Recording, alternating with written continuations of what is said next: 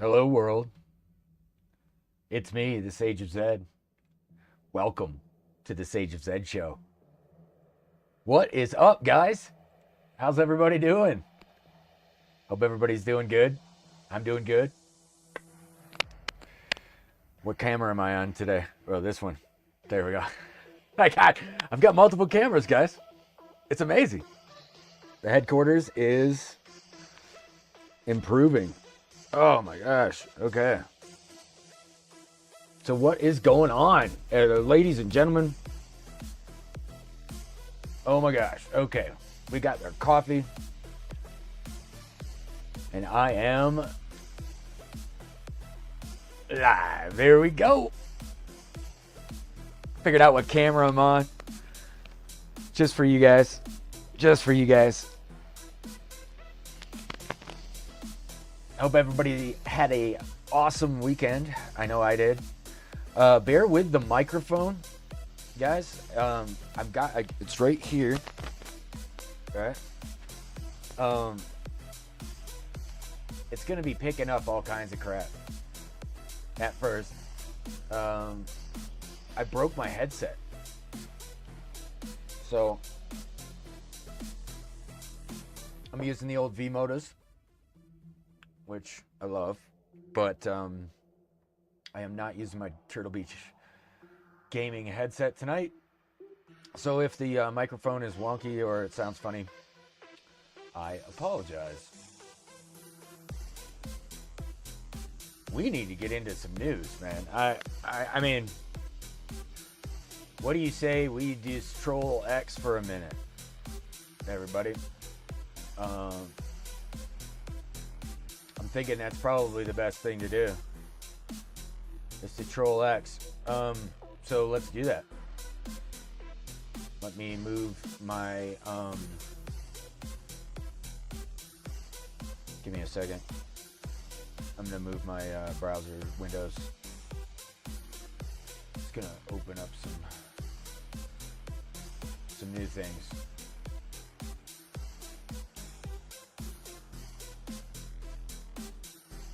All right. Well, welcome to the Sage of Zed show, guys. This is the show where I talk. You guys can comment on the live stream. You can comment on Rumble at rumble.com/SageofZed. You can also comment on YouTube at youtube.com/@SageofZed. Go ahead and talk to me, man. We're going to talk about the news a little bit. But if you guys want to talk about a particular topic, by all means, please talk to me about it, right? Let me get this thing in the background here. Window capture. Where is my Google Chrome? There it is. Done. Word.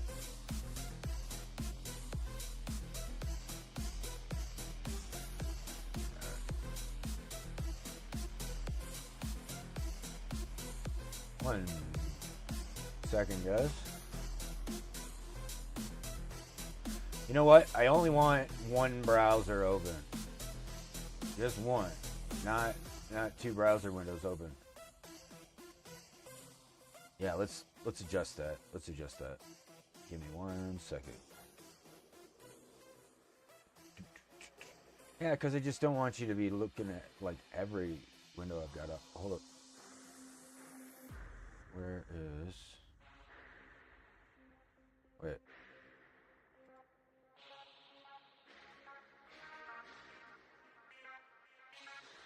No. Hold up.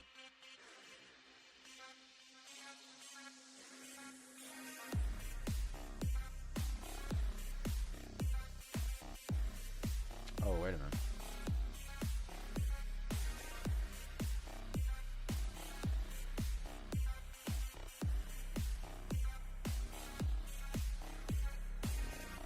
All right, folks.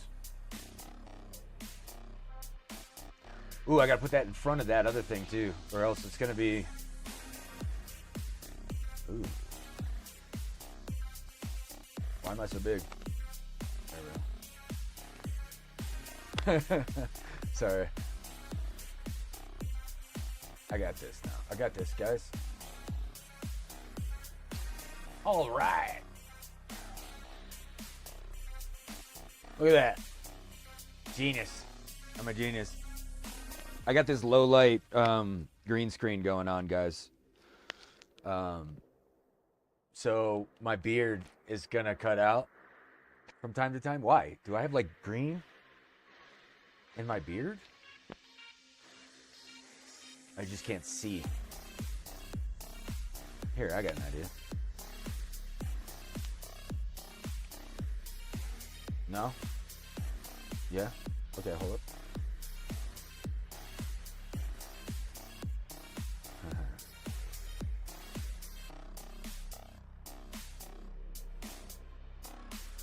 Ah.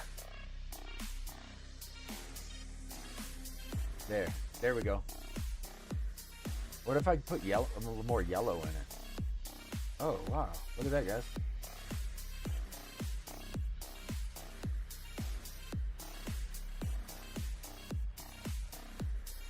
All right, there we go. Okay. Oh, and I got a runny nose today, of all days, guys. And they waited till Sunday to give me the runny nose. What's going on in the news? Let's check this out. I'm gonna turn down the music. This is the music that you're listening to. Is Aim to Head official. The name of this track is Reptile. I'll turn it down. It's copyright free, gamers. I just like playing it in the background because it's so good. You know what I mean? So good. But I'm gonna kill it. All right. Welcome, by the way. I appreciate you guys being here tonight.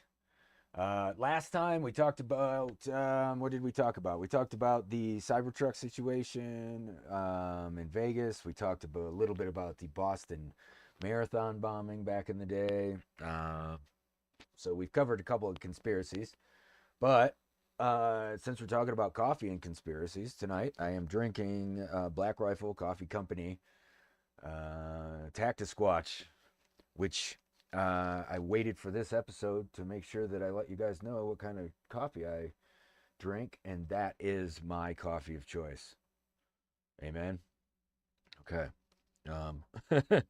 I know they went to great lengths to get that bean, and I love it, and it's very tasty. And as always, there's probably some Baileys in there, because that's all I use for creamer. Where am I looking? Looking here. That's what I use for creamer, man. I mean, what can I say? It's my favorite flavor of creamer is Bailey's Irish Cream.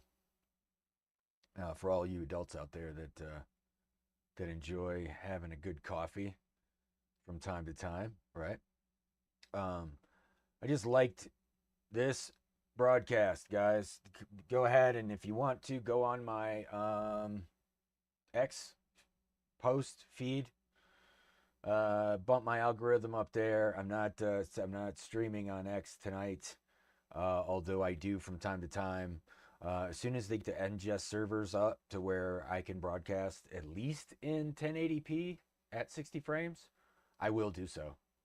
I'm not kind of like holding them hostage or whatever, but I like to stream in 4K if possible. Thank you, YouTube, because it's like the only place I can do that.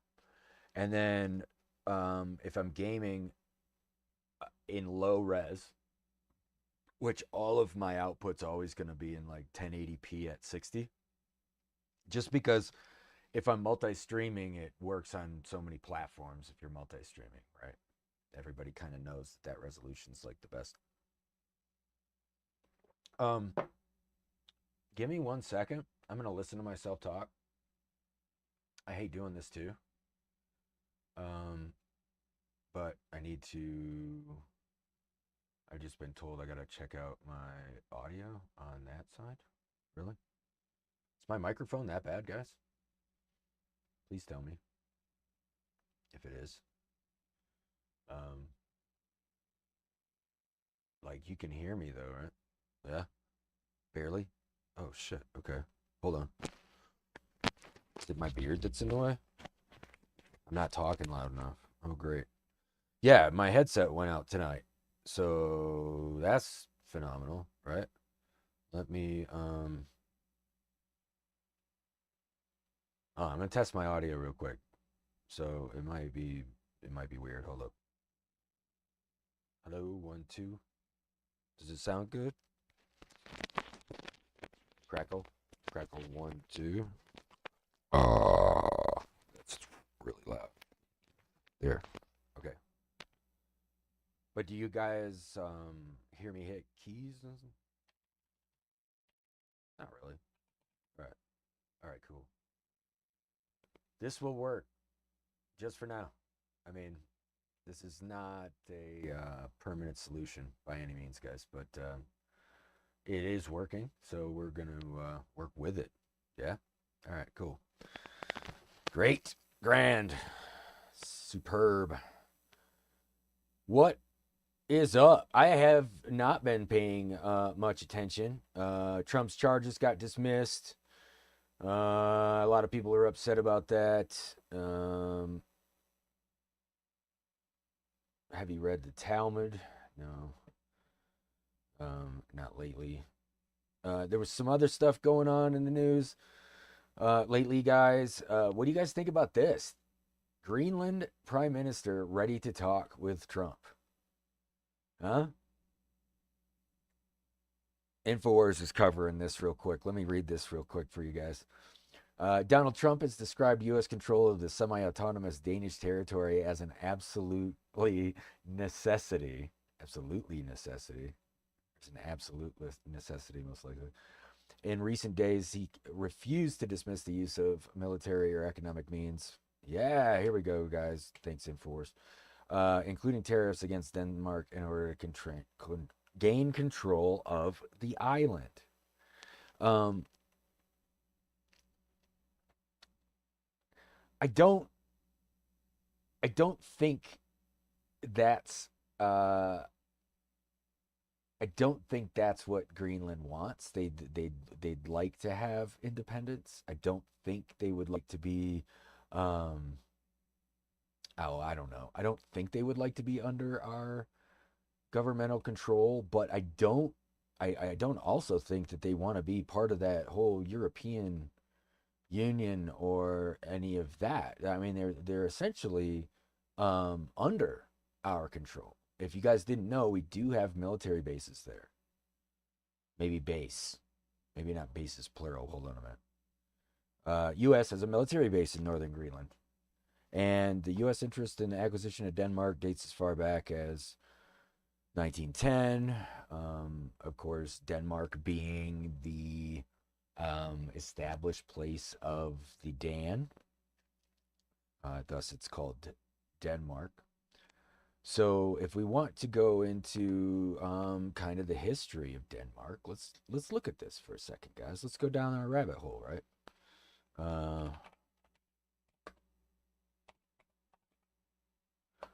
Denmark origins, right? Get some coffee for this. Good old Wikipedia.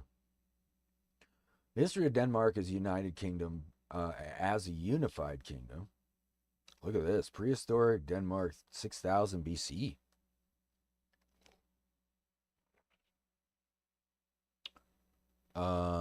Viking Age. I'd be fairly familiar with the Viking Age, but let's go back earlier.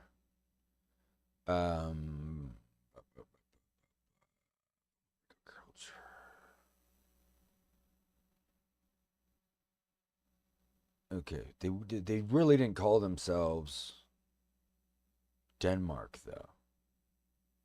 Like, when did they first call themselves Denmark? Is what I'm looking for, guys. Let's do this. Check this out. It is now time to grok. So we will grok. What do you guys think about me changing the color of? Hold up. Yeah, I think I look too red. Anyway. Okay. When was Denmark called Denmark? And did the Dan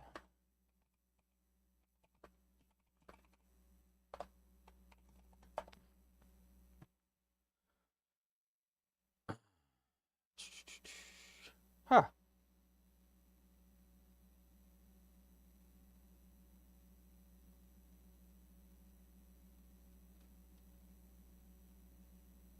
Ha. Okay. So this kind of tells us, right? Here we are.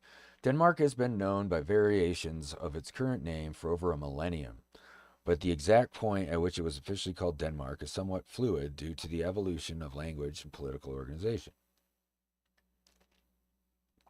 Early mentations. The name Denmark comes from the Old Norse Danmark, which roughly translate to Danish border, or Danish march. The earliest known written mention of something resembling Denmark appears in the. That's still not too red. Wait. Yeah. And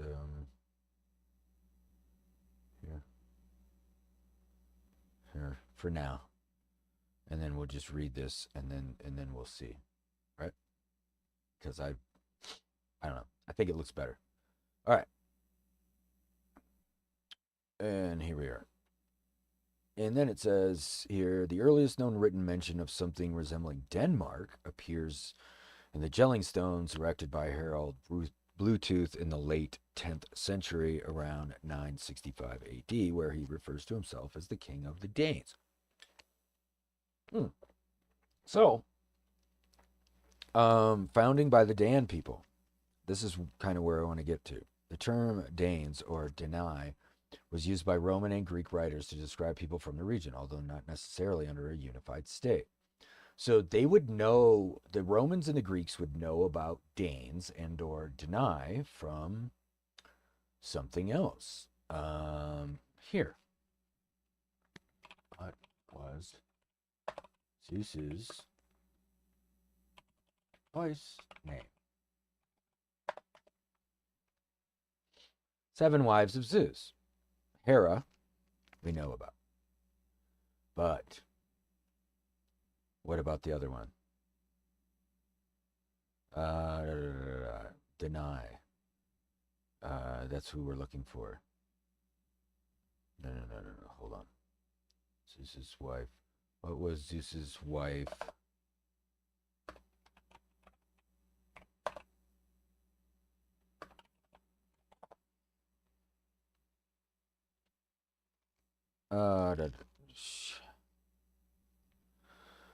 Was an Argive princess and mother of the hero Perseus by Zeus. So who is Perseus's mom? None other than Danae. And Danae, in the ancient Greek, was the daughter and only child of King Acrisius of Argos. Which means that the Argonians had already set up a kingdom under Acrisius. Set up a kingdom. And at the time, Danae was childless, and meaning to keep her. His daughter was okay.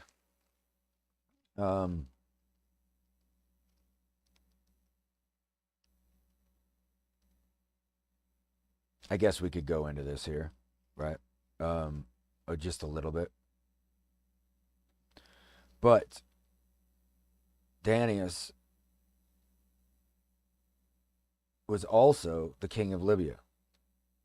And it's a foundation legend of foundation legend of Argos. Okay, it's in Homer's Iliad. The Danans and Argives commonly designate the Greek forces opposed to the Trojans, right? The Danans or the Danao, then the Dan. All of these different depictions of this woman show her giving birth to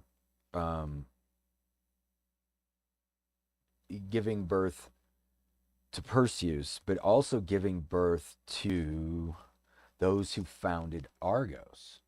So oh my gosh, no. Please. Oh my gosh.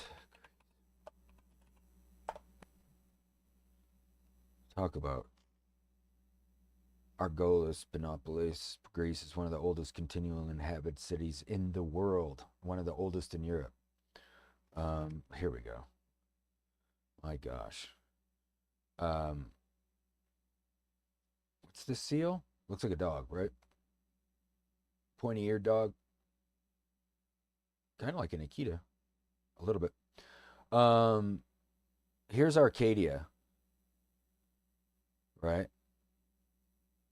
Okay, central, um, southern mainland, because this is a peninsula, guys, right? Here's Greece. It's a peninsula where Arcadia is. If you didn't know, Mary Magdalene's actually buried in Arcadia, not in one of the chapels that the Templars owned.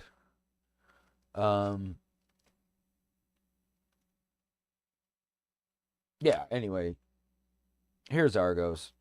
Argos is over here on the eastern side of the peninsula. Okay. Just to show you where it is. They do say that there's Neolithic settlements. We're talking about 7,000 years ago. My guess is that if they are Neolithic at that point, we're talking about after flood, after 12,000 after Akkadians, Sumerians, after obviously Atlanteans, but Argos was founded by, here we go, Danaus. The mythological kings of Argos aren't so mythological, guys. Okay, they're fairly accurate as far as certain names, and they were passed down through oral tradition, right? Through and then into what is called Greek mythology. But they wanted to call it mythology because they don't really want to tell you the history of Argos.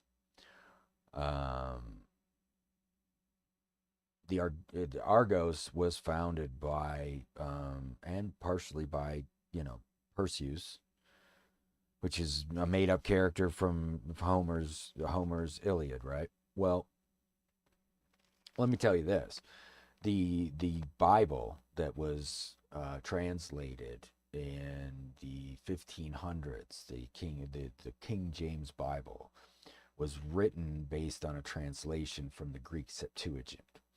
One of my ancestors, and we can look him up, one of my ancestors helped. There's also a man named Neville who translated the Septuagint into English. Okay, or we could just say who translated the Greek Bible into English. Who? Brief history of Bible translation. Let's see here. Translation from Greek into other languages began very early on in the Christian era, around 170 AD. First language New Testament texts were translated was Syriac, the language spoken in Damascus. Okay.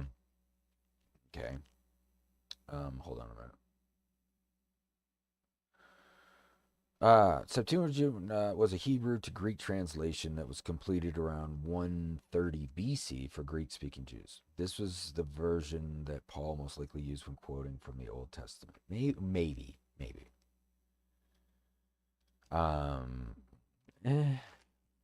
Let's. Yeah.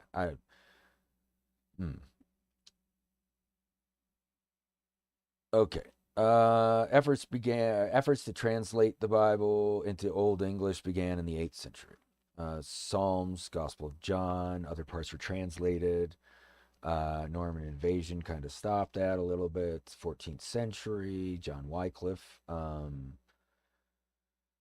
translating the Bible into Middle English, which was the common language, so Christians could read it for themselves. Let's see. After Wycliffe's death, the Catholic Church officially excommunicated him. His body was dug up, burned, and dumped into a river, of course. There were other Bibles in Ireland at the time. that were being written with gold leaf and stuff, guys. But here we go. Around 1529, Tyndale began a translation of the Old Testament in Europe. The Catholic Church was burning books, and Tyndale's efforts led to more. Well, honestly, it helped toward the Protestant Reformation, right? But this is what I want to talk about right here. Okay, guys, right here. This part. Does this make sense? Okay, I'm going to show you something about the royal family. Okay.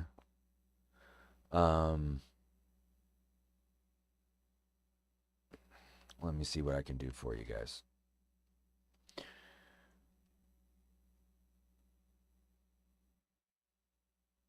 In the preface of the Bible, Coverdale praised King Henry VIII, who, on account of his new queen, Anne Boleyn, had split with the Catholic Church of Rome and set up a Church of England. Henry VIII did that. Who was Henry VIII? Well, Henry VIII was the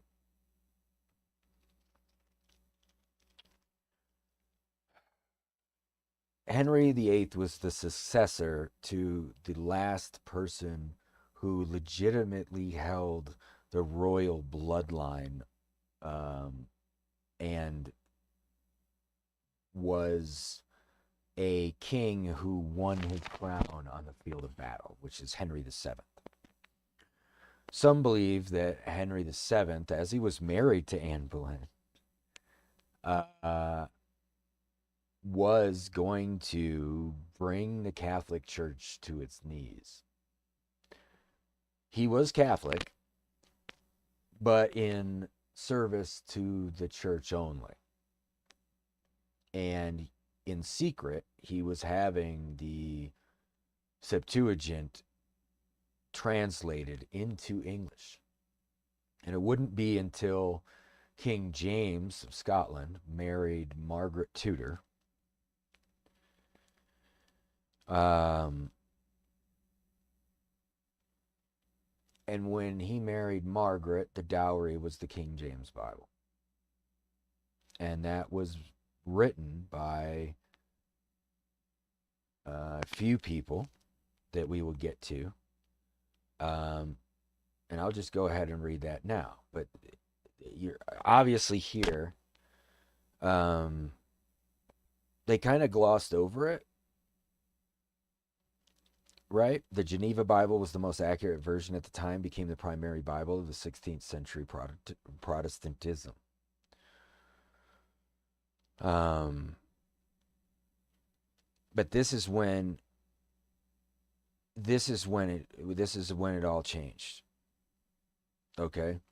And the people, a group of 47 to 54 translators, were gathered and given 15 rules of guidance. And where they were gathered were several different chapels in England.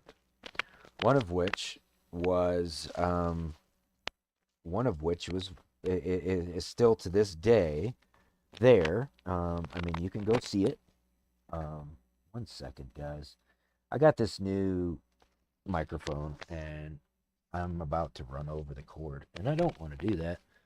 So I'm gonna move the cord. But it's unfortunate that I have to not use that headset because I just got that headset, guys. So I'm gonna have to get another one. But this thing's cable's like insane. It's gotta be like 10 feet long. Oh, it's like for reporters or something. Okay, don't move the fucking chair anymore. All right, where are we? These three Bibles. Okay. And this is where people say like this was translated this way, this was translated this way. The Geneva Bible is different than the Wycliffe Bible. The King James Bible isn't. isn't as accurate as these other Bibles. They're all as accurate and essentially the same interpretation, guys. And it wasn't until the restoration of the English monarchy under King Charles II, but public fondness for the king was rekindled. King James Version eventually gained widespread popularity in England, the Anglican Church, and the American colonies. Okay, and what was the reason for that? Well, it was essentially the Protestants that brought it with them. But as you know, some Catholics that are watching this know that they use the King James Bible also now. So when the Church of England eventually used it, it's been spread. The Masons, I would say, historically used the King James Bible in their lodges, although essentially the rules are that you could swear on any holy book. It is the King James Bible that was most often used, and still is to this day, I believe. I was accepted into Freemasonry, but I did not join. I do know all of the rituals, traditions, and rites up to the 32nd degree of Freemasonry. And I did that all through over 20 years of study into Freemasonry and other religions. Other religions, I say, as if Masonry is a religion. It's not a religion.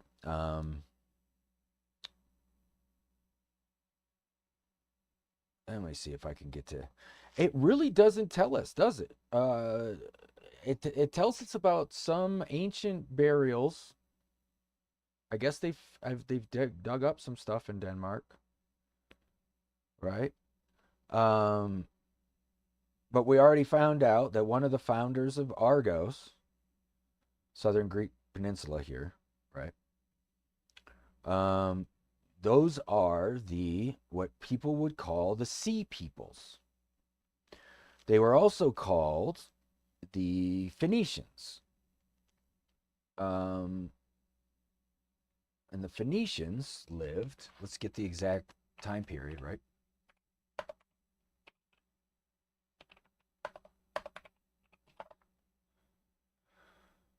All right. Now, Phoenicians were ancient Semitic group of people. Everybody knows what Semitic means, right? Or Proto-Semitic, ancient Semitic speaking people. Okay. Akkadians. Who else? All the way through the Arabian Peninsula. Okay, before pre-Arabic. They directly succeeded the Canaanites. Okay, they would have been up in this area up here, up by Antioch, if that makes sense. Okay, north of Jerusalem, north of what is now Tyre and stuff. Actually, closer to Turkey and like directly east of Cyprus, if that makes sense to y'all. Okay, that's where the Phoenicians are from. Now, Phoenicians have several kings that are very well known, but they were Baal worshippers. Okay. Now, why did I even bring the Phoenicians up? Well, the Phoenicians are also known to be later. They would be known as the Dan. And to me, and the tribe of Dan, I mean specifically from the 12 tribes of Jacob. And these are not stories, ladies and gentlemen. They're not stories. A lot of the Egyptians used to say that the Israelites were just telling stories. Or they had mythology, same as the Greeks had mythology, same as the Egyptians had mythology. Right? It's oral tradition that was passed down. And what was passed down through the Phoenicians is the fact that they were one of the first people, if I can find it, that interacted with the Ptolemaic kingdom by boat. Where the hell is this? Here we go. Phoenicians came under control of the largest of its successors, the Seleucids, okay, which were the empire after Alexander the Great. Phoenician homeland was repeatedly contested by the Ptolemaic kingdom of Egypt. Macedonian Greek general Ptolemy the First Soter, a companion of Alexander the Great, and ruled by the Ptolemaic dynasty until the death of Cleopatra. Why is that significant? Like, why am I even bringing any of this shit up? Okay. Well, where does most Greek myth come from?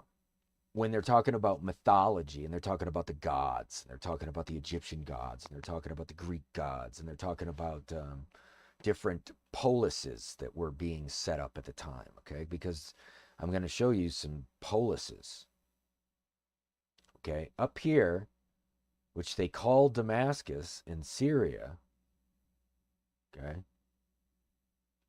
See this? Ptolemais. You see that? It's also part of the Ptolemaic kingdom. Here's your Egyptian, the line from the Egyptians, just south of Jerusalem. Okay, Egypt is here, guys. Right next to the Sinai Peninsula. Okay. Now, there's a city here, just east of the Jordan River, south of the Dead Sea, called Scythopolis. You got that right. Scythopolis. This will all come together. I'm just going to tell you guys. It'll all come together. It is now called Beit-Shean, Beth-Shen, Baizan, or is the northern district of Israel. It is also known as Scythopolis. Who lived there? The Scyth. During the Hellenistic period, the settlement was known as Scythopolis. Does that make sense to you all? Now, on the ancient map, you'll see that Nazareth is up here. There's a mountain next to Afula, and that would be your turn to get to Scythopolis. Now, it was the leading city of the Decapolis, okay, which were the largest cities. They're basically the largest cities in Galilee, the entire area of, well, here they are. You know, Philadelphia, Pella was huge. And Pella is where John the Baptist is from. Scythopolis, only city west of the Jordan River. Okay? The only one of the traditional 10 cities of the Decapolis. Okay?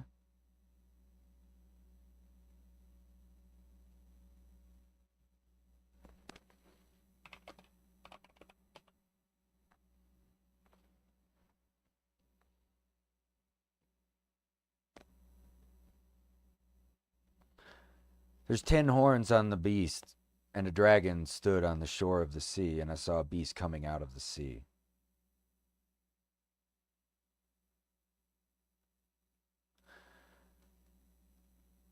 It had 10 horns and 7 heads, with 10 crowns on its horns, which means 10 kingdoms, 10 cities, and on each head a blasphemous name.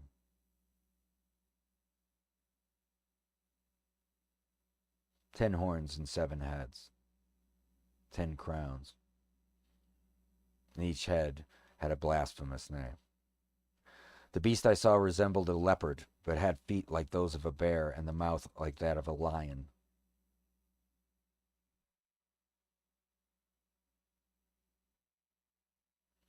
The dragon gave the beast his power and his throne and great authority. Who are the 10? They all don't know. Nobody wants to say. There's some writings by this guy named Pliny the Elder, the largest single work to have survived the Roman Empire to the modern day. The modern encyclopedia of basically everything that was going on up until AD of 77. Very interesting stuff going on. So much stuff, guys, that I would like all of you, if you have the opportunity to read natural history, to do so. Oh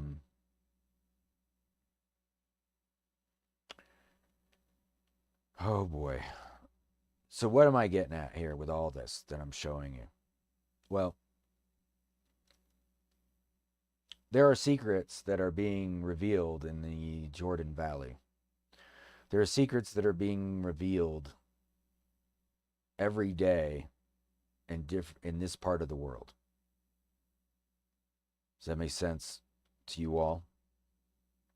And there are people that say that this man named Jesus Christ didn't exist. And so here we are on the Sage of Zed show, just going down rabbit holes about Greenland and the history of Denmark. And the history of Denmark is riddled with mythology. And that mythology being very much carried from the people that I was talking about.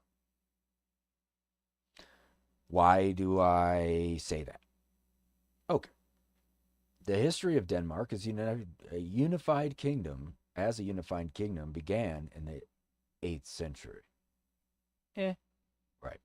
But historic documents describe the geographic area and the people living there, the Danes, as early as 500 AD. These early documents include the writings of Jordanes, Roman bureaucrat of Gothic descent, and Procopius of Caesarea. Okay, this is in 500. And then we kind of skip 400 years, and then there's the Christianization of the Danes. So were they Christian beforehand? Well, no, they were a North Germanic tribe. And the march of the Danes in Old Norse, referring to the southern border of the Eider and Schley rivers, was known as the Danfork, or the Danfork.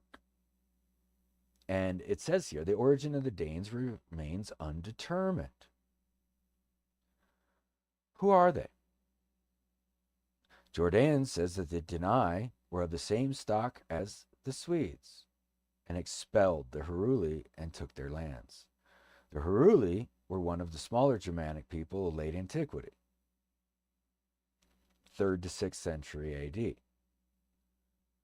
This is years and years after, the Norse pantheon was already formed, and all of these,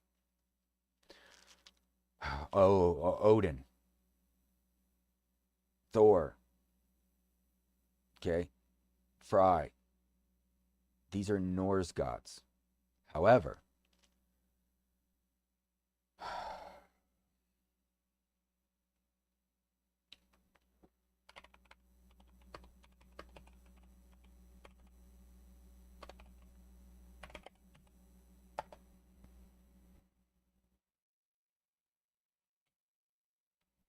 the Tuatha De Danann, meaning the folk of the goddess Danu,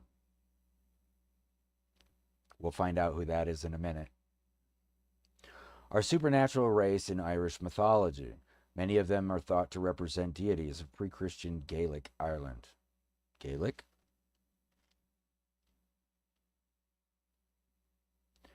Gaelic, not Aramaic, but similar. Does that make sense, everybody? Okay. We're just learning some stuff. We're learning some stuff tonight. Tribe of Dan. Tribe of gods. Right? God folk, or the Tuatha De Danann. This is generally translated as folk of the goddess Dani. Who would that be? There's also a Welsh mystical figure named Dawn. Children of Dawn. Now, we're going to find that many of these names correlate with other religions, other Proto-Celtic languages. But in the Labor Gabala Aren, I believe is what the book is the king, here we go. According to the Labor Gabala Aren, they came to Ireland in dark clouds and landed on the mountains of the Comashrain and Connachtsta. If I'm saying it wrong, I apologize. They brought darkness over the sun for 3 days and 3 nights.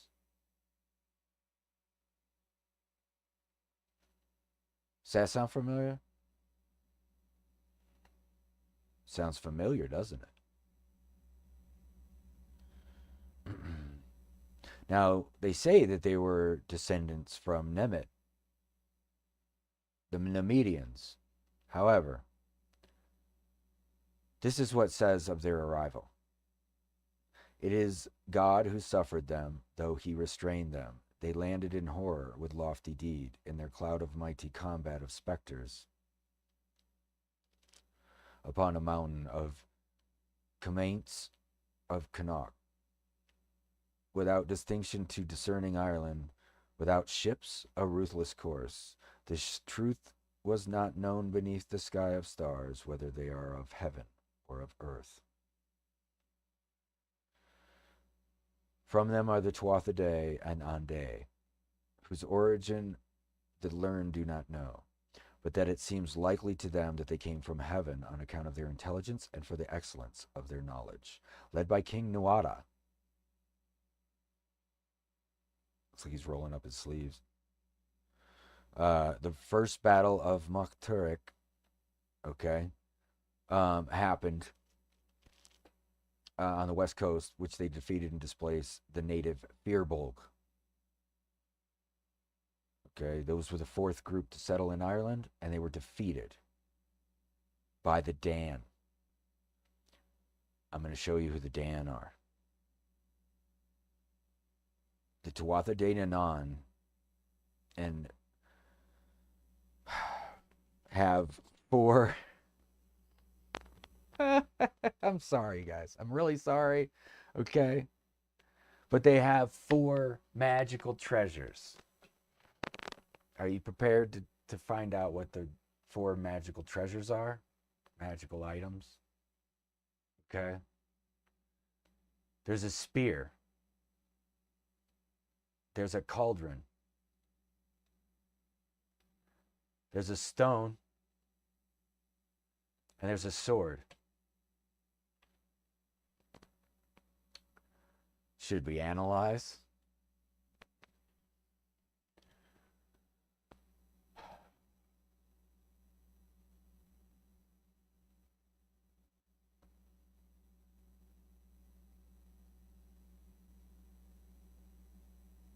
How do I get so far into this? Anyway, let's not go into that. Let's save that for another day. Do you guys want to save that? Yeah. Let's save the Tuatha De Danann for another day. I want to do this. I want to show you guys what I'm getting at if you haven't figured it out yet. All right? If you haven't figured it out yet, we're going to. Okay, the Stone of Fail, or Leah Fail, is the Stone of Destiny and the Speaking Stone and the Stone of Scone, and it is sitting under the throne in Westminster Abbey. Is that stone. It is also Jacob's stone, the same stone that he wept on, that is in the Bible. These are not stories. These are not mythological stories. They are truth-told stories. And we're going to get to the bottom of them in this show. Maybe not tonight, but we are going to get there. Okay? Some scholars treat it the same as the stone of Scone. Okay, why? High King of Ireland, MacEric, loaned it to his great uncle, and then they think that it's the same one. All right, it's said to have mythical powers, right? And like there's some spirit in this stone that the standing stone, when they coronated all of the high kings of Ireland, of which Simon Barak is one. I'm going to tell you something, and this will take us away from this whole story today, so we can play some games and do some other stuff. But I'm taking you down a rabbit hole, and let me show you guys something, okay?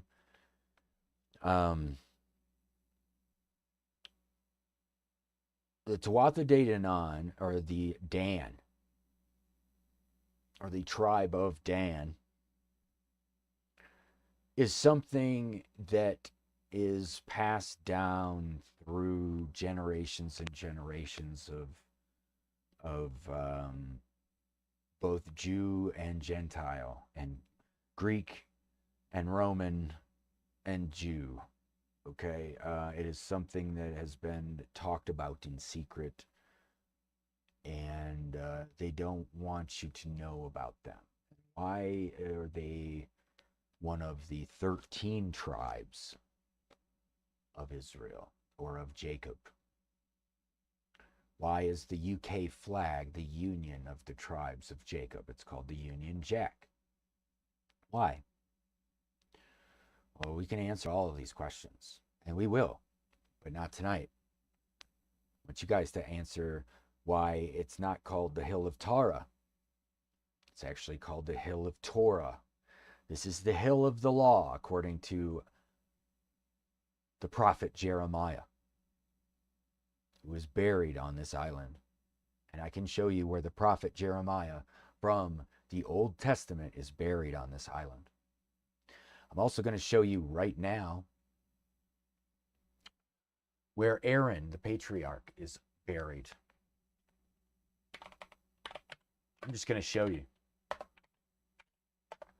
To show you that they weren't making it up. And Christians aren't making it up. If you guys watched Joe Rogan, when he had Joe had Mel Gibson on the other day. Hold on.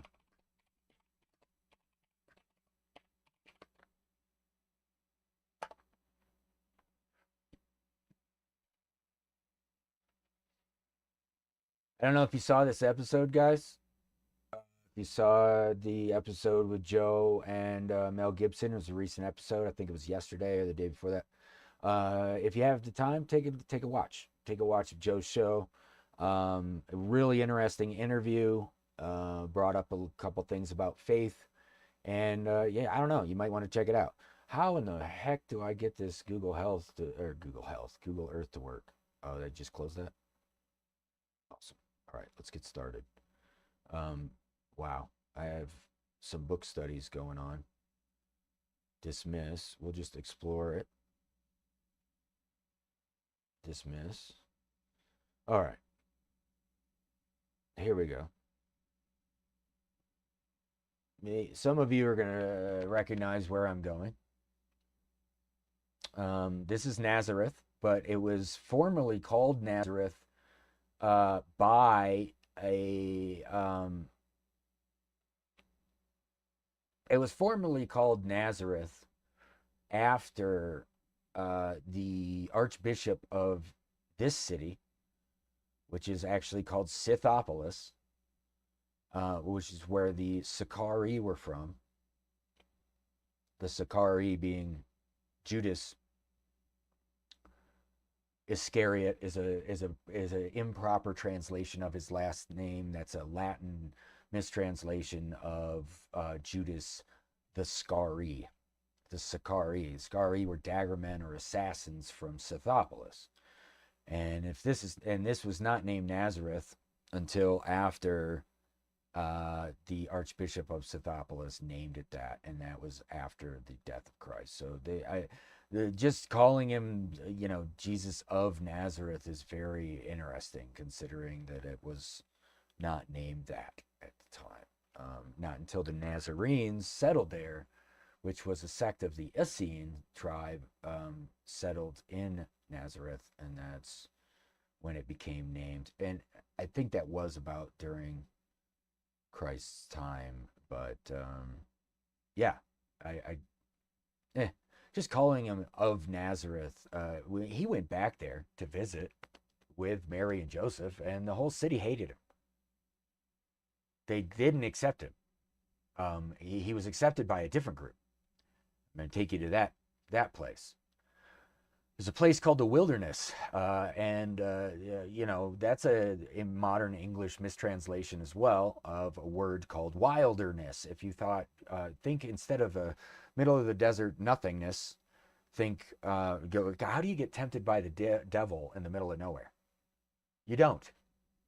Okay, you get tempted by the devil in Vegas because it's wild. That's where the wild things are, and that's where the wild people go. That makes sense? Okay. So what we're going to look for is Petra in Jordan. Okay. That's the great treasury. And they just did a excavation under the treasury, and they found royal bodies, along with 12 bodies and a chalice. And they're joking about it because they think it's funny that they might have discovered, they said, ha ha ha, just like Indiana Jones, just like the Holy Grail. And my answer to that is yes. But they lied to you. They're like, wouldn't that be funny if it was the Holy Grail? Wouldn't it be funny? History Channel. University of St. Edwards? Is that where the guy's from? I don't know. Anyway, this is Petra, ladies and gentlemen. Yeah? Okay. Petra is the wilderness. Every religion under the sun was here. And you could walk along what was controlled by the Silk Road. The Silk Road was controlled by these people, the Nabateans. And they controlled all trade. All trade from the Silk Road came through here before it got anywhere else, guys. Before it went to the ocean. Okay. Can we put a marker on there that'll... Okay. Add place mark. Book studies. And we'll just do Petra. Okay. Let's go. Save to Google Drive. Cool. Thanks, Google. All right. But why am I saving this, guys? All right. Here's an underground pyramid, by the way. Weird that it's straight west. It's not really straight west. Not really. I'd like to tell you guys that there's a shit ton of stuff under here. Just letting you know. But a cataclysmic event is what caused the Arabian desert, along with this desert, and along with Mauritania, all being wiped out by the same event. You see the way that the waters move, ladies and gentlemen? Okay. So the way for these waters to move, the way they do, is they move from a higher altitude to a lower altitude in this general direction, right? And the reason for that is because this was the bottom of the ocean during a certain point in time. Right after the flood, correct. Well, no, not necessarily right after the flood. I'm going to tell you guys that it flooded and then it froze, right? Mini ice age right after the flood. It froze.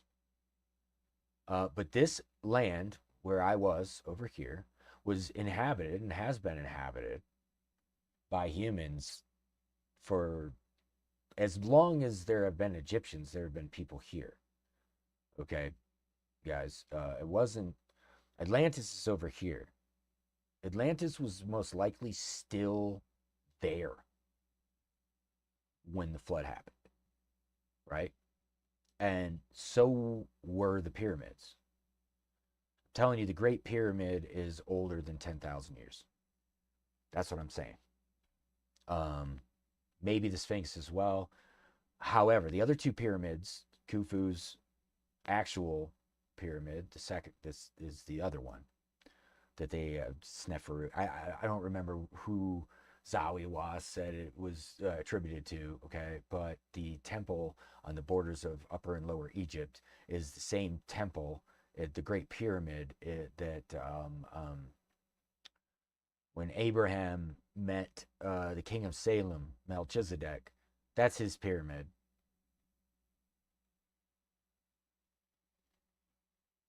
There's no hieroglyphics in it. They're not Ptolemaic. They're not Ptolemaic Egyptians, guys.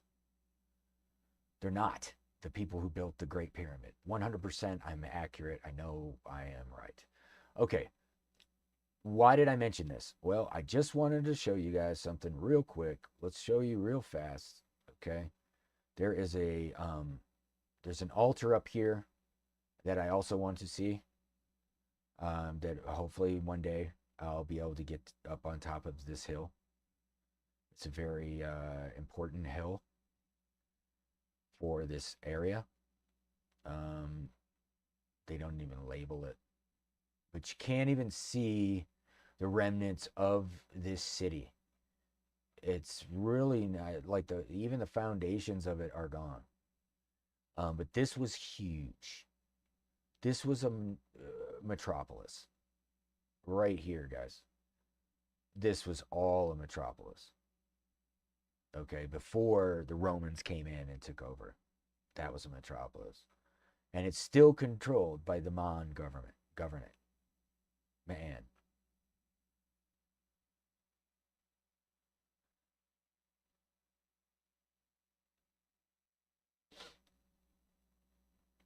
Anyway, we'll get to that. Okay. We'll get to that. But up here, I have it marked, but it is marked now on Google. However, you have, this is the tomb of the high priest Aaron. So who is Aaron? He is the brother of Moses. You know how the Israelites have all those stories about their patriarchs and stuff? Why in the world do you think that Moses was headed towards the promised land? And then once he didn't reach it, remember? And then once they reached the promised land, quote unquote promised land, up here, why would Aaron want to be married here?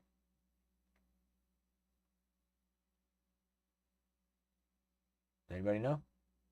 I know. It's because Adam and Eve, correct, Adam and Eve are buried here,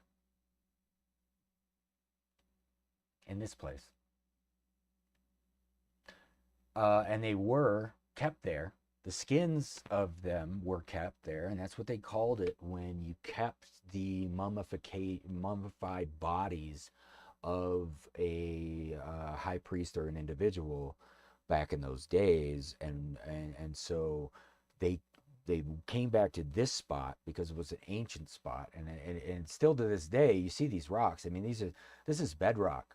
This is ancient mountains here. Okay. It's always been there. Survived the flood, yes. Partially. And the reason I say that is because this was filled with water during the flood. Right here, this valley. Still to this day, it's filled with water. And the only reason that there's standing water in the Dead Sea is because of the flood. Does that make sense? Otherwise, it was a mountain river. These were all mountain rivers.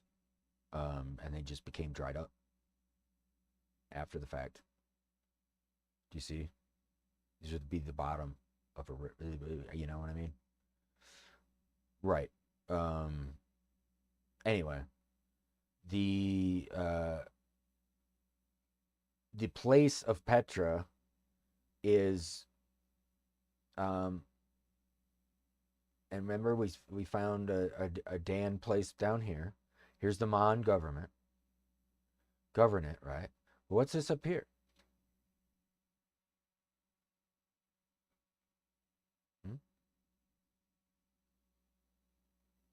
Dana. Edge of Wadi Dana, a large natural canyon that has views over it, right? Host to the Dana Biosphere Reserve, one of Jordan's premier nature reserves. Well, of course it's a nature reserve, okay? This is a sacred place, especially where this river flows down. Okay, and then up on top, before you get to this is just desert and wadis, right? This is ancient desert too. This was always here. Okay, guys. The Dan, this was a fortress stronghold for the Dan. Here, beyond the sea. And why would they even settle there? Well, there was the river that would flow down into here, okay? And it was a great place to get fresh water, being as though this is all salty. Right, guys? You know, it's not as salty as other places, but it's still salty. Anyway, the reason why I brought all this up, guys, and the reason why I wanted to show you is because the ancient monuments to the high kings, like the stone of Scone is the same stone that they talked about in the Bible that Jacob wept on.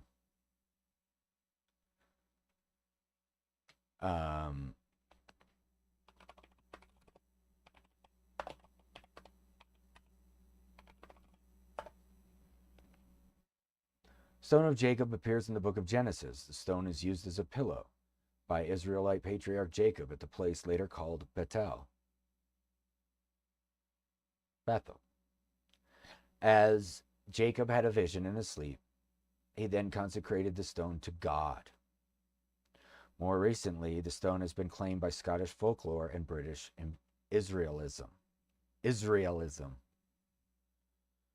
Okay, pseudo-historical belief that the people of Great Britain are genetically, racially, and linguistically the direct descendants of the 10 lost tribes of ancient Israel, which is true. 100% true. It is not pseudo-historical. It isn't even remotely close to pseudo-historical. Okay, and it also the idea gave rise to the Christian identity movement. Oh my. The ancient Israelites are therefore God's chosen people. Now, the descendants of the Israelites that believe in Jesus Christ and the Greeks that believe in Jesus Christ are God's chosen people. I could show you that to you in Matthew. You don't have to, in Galatians, you don't have to try to tell me that. That's not true. Does that make sense? Okay, there's a huge difference between supporting Israel, the nation, the modern nation, which in my opinion would be Zionism, okay, and then supporting those chosen by God, not in the Old Testament, because those were the Israelites, okay? The founders of the nation of Israel are not God's chosen people after they killed Jesus Christ.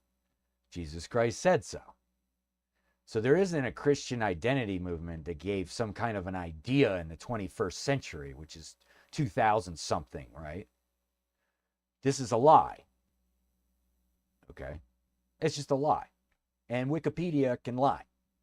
So just be okay with that not being accurate if, you're like, well, you're using it. Yeah, I am using it.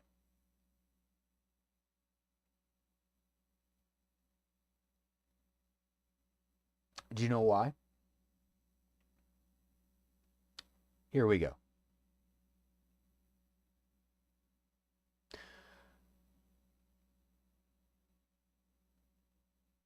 King David was an ancient Israeli king. I think you guys know who he is. If you're Jew, you especially know who he is.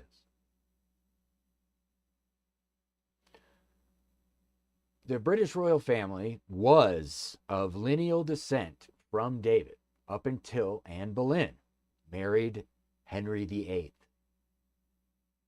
That is the current royal lineage, is to Anne Boleyn, and not, I repeat, not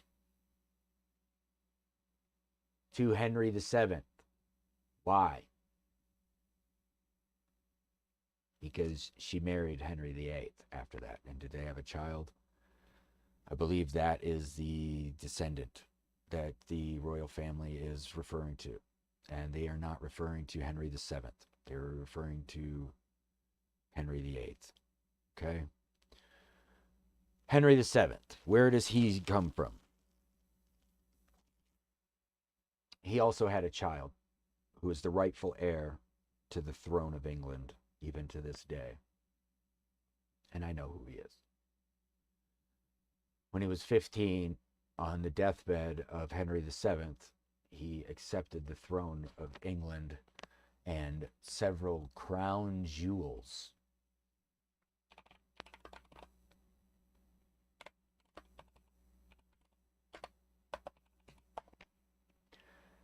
We are now going to look at Henry VII's deathbed. And I'm going to show you a secret.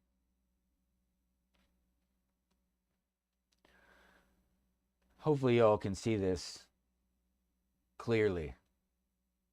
But this coat of arms right here depicts someone. And with this star in the middle of the four is very significant. But this person right here, for which this coat of arms belongs, his name is William Fitzwilliam, supposed descendant of William the Conqueror through Fitzwilliam. Okay, that's this. The diamonds. However, you see how split up this is, and this and this. So who is this person? Because he's touching the king's eyes.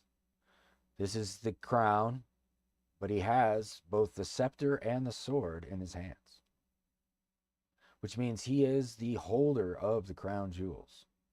At this point, this person is 15 years old. I happen to know that he's also not only William Fitzwilliam, but also someone called Arthur of the Hall. He is also Arthur Tudor.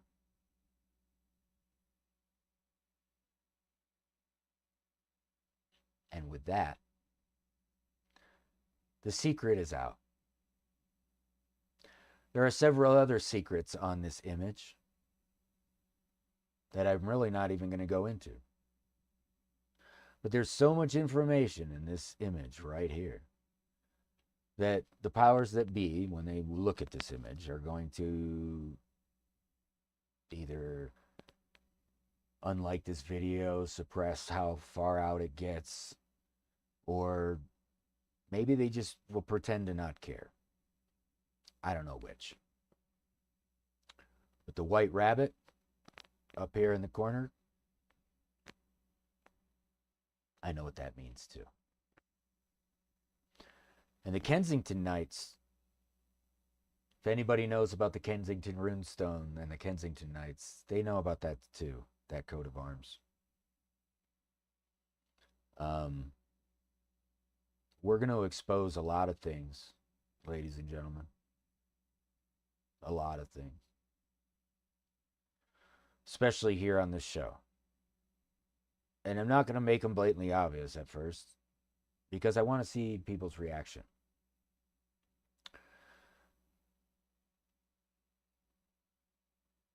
But Zedekiah had a daughter. And Zedekiah's daughter's name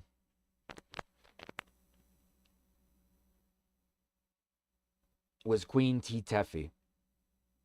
And she married a high king of Ireland. And they said married a local high king of Ireland. However, that's not true. According to the legend, the prophet Jeremiah and his scribe Simon Barak escaped with the king's daughters to Egypt during the sacking of Jerusalem by Nebuchadnezzar. This is in 586 BC, thereabouts. They later traveled to Ireland, where one of the surviving Judite princesses, Tetefi, married a local high king of Ireland. Do you want to know what his name was? Simon Barak.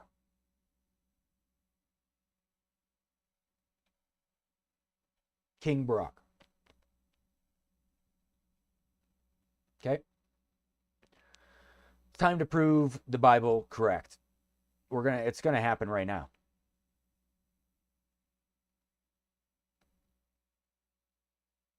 All right, are you guys ready for this? Both Barak and Jeremiah witnessed the Babylonian siege of Jerusalem.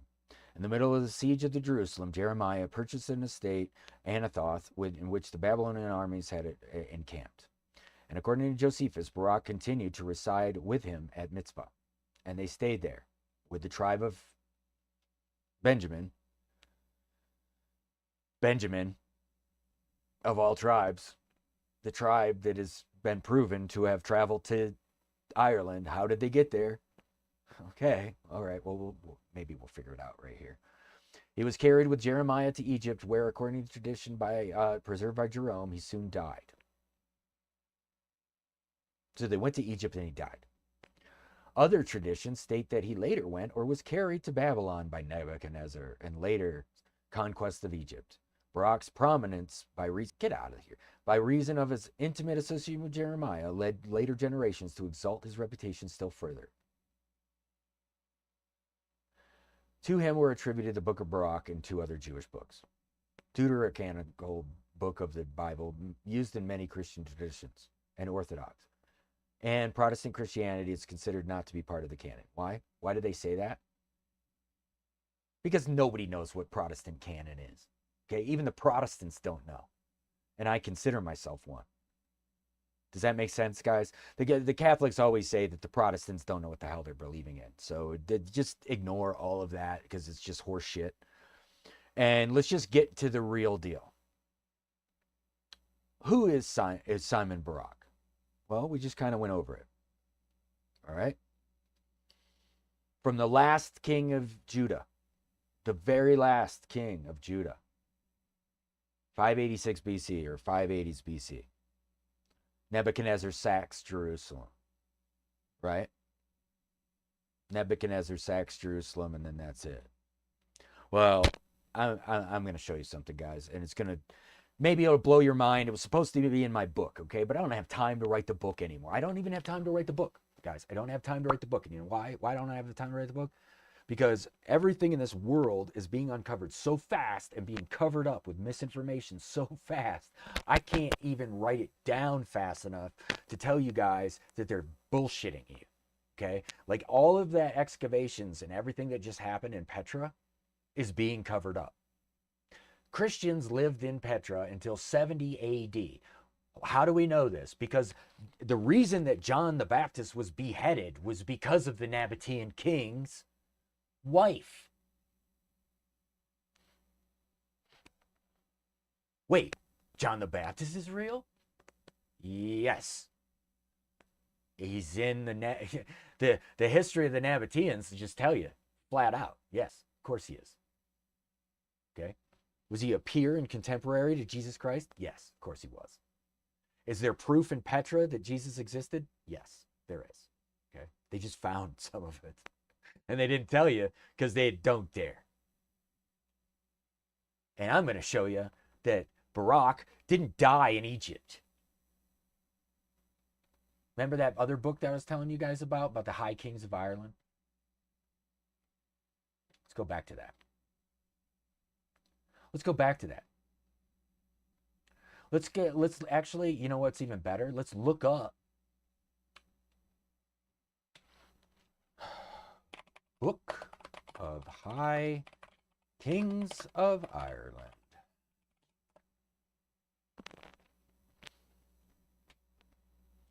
List of high kings. Here we go. That'll work. So, in the early modern works like the Annals of the Four Masters and the compilation Labor Kabbalah Aren, which I've already told you, I've read the English translation of this book. All Christians should, to be honest with you.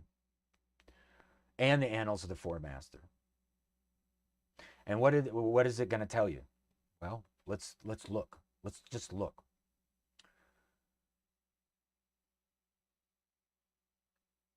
Tara, being named Tara because it's actually Torah, which means the law, was established prior to this. Okay, formation 1934 BC, Hill of Tara. But it wasn't called Tara until, how do I put it? It wasn't called Tara until Jeremiah got there. Him and the priest, Simon, which would be, a name, Simon is a title. Okay. Or high priest, sorcerer. Now we're going to list, this can be used to date the Baal tune to the late 7th or early 8th century. Okay, this poem. So this isn't a good list. No. High King from remote antiquity, Henry II.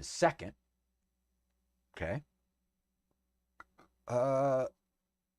Firbolg and their 9 kings were succeeded by a sequence of 9 kings of the Tuatha De Danann. Most of all, not a myth. Here we go. Not a myth. So, and they all talked in Gaelic, okay, which is Proto-Celtic. Gaelic. Similar to Aramaic. Okay. Tuatha De Danann High Kings. These kings are considered to be legendary. Look how old this goes, guys. Nuada, right? The Dagda, Eachid, Olathair, the Allfather. Okay. All right. These, and it was these names and these kings that led to eventually the Norse beliefs of northern Germany and the Scandinavian beliefs, again 2,000 years later almost, right? Or 1,400 years, yeah. Oh my. Yeah, 2,000, 2,500 years later come the Vikings with some of the same beliefs. But where are we going? What are we looking for? Right? What are we looking for? Well, we're looking for Babylon. And we're looking for Nebuchadnezzar and the sacking of Jerusalem. These dates, we don't know if they are accurate or not. Okay. These are from the Annals of the Four Masters. This is from the earlier book. Now, we're going to go down here, and we're going to find something changed between all of these names.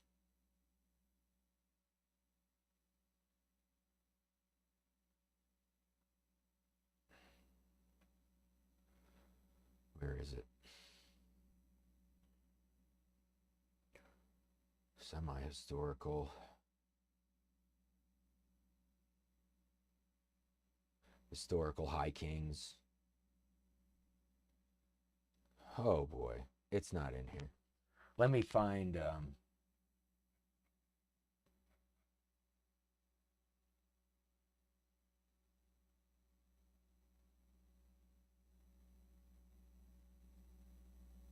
I might have to look at an older version, guys. Yeah, these are weird. They're missing quite a few. Actually. This has been changed. But it doesn't matter. There's Galahad.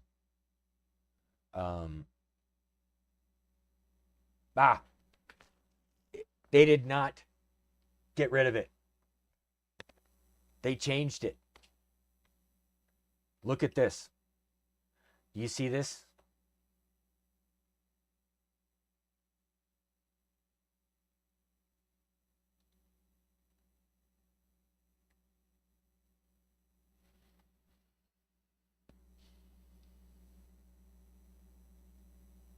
You can read it. What's his name? Simon Bruck, son of Aidan Glass. Oh, but we're not going to have that up anymore. That's unfortunate, but it's okay. You know why, guys? It's all okay. We are going to figure it out.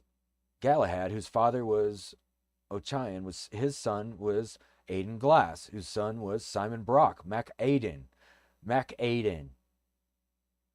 Why Simon Brock MacAidan? Because he was the son of Aidan. In turn, Simon's son was Murdoch Bulgric. Murdoch. Okay? Now, why am I bringing this up? Okay? List of saints of Ireland. Aidan Glass is Simon Brock's father. He killed Setna Enared. Okay? First king to pay his soldiers. He ruled for 20 years before he was killed by Simon Brock, grandson of Nuadu Finfeo. Grandson. Okay, this is what they believe. Son of Galahad, okay, Finfeo, son of Galahad, was, according to his medieval Irish, High King of Ireland, who took power after he killed his predecessor and his father's killer, Art Imlet. He ruled for either 60 or 40 years. They don't know which, right? Jeff Keating says 20. Four Masters says 40. Before being killed by Art's son, Bresri. The Labor Gabala synchronizes his reign with that of Xerxes of Medes, third king of Medes, 325 BC. Okay, Annals of the Four Masters. Okay. His son, whose son was MacAidan. Okay, so where does that really take us as far as the time period? Now, Labor Gabala Aren says 5th century BC, which is when?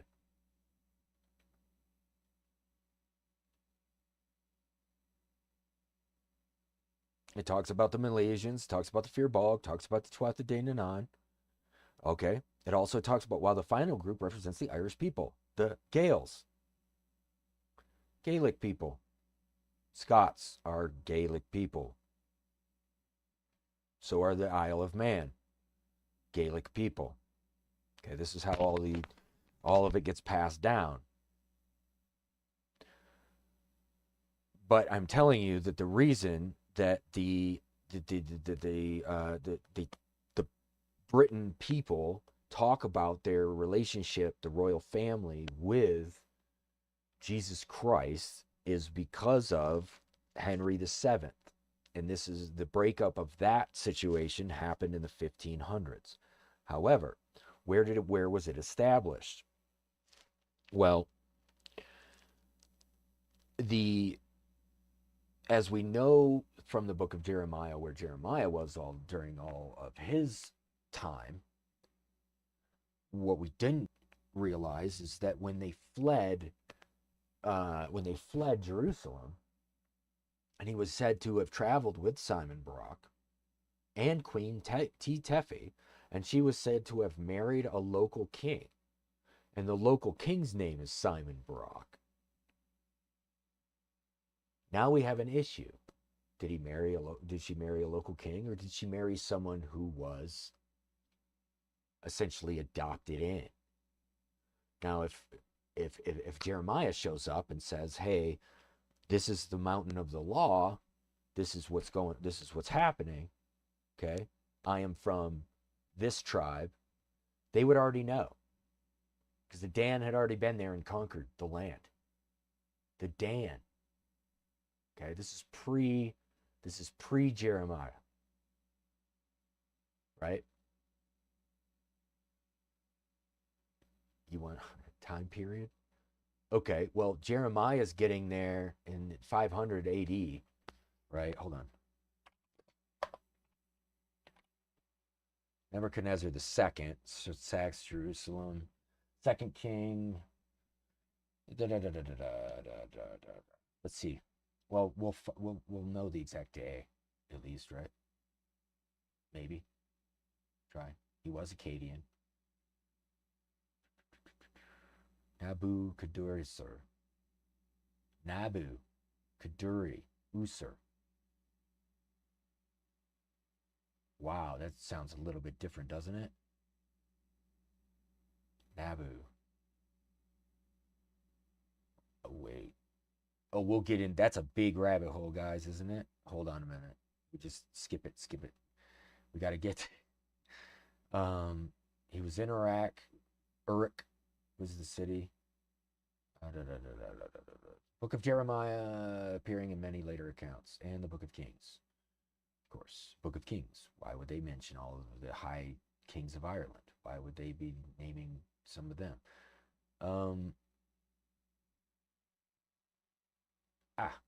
Haha, 598 BC. 598 BC. Now they're saying 601 BC. Well, when? It's recorded in the Bible as 598 BC. Okay. Jeconiah is reporting being alive in Babylonia thereafter, with records as late as 592. Zedekiah installed it as his place. So this is what happened according to that. And then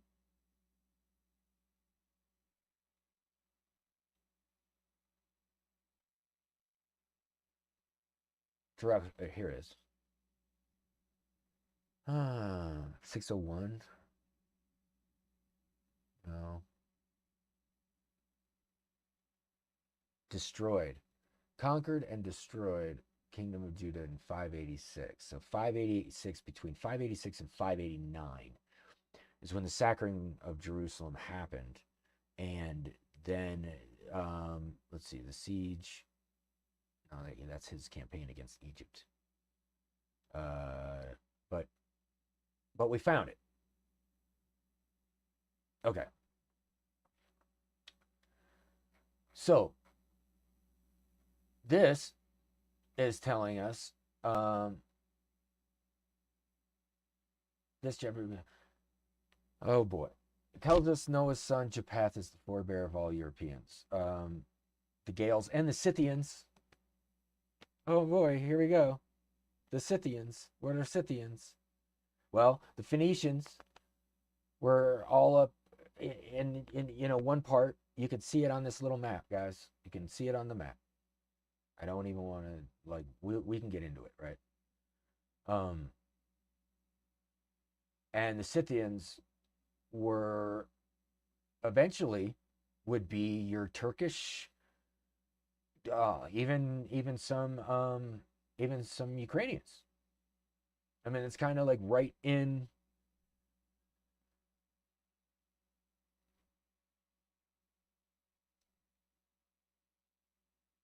Scythians were initially used by ancient authors to designate specifically the Iranic people who lived in the Pontic steppe between the Danube and the Don rivers.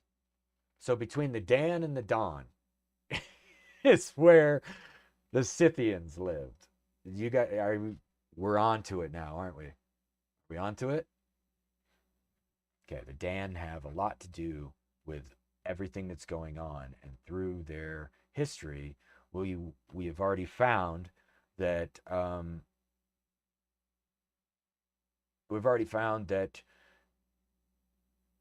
Simon Barak left with Queen Tefi. Simon Barak left with Queen Tefi. And they went to Ireland. Now, this is where I think it's off. He is a descendant of Nuadu, is what they're saying, and then Dewey Finn follows him. Okay. He took power after killing his predecessor and his father's killer, Simon Barak. So Simon killed Finn's dad.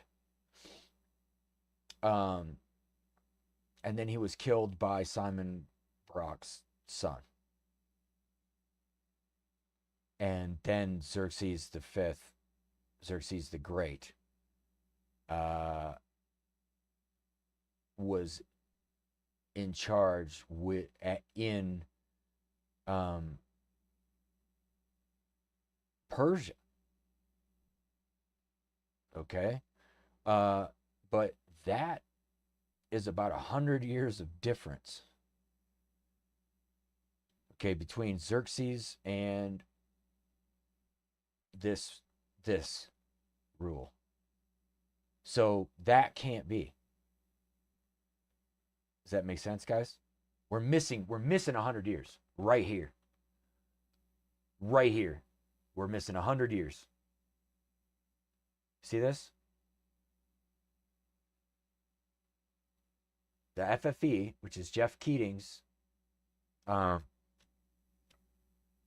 Jeff Keating, I think, is he's a misinformation specialist of the past for the Catholic Church. Just throw that out there. Annals of the Four Masters is way off. Okay. And I think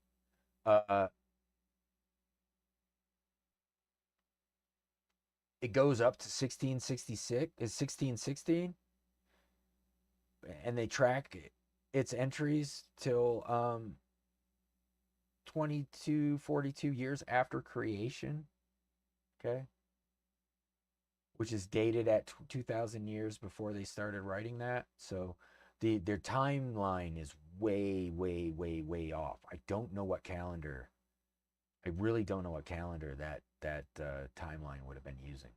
So we're going to avoid the Annals of the Four Masters completely, because I would like to just say that I believe the Labor Gabala Iran is probably the closest to real, to accurate information.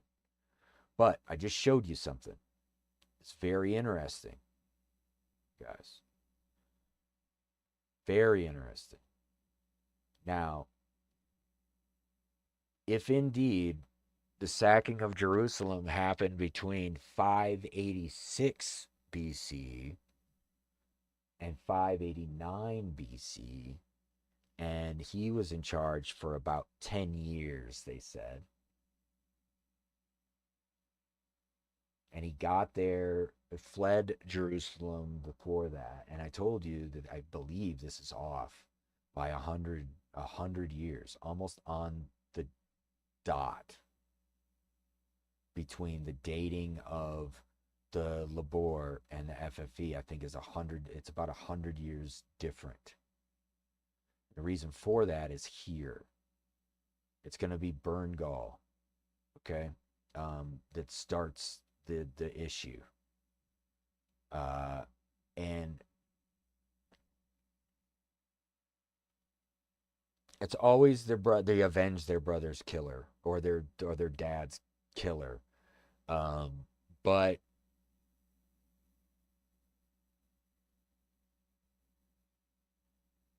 Berngal was a bad dude in the historical tradition. Berngal was bad. That could be where our could very well be where our breakdown happens with Burn. One second.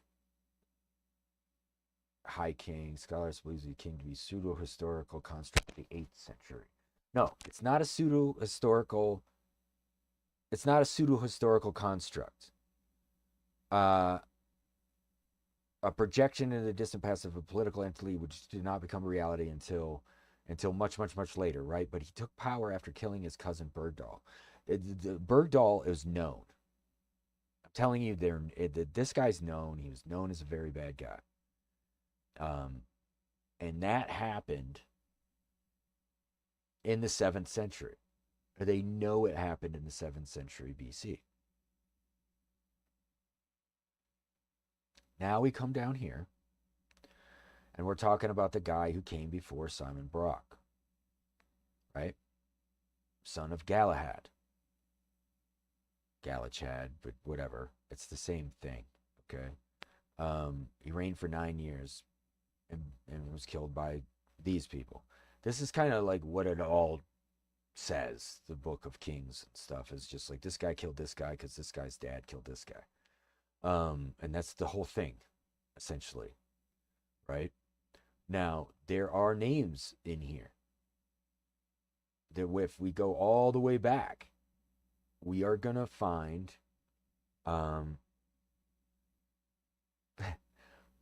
we are also going to find King Arthur. The King our Thor. Correct. Our Thor.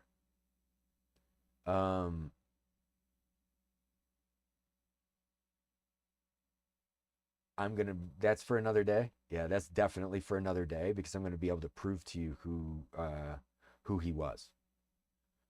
I'm just looking through the names right now just to kind of see if it doesn't pop out because I know the name. We won't get into that yet.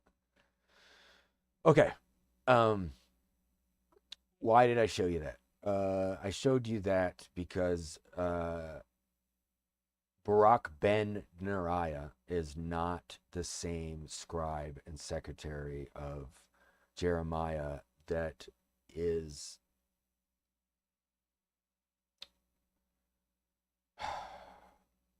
okay. Let's bring it up from the Tanakh. Maybe we should bring it up from the Tanakh.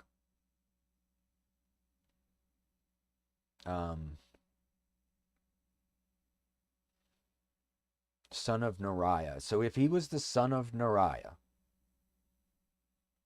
my lamp is Yah. Okay. Son of Maaseiah, the father of Barak, and Sarah ben Neriah. He is mentioned in the book of Jeremiah. The Talmud lists him as and his sons as prophets. Oh wow.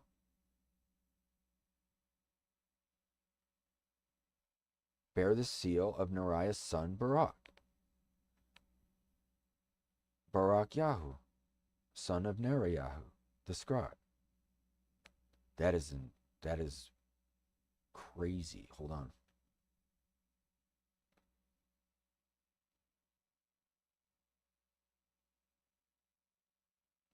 Authenticity of these Balai has been disputed. Well, Sariah ben Neriah, he was the son of Neriah and brother of Barak ben Neriah, the disciple. Okay. We're gonna do this Ahaz seal. That would be much later. Okay. Anyway, let's look this up. Let's look. So if Neriah is his Neriah,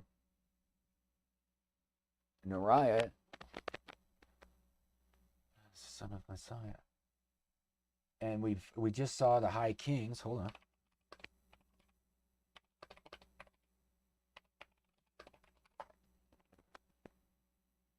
Right? Where was it? Ha! Simon Barak. Son of Nuadu Finfael. Son of Galahad. Okay, so that would mean that Nuadu Finfael, Nuadu of the Fair of Fall. Oh, Nuadu, the Fair, a poetic name for Ireland, son of Galahad, was, according to his medieval story, took power. Okay. So that would mean that Nuadu and Neriah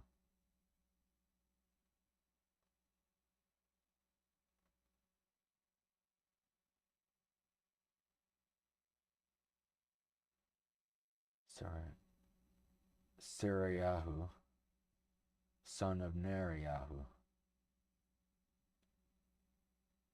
So hold on one second.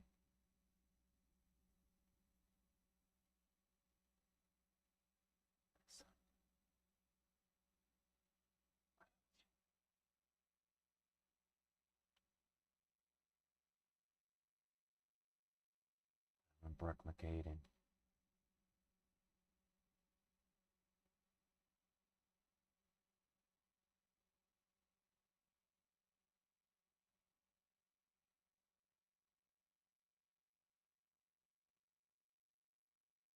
You're all like, what is he doing?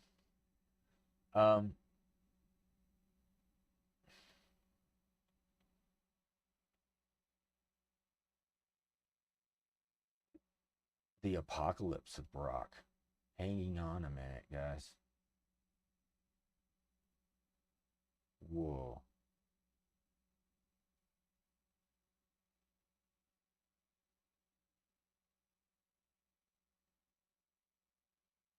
No way.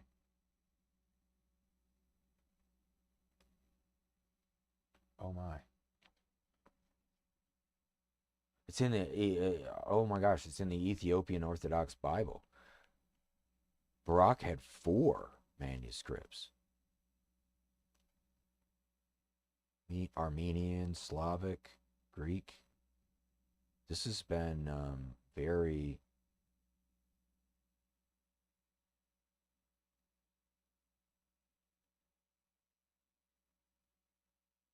Whoa. While Barak remains in Jerusalem, falls asleep and wakens into a basket of figs. So he has his, this is just a story. The Israelites return to Jerusalem, but only those men who have no foreign wives are allowed to pass the Jordan. Oh, I see. Interesting.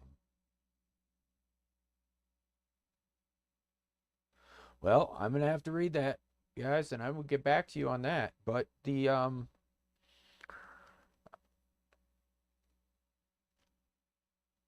he did write books in Babylonia before he left. Before he left with Jeremiah.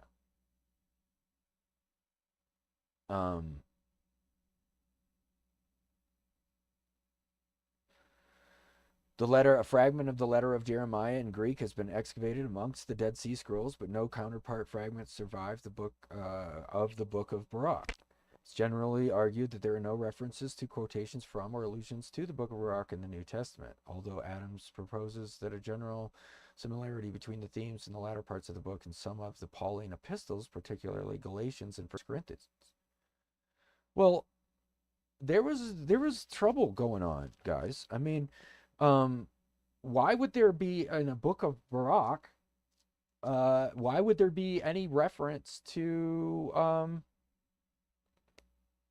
of it in the New Testament? I mean, they don't have to. They don't have to quote that book. Jeremiah kind of handled it, you know. But we'll get into that on another day. I don't want to take us down a rabbit hole that we can't crawl out of. But the fact of the matter is, guys, I just wow, we took us from the origins of Denmark, and obviously it was just the Gaels, those people, the Dans, that eventually went north, and it was the mark of the Dan and Don, in between the Danube and Don rivers, that they were formed. And then they settled north and never lost the name.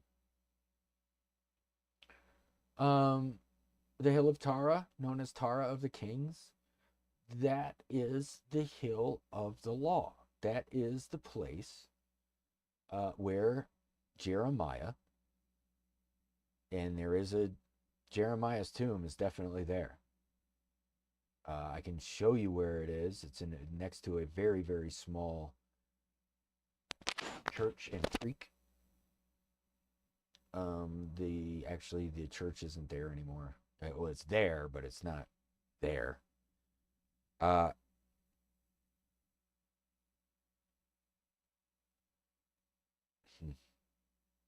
Anyway, if we look into a lot of the history of the churches from the 1100s, they kind of knew what was going on there. They've gone back to Ireland several times in the past to basically describe old Irish mythology has Mount Tara and the kings that were coronated there. It's just part of not just part of the mythology of the place, but the actual, this is where all of the high kings were coronated on this stone, which was the stone of Jacob. However, this is the stone of Jacob placed in. This isn't the actual stone of Jacob. Now, if you were to take this stone out and put the stone of Jacob in this spot, or most likely in this spot, the stone itself is magnetic. However, when you put it on that hill, you put it in a certain spot, it has more magnetic force than it does if it's sitting sideways. So if it's sitting vertical, it has more magnetic force. So they used to put a sword against it, and it would stick. Does that make sense, guys? Like the whole Excalibur stories and stuff are from these tribes, who I have just showed you are indeed related to the tribe of Dan, and the Denai being precursors to the tribe of Dan and the Phoenicians. And that's Greek mythology. We're talking about Zeus and his wife, Denai, founding Argos. And that is the tribe of Dan as well. The Danu people. I'm just linking it all together. And, there are some people that say that you can't just link all that stuff together. it's so loose of a connection just because of the what the etymology of the word Dan, maybe even. Well,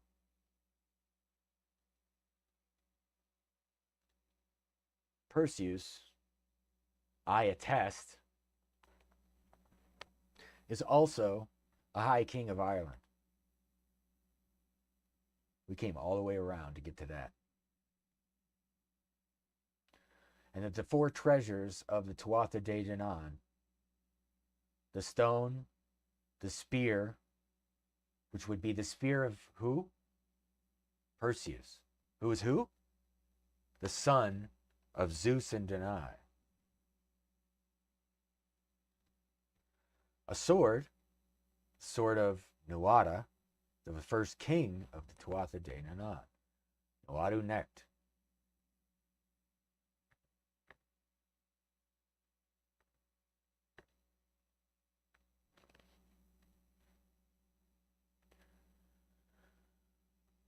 Nuada's the first king.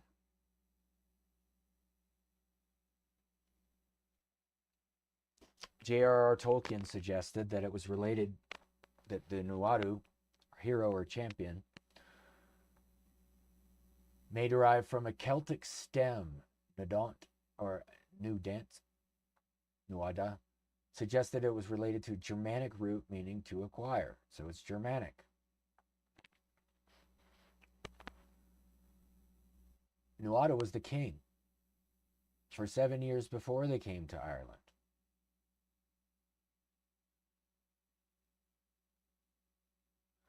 He lost an arm in combat with the Firbolg champion Sreng, who had a club, iron club. Iron. Talk about Iron Age here. Fomorians were mythological enemies of the people of Ireland, often equated with a mythological opposing force, such as the Greek Titans to the Olympians. During Brez's reign, they imposed great tribute upon the Tuatha De, who became disgruntled with their new king's oppressive rule and lack of hospitality. This is all pre-Jeremiah.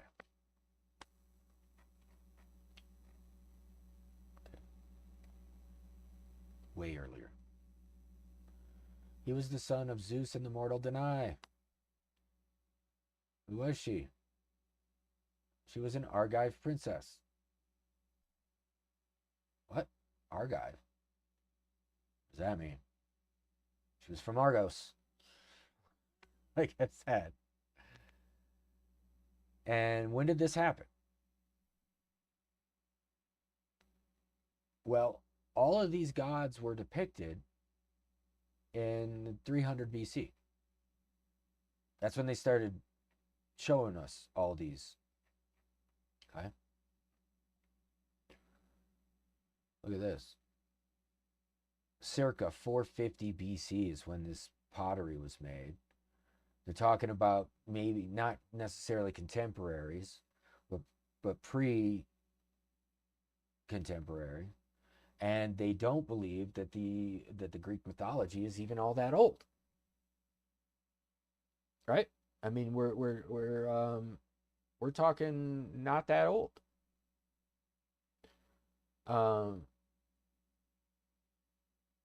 We're talking about when Homer was writing, when the Greek mythology was being constructed. The peoples of the goddess Danu in Old Irish were called the Tuatha De Danann. The Danai, at the same time, the exact same time period, in an island only a couple 100 miles away,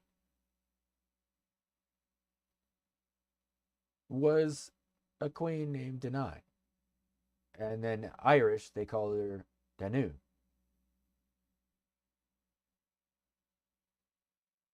Do you guys are you guys following me? Now the Welsh deity was Don. Now Asura Mazda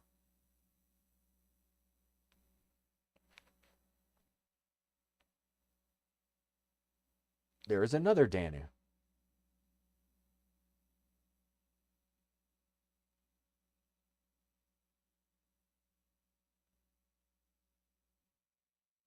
Danu habitually practices Maya, or illusion magic. Indian philosophies, but they are illusion magic.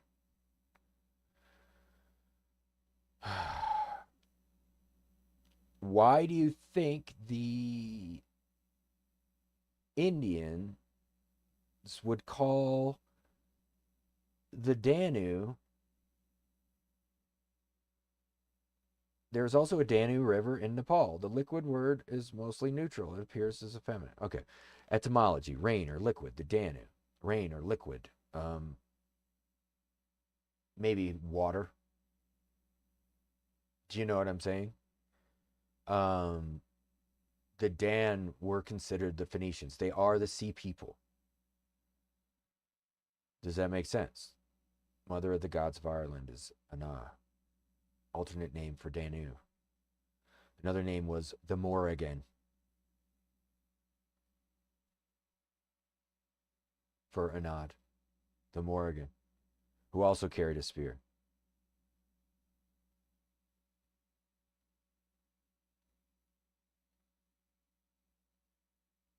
Anyway.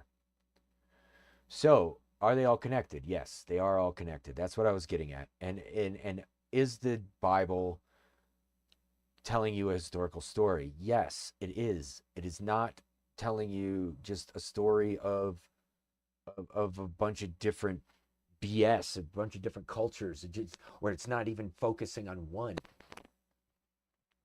It really isn't. It's telling you about the history of the same kings that are in Ireland, or the same kings that they're talking about being high kings on the earth. From what I was saying, from eventually what would become a decapolis, which would be 10 cities in the Middle East, with kings that are in charge. Philadelphia, okay, it's in Jordan. Gerasa was in northern Jordan, but look at the Roman architecture. Gadara, more Roman architecture. Member of the Decapolis City League, former Bisphoric and present Latin Catholic titular see. So there was a C there. Pella. Pella is where John the Baptist was baptizing people, including Jesus Christ. Not in, well, along the Jordan River, but on the eastern foothills of the Jordan River. I can show you that spot too. We'll do that in the future. Dion. Rafana. That's where Pliny the Elder mentioned this city. Very large city. Let's see if I can see where it is. Rafana. Very far north. Up near Damascus. Kanatha. It's up in the mountains. Damascus. Everybody knows about Damascus. Oldest capital in the world. City of Jasmine. The same place where the Roman Forum was. The Roman Forum was in Damascus. This is where Simon the Righteous's grandson, Simon Magus, was ordered to bow before Peter. And then Peter and Paul requested money from him in order to teach him how to heal the sick. That's not in your Bible. That's in your nursery rhymes. Especially Simple Simon. Go back and reread it. Anyway, we will go over that. Simple Simon in the next episode. There you go. Next Sunday, join me for the exposing of Simple Simon, who met a pie man.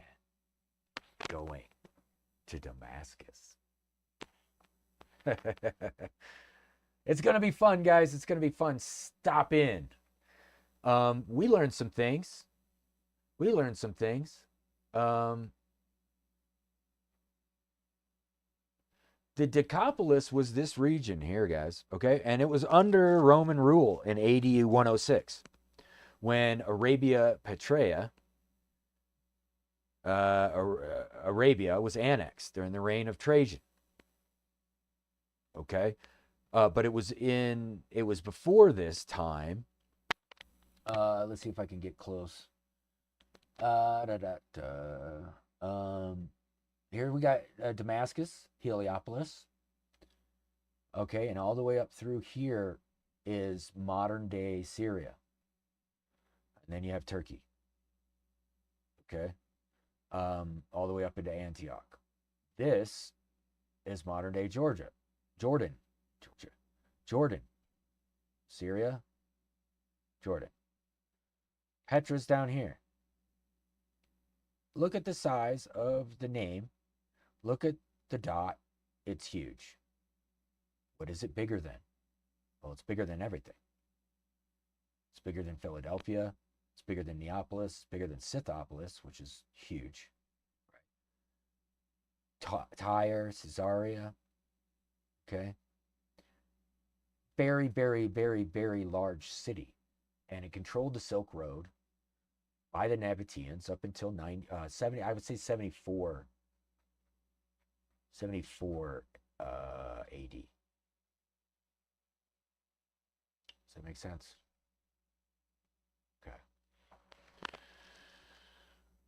Okay. The tribal Danes were practitioners of the Norse religion. Around 500 AD, many of the gods of the Norse pantheon had lost their previous significance, except for a few, Thor, Odin, and Frey. And those, I can prove to you, are indeed from the Irish High King list. Absolutely 100%. Okay. They went from the island to Germany, and then when they combined during the Iron Age, all of the stories got twisted up. We kind of figured that out, right? And I imagine it got twisted up during the Norman conquest.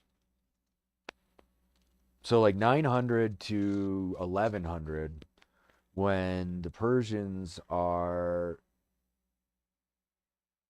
and Saladin, these are crusade times, are later. Okay. Prior to that, the same kind of stuff was happening in Europe that would eventually happen in the Middle East with the Crusades, is that the Christians were attempting to dominate the local, the Anglo-Saxon Christians were attempting to dominate the old Norse ways, right? Between 600, well, like 500 and 1,000. And what they don't understand is a lot of the high kings that they're talking about, only 100 years prior, or no, 1,000 years prior, these kings are actually the same, some of the same lineage as some of these Anglo-Saxons, and they don't even know that they're just kind of killing their brothers over and over again. But isn't that the case a lot? That they're just, everybody's just kind of killing their brothers?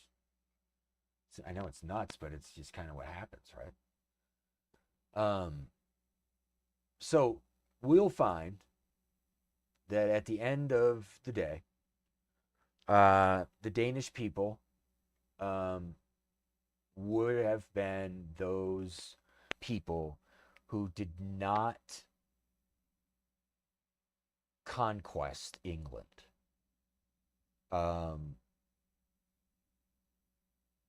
Here we go. This is going to say it for us. Northeastern half of what now constitutes England is where the Danes settled, and Danish law and rule prevailed.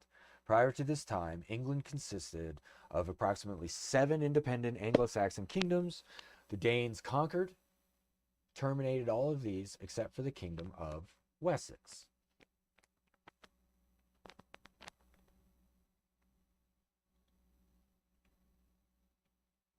I should look up Kingdom of Wessex.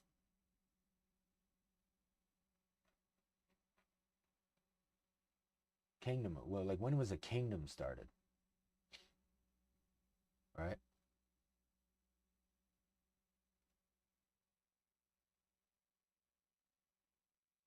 At Danelaw, or Danelaw, right? Until Guthrum. Heathen army. Alfred was son of Earl the Wolf, king of Wessex. In the year 858. Okay, that's much later, but yeah. That's what we're talking about. Did they know? Did they know that they were part of the tribe of Dan? Probably not. Probably not. See this? Sea Danes, who ruled both Danes and Angles, one of the main Germanic peoples who settled in Great Britain post-Roman period. This is 500, Common Era.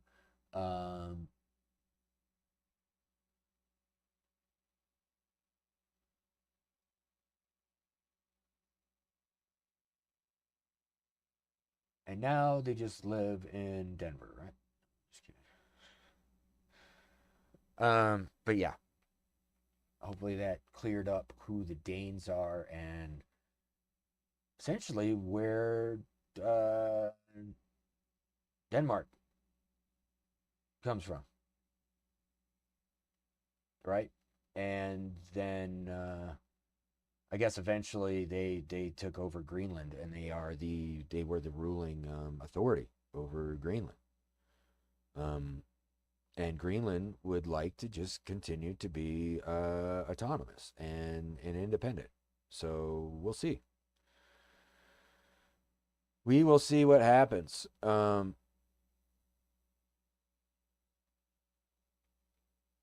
mean, they literally have a social democrat party, a liberal party, the moderate party, and then a coalition government of all three, which sounds like hell on earth, to be honest with you. So I don't know. You know, as you're formed as a primarily Christian nation, and then yeah, I don't know what's going on up there right now. But that's kind of the case with most of Europe right now, guys. They're just it's loose. People aren't religious. They're not nearly as religious as they used to be.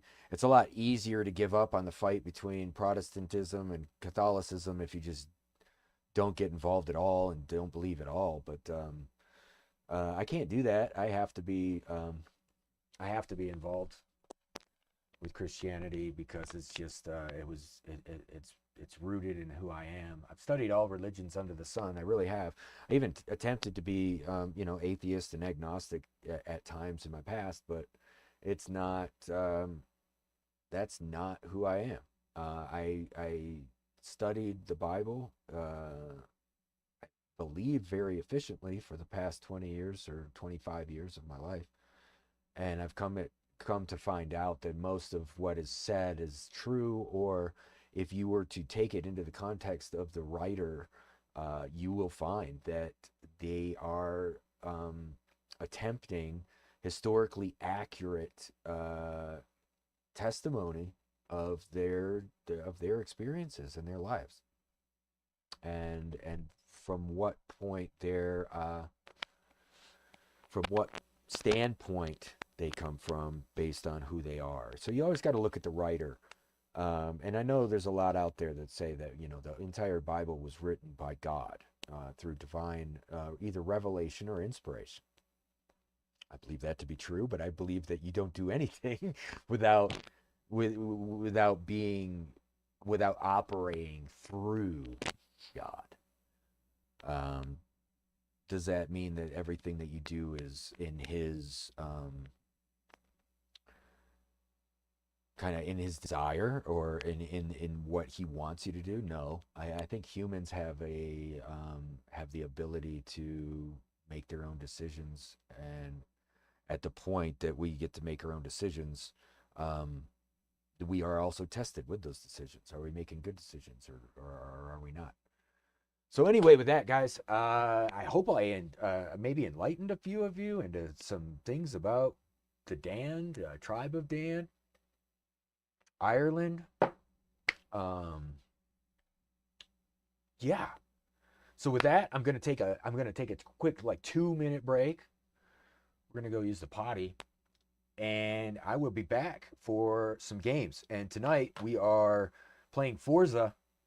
It's a very special Forza experience because they added a certain car to the game that I'm very excited to show you guys. Yeah, give me 1 second. Well, 2 minutes. 2 minutes late. It'll be like 1 second. You won't even notice. I promise. Yeah, I promise. Yeah, you won't even notice. And I'll fix the lighting. Why not? I will be right back. Sage of Zed. Hey, see the socials and stuff? Where are they? Down here? Somewhere down here? Hit me up on them. Like this one. Right here. The Sage of Zed at Twitter. X. Hit me up on there. That's how we talk. There's also a way to get into the hard court at the Twitter. You can fill out an application. I will let you in. If you're cool. But if you're not, then no way. Anyway, I'll be right back. We'll see you guys.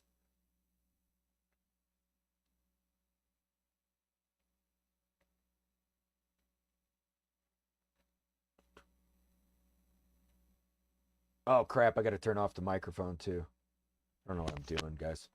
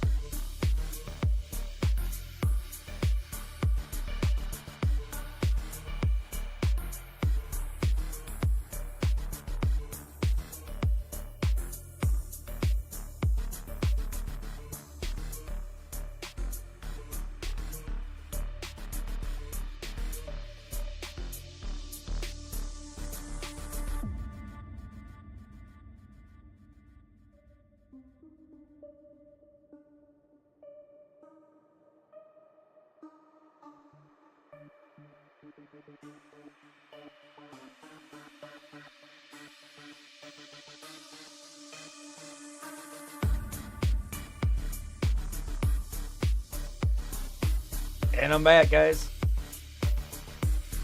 Give me a second.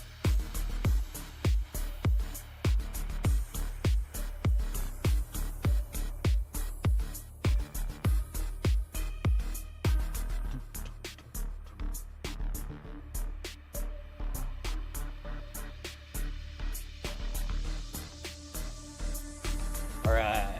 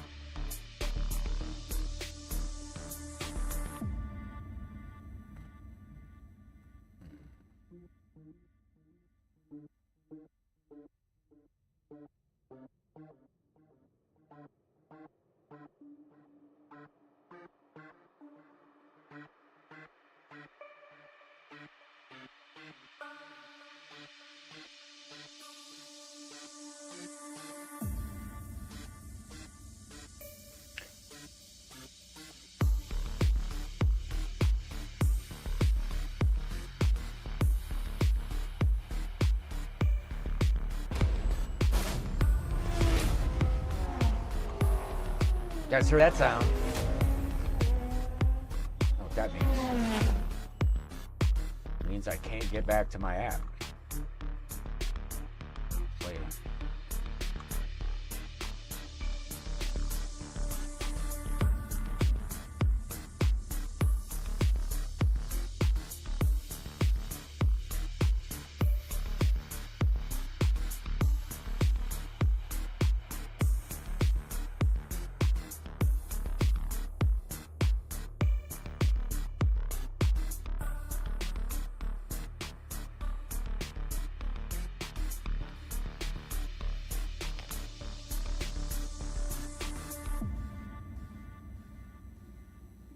Give me a second.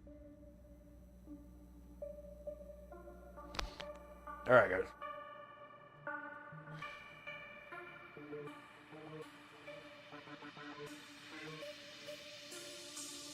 I'm gonna go to controller. Also, hold on.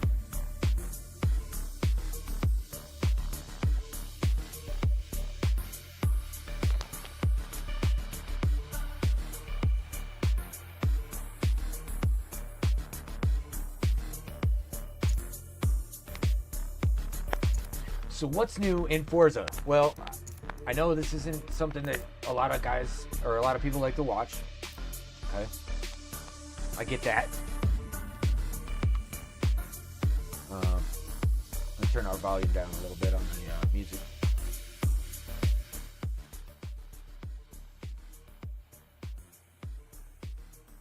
And we are going to play a different song so we can. It's my favorite one. get this stream moving in the right direction, guys, I am going to play Forza Motorsport at a high level of skill. The highest level. But first, before we do any of this multiplayer action, we got some special stuff going on with this game.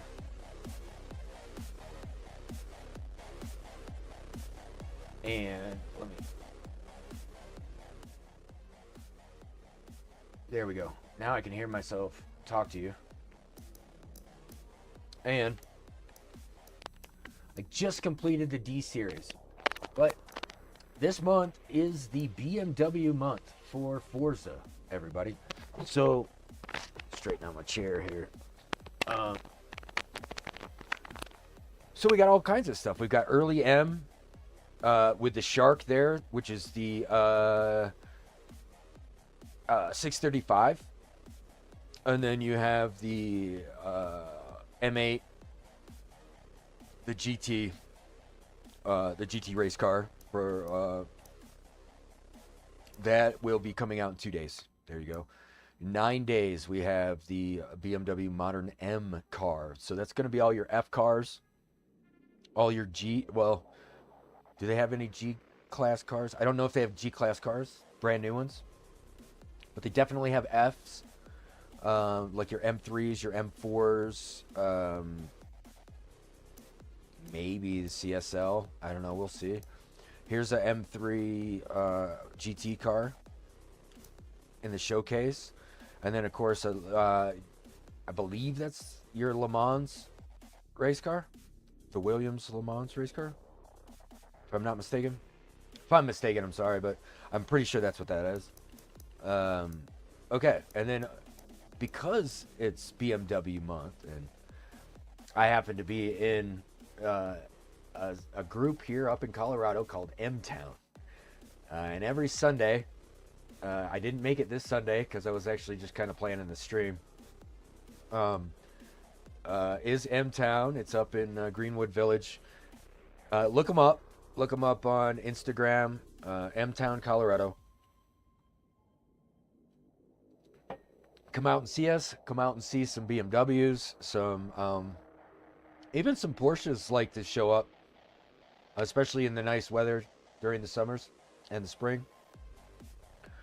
Come out there and join us at the, well, it's in a certain parking lot. I'm not going to tell you all the businesses that are in the parking lot, but look it up. You can find us on Instagram under M-Town Colorado. And yeah, there are actually a couple Sharks out there. Some 635s, some old ones. And with that, I have one race left on the C-Class series before we get into the B-Class series, where I will show you what is, in my opinion, the greatest BMW sedan ever created. I happen to own one. It is in my garage right now, and that is an E60 BMW M5. Mine is a 06, which I kind of feel like is better than the 09, and styling is, as far as styling is concerned, but hey. Generations of motorsports legends return here to Lime Rock Park year after year to race this fast, technical circuit, where they must be right on the razor's edge of control. We got to do some practice, guys. So what I'm doing is that we're going to practice in this M6. And theoretically, or actually, like technically they didn't even have what is an M6, essentially.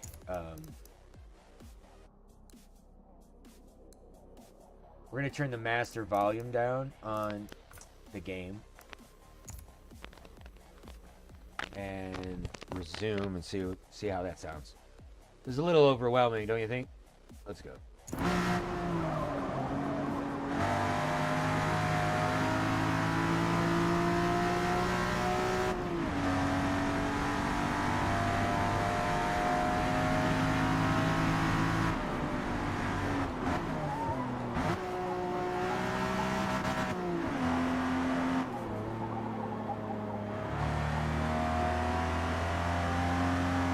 do 2 quick laps practice, guys.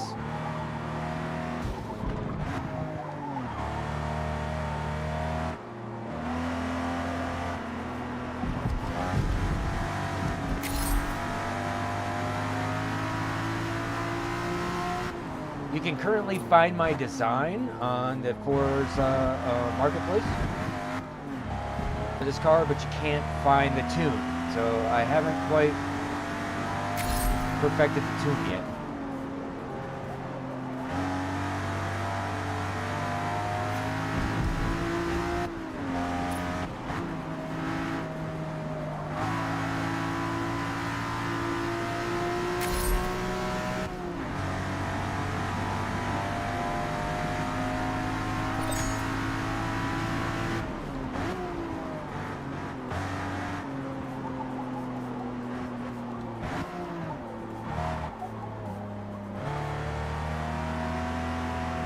I do need to change my differential a little bit. I need more deceleration, just a little bit.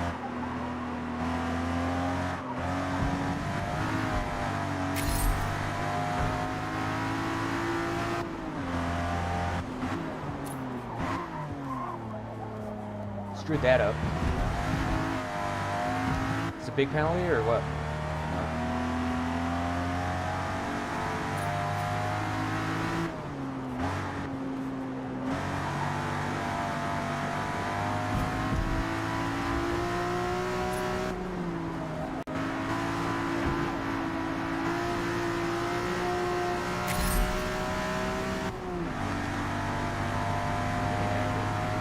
There we go. Get this race going, guys. Yeah, that is my livery.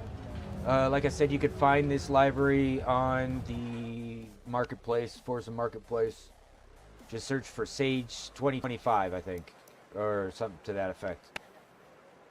You'll find all my. I put Sage 2024, Sage 2023. That way you guys can find it. It's so much easier to just search for it. A little shout out to my M-Town crowd. Got the little badge on the back. I just think that looks so cool with the original BBS rims on there. You know? Eventually it'll be an A-class car. It is not, but it will be. I will race that thing in GTA. Yeah, it's the engine will get there, and if not, I will put a I'll put a bigger engine in it because it will fit.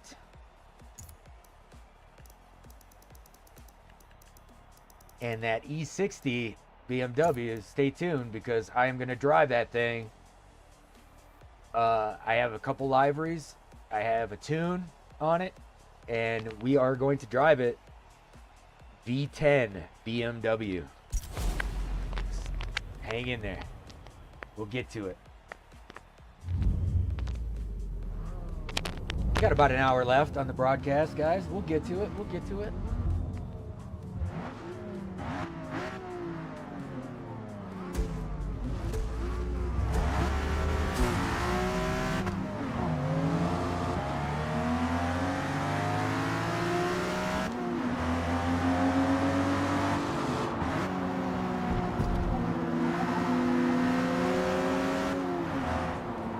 Your Nismo 350 right there in front of me.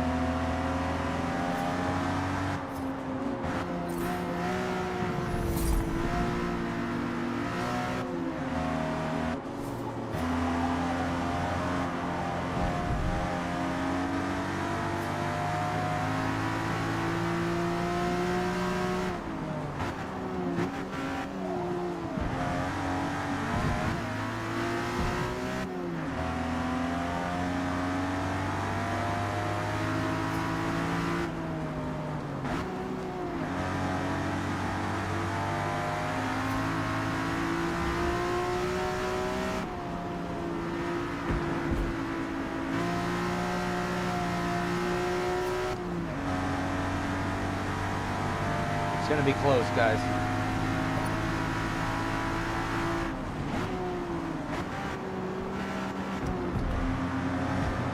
I got this guy on the straights, no problem. Really, no problem. But these turns, that modern suspension on that thing is gonna...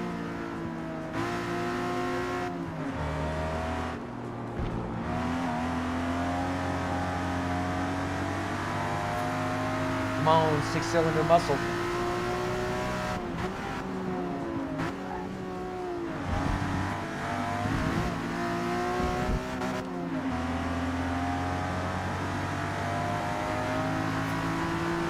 I should have tuned it after practice.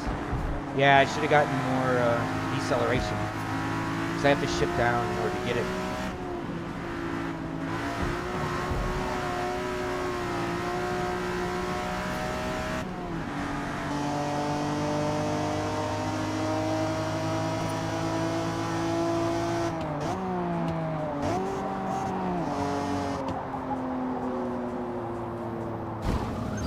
Oh, guys. No! I had to hit rewind. I'm sorry. I don't like driving third person, but I just wanted to show off the car, and then I kind of screwed up by doing so. So, hold on a minute. Oh, shoot. Okay, that time I hit the wrong button. Straight up, hit the wrong button. All right, guys, let's do it again. Different view, though. I got to get in the car. Oh, shit.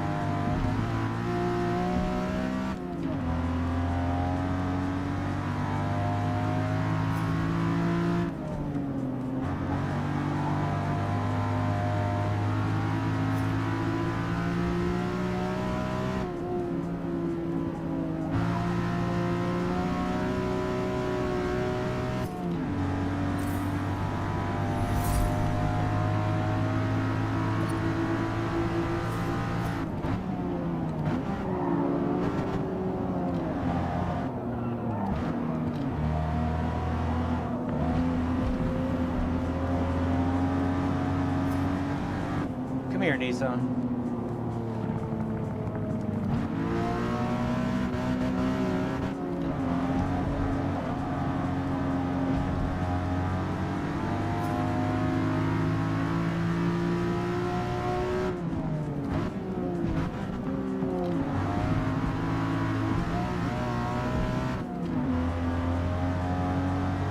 Here we go, baby.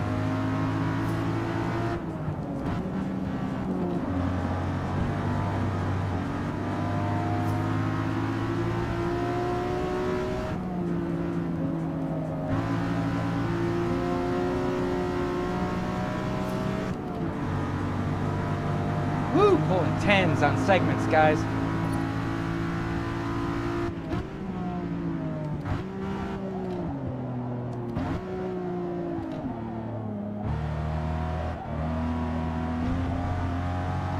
Woo. It's gonna be a cool replay.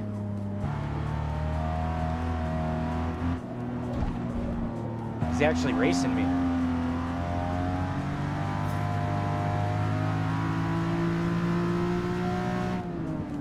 I feel the pressure.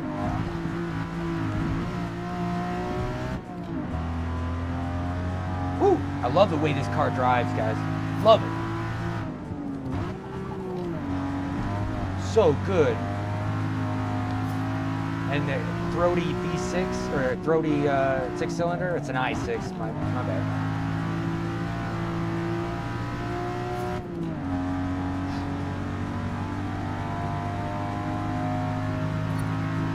Left.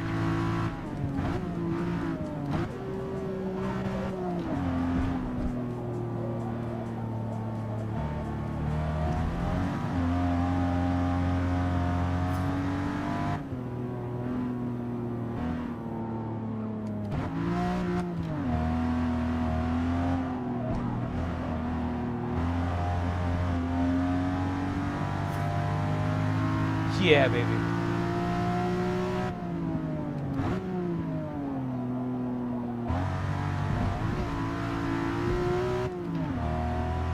Here we go.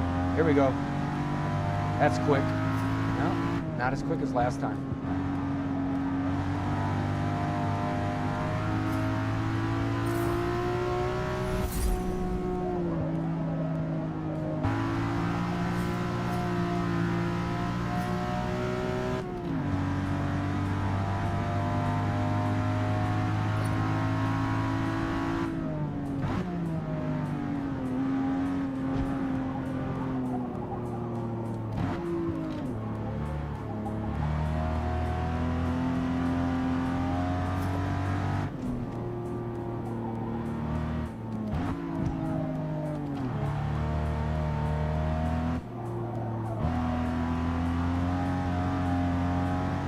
Okay, that time, guys, I tried not shifting down into second, just to see if it was faster on that turn to stay in third.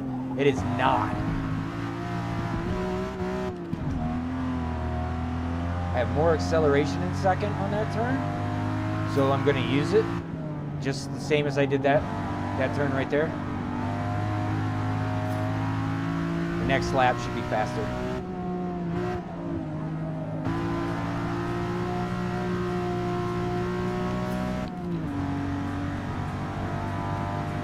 Can't get better than 10. One more lap.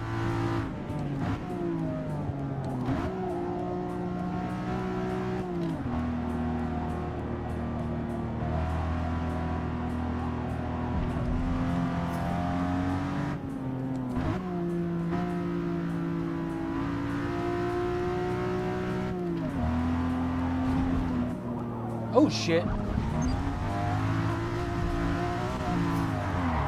I tried. I tried doing it without hitting rewind, guys. But it was bad. I cut that corner so hard and so early.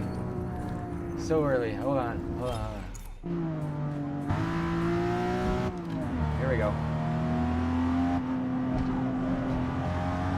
Yeah.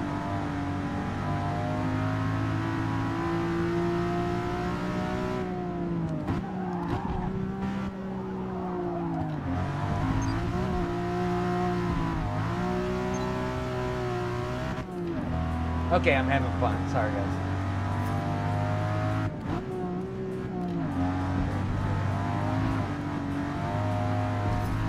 Driving pretty wild. I'm just trying to see if that guy is he's not going to catch up to me, is he?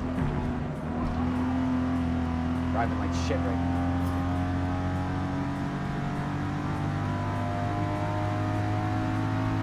Boom. I kind of drifted that corner because I want to see what it looks like in the replay. Well done. Honestly. We're going to watch the replay. Oh, yeah. We're going to watch it.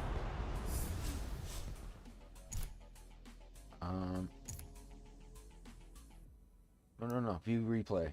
Oh, I almost skipped it, guys. Oh, dude. Did you guys see that, Beaver?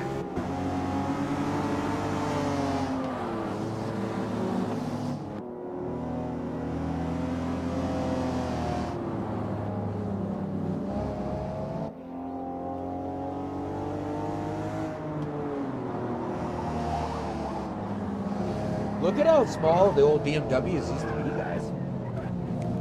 You know what I mean?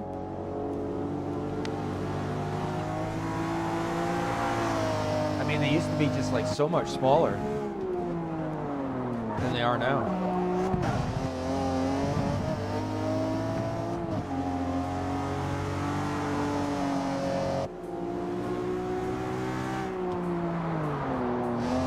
It's a good looking car, isn't it?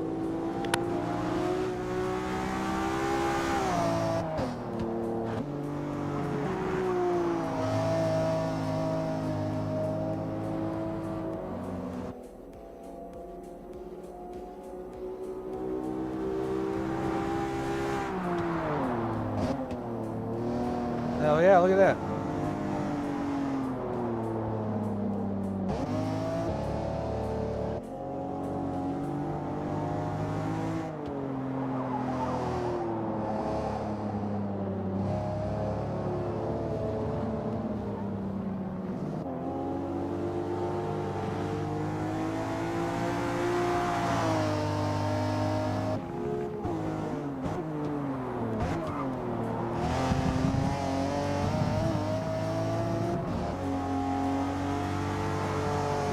He just kind of glides right through that chicane. Just like no trouble whatsoever.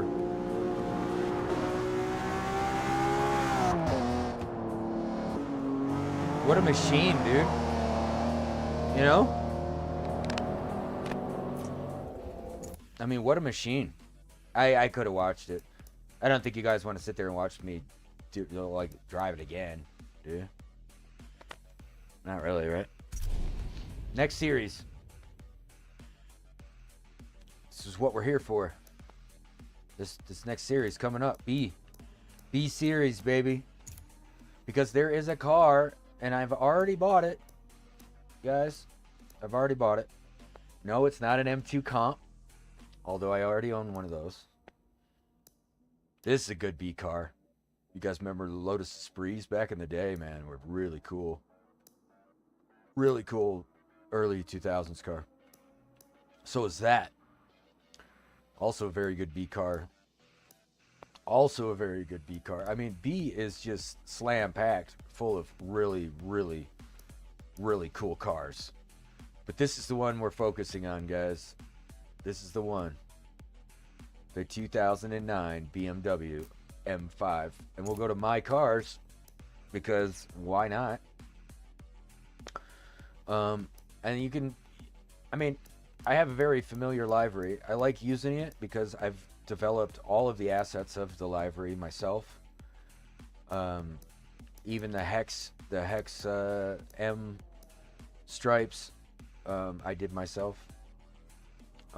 Most liveries I do myself. I did not do this one. That's a turn 10 livery, I believe. But here is my car. One of them. It's low on Class B. I feel like it was low rated initially, which is good. That's a good thing, right? Class B. Here's all our cars. But we're gonna race in Class B with this guy right here, level 1. So let's jump in it. And before we get too far, I'm gonna back out. Right, my cars. I'm gonna show you the liveries that you can get on the marketplace right now. Right now is all of the liveries that you see here, including the new 1986 M6 that I was driving earlier, guys, which is actually what they call an M635, and it is an M6. And the reason why it is M, and me being a lifetime member of the BMW Car Club of America and being a member of M-Town and having sold cars and having gone to Northwood University for automotive dealership management, I know my cars. Okay? It's an M car. For all those haters out there that are like, oh, the Shark is a 635i.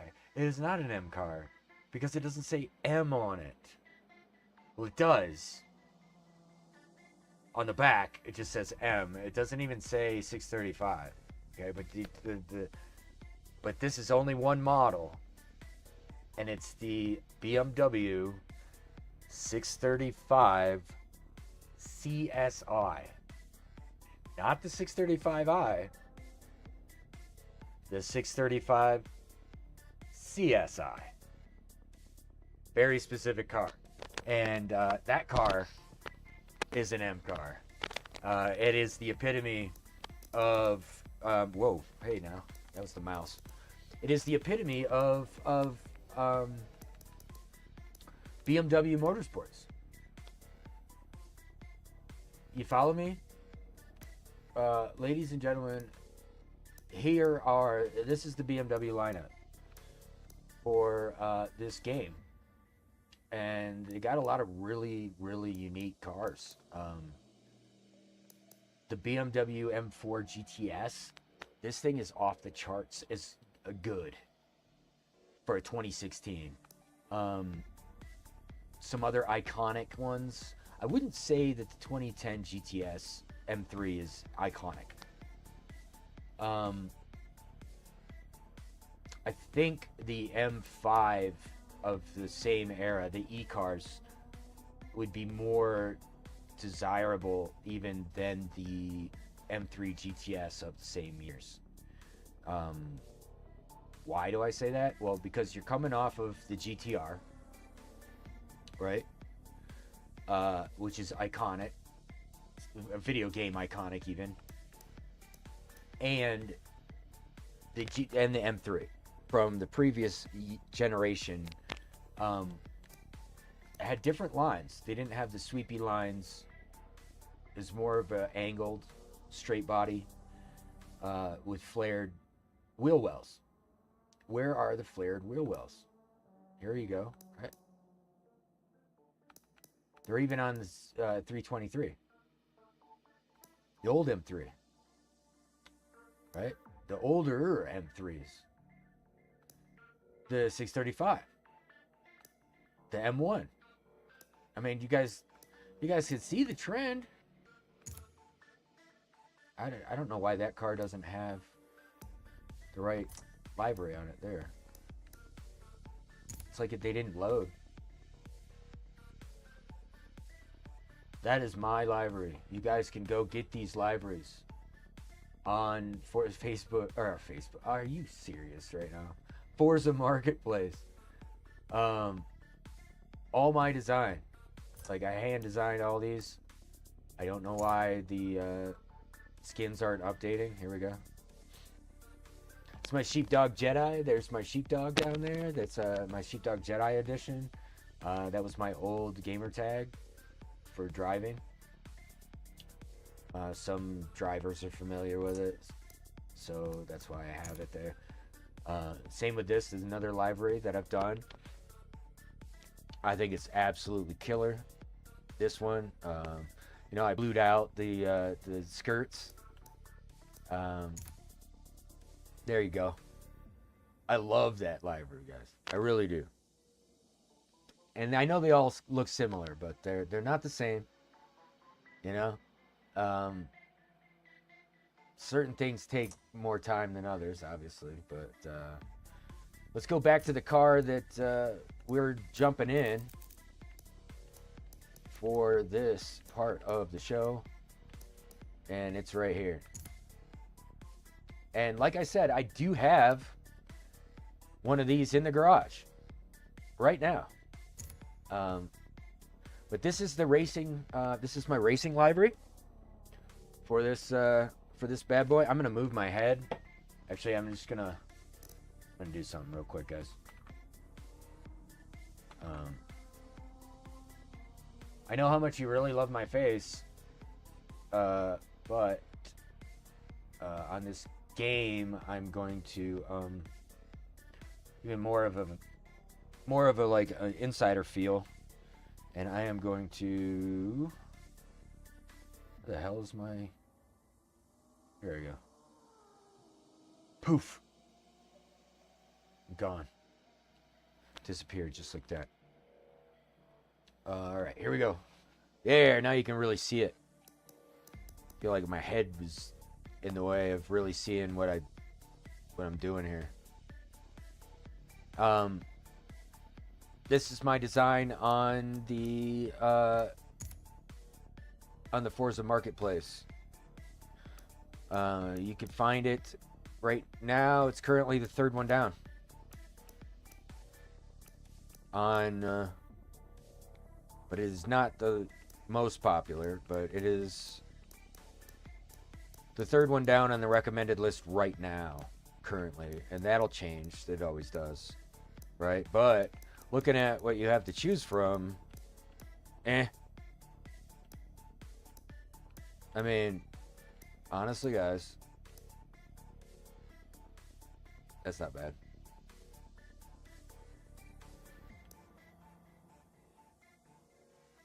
That's FCP Euro. They have good parts. Nice little M-Power logo down there. I like that. This is That's pretty good. Honestly. That's pretty much like the real car. Then you got your ring taxis, of course. Referring to Nürburgring, correct. Correct. Now this is my silver. Okay. And it says Sage 2025 silver. That silver is so good. It's my Quicksilver. And then this is my carbon. Number 33 carbon. And I'm going to get some downloads on that. You can bet.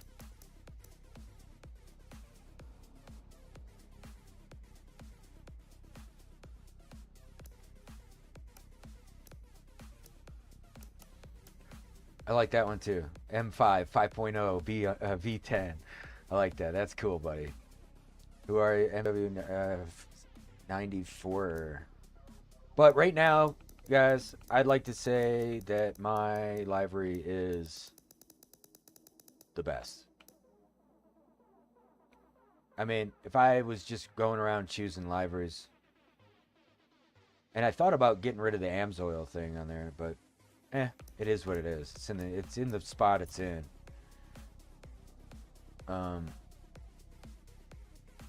Yeah. But I also have another design. I want to show you guys the silver and the this is private.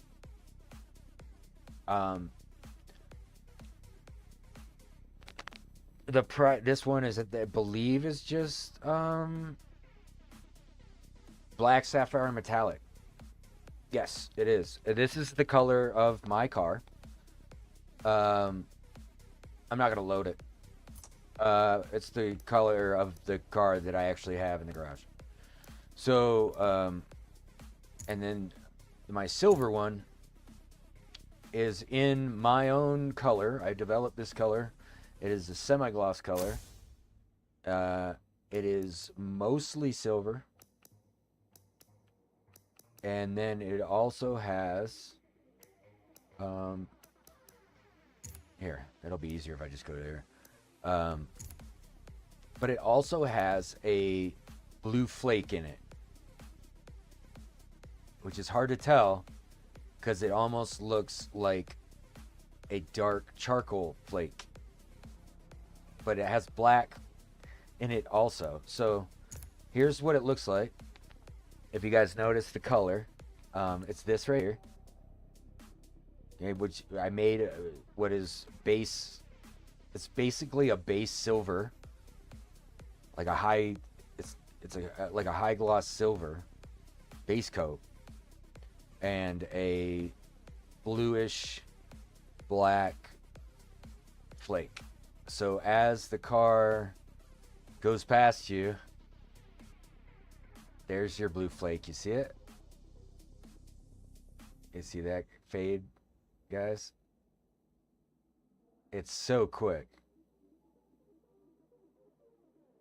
And I love that color. And I really want to put that color on an actual car someday. Maybe not mine. Because I love my M5 and I would never want to I don't know. It's all original, and I don't want to change it. I think it's an absolutely beautiful automobile. I think it's timeless. I think it's classic. I think it's mean. It, you know, it still encapsulates the BMW styling with the front wheel fenders, you know, kind of bowing out, and then in the back, it feels as though it's lowered down and that the back rims might even be smaller than the front, but they're not. Both 19-inch rims should be stock. And a racing rear end, a V10, and let's look at it. Hold up. I think I can. One second. We're going to do something real quick Butte car. Then I'm going to paint it back with the racing livery, ladies and gentlemen. But there it is.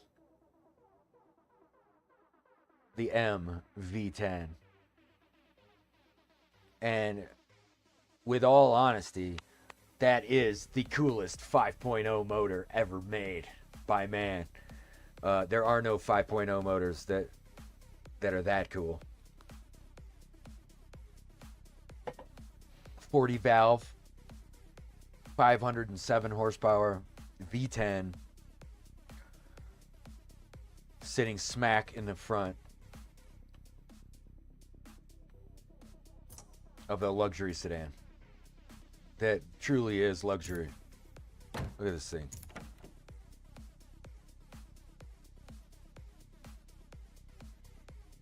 Leather steering wheel. I don't know why it's the color that it is. It should be black, but strangely enough, it is not. The M logo needs a little work. Turn 10. But other than that, this is the interior of most M5s of this year. This would be the kind of the least desirable interior because it's the most common, and that is the brushed stainless dash. It's real sporty, and I believe this has, although it does have flappy paddles. Let's look in here. It is the SMG. It is not the. It's a sequential manual transmission. It's not the full manual, which some people like. I personally like both. I've driven both. I like the feel of the manual when you're on the open road and you're just really laying it all out there, right? You feel like it might be quicker, but it's really not. The sequential manual is actually faster with the flappy paddles to shift this car. Yeah, but it is a sedan. So yeah, you can fit a full-grown adult human in the back seat and go 200 miles an hour. Imagine that. Right? And this is back in the late 2000s. Mid to late 2000s is when this car, and look at this trunk room. I mean, ladies and gentlemen, there is a lot of room in there. You could fit like at least 2 people in there. And we are outie. All right. We're going to upgrade and tune this bad boy, and then we are going to head out onto the races. And we are in B class, so let's do it. Silver or the... No, that's right. Thank you. Sweet. My AI helper over here has reminded me that I need to go back to that other screen and put the livery back on that I had on it. So I'll do that real quick. Cars, my car design and paint. BMW. There's our ride.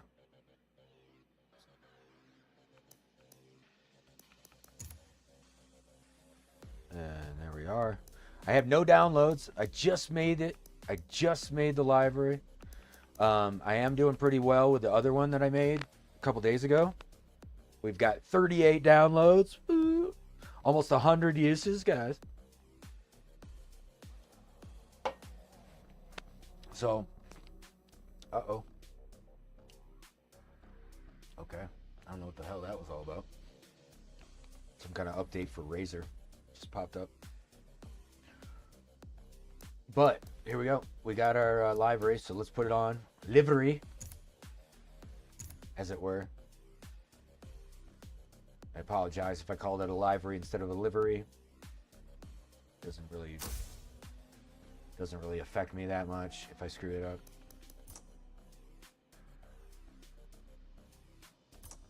but it is time to race in B class. And then if I can get this thing perfected within the next 10 minutes, 20 minutes, I will take it into a multiplayer match. But I mean, it's car level 1. I don't really think, until I master it, I don't think I'm really going to be. Okay. First things first, there's not a whole lot of options. Why do you think that is, guys? Why do you think there's just like so minimal options on this vehicle? You see those brakes? It's already got Brembo racing brakes on it. It's already got a racing transmission. It's already got a racing engine. It's already got a racing driveline and rear end. So what I'm going to do is I'm going to lighten it up just a little bit. Pretty heavy car, 4,000 pounds. We're going to go drop 100 pounds off it. I mean, it's still very well weighted car, but we're not going to put anything into anything else. Nothing. Here we are. Rear wing, the stock wing is just this little thing. Right, guys? I can lose some weight, looks like. I can lose 4 pounds by taking that off, but it's not really taking off a lot of time. Really isn't. And I'm going to want that downforce later. Trust me. Just that itty bitty little lip is just enough. It also has a rear, you guys see on the bottom? You see the spoiler on the bottom of the car?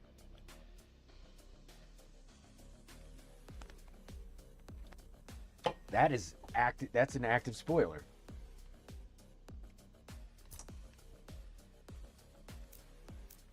Yeah, this car was over-engineered, guys. Stock 5-liter V10.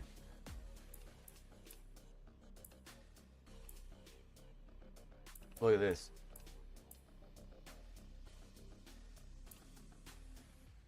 $500 horsepower. It should be 507, but let's not get too upset about it.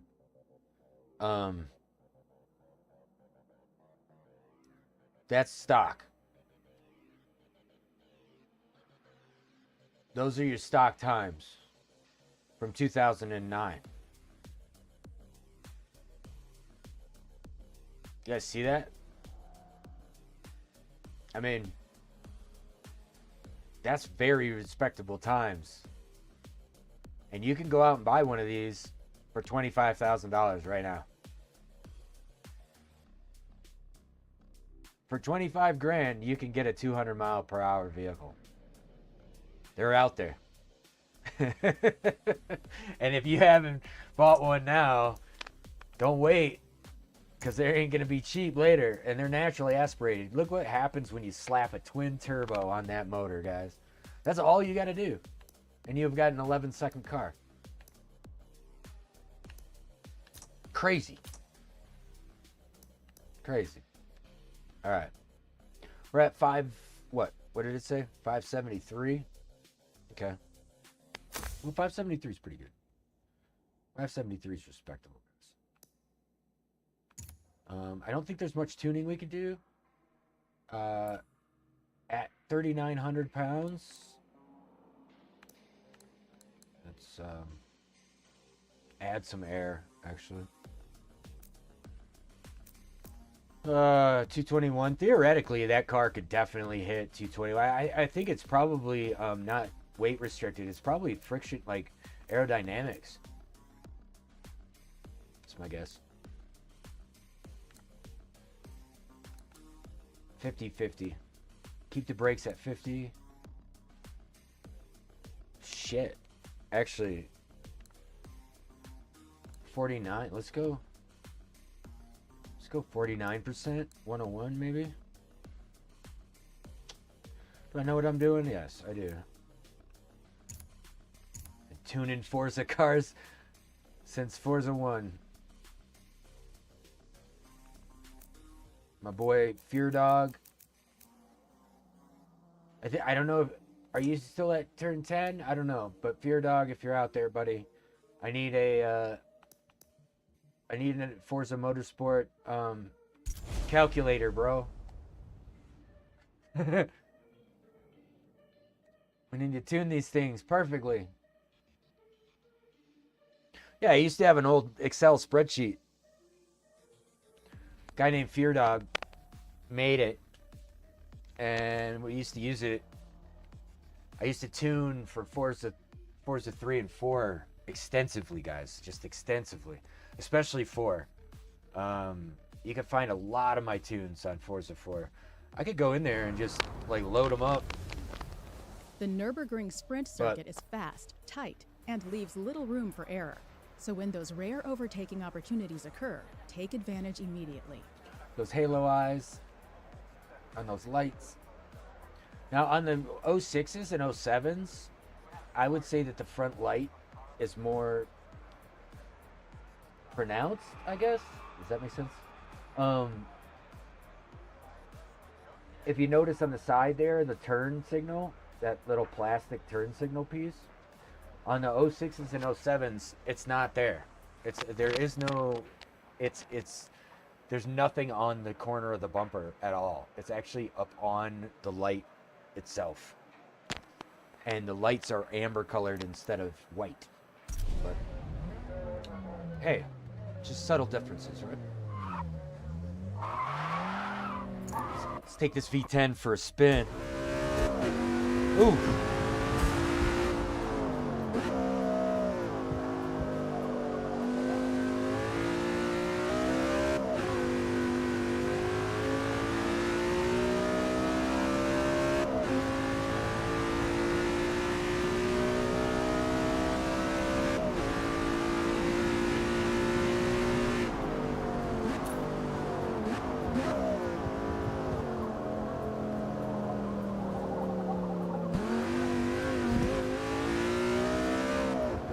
We're gonna get to use first.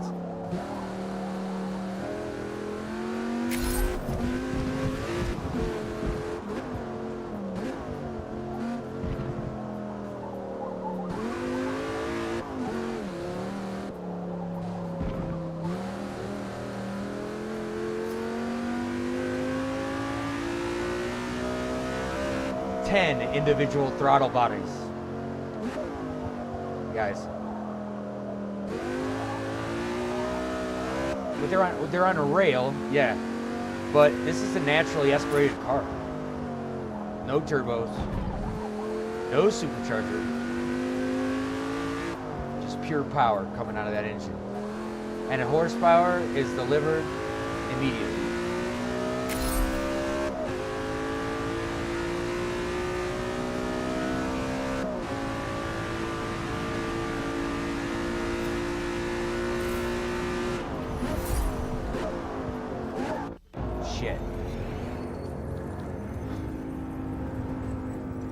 I'm gonna crash it on the first day, watch.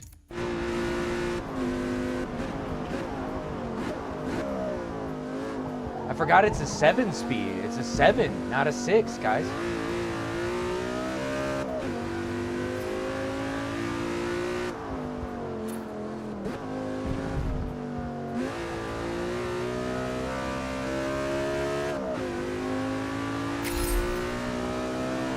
Does any car sound better?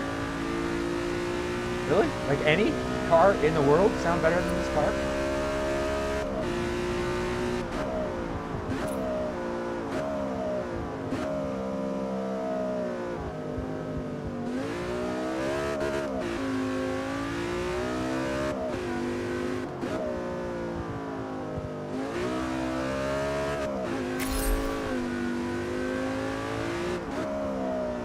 I'm gonna push it a little bit.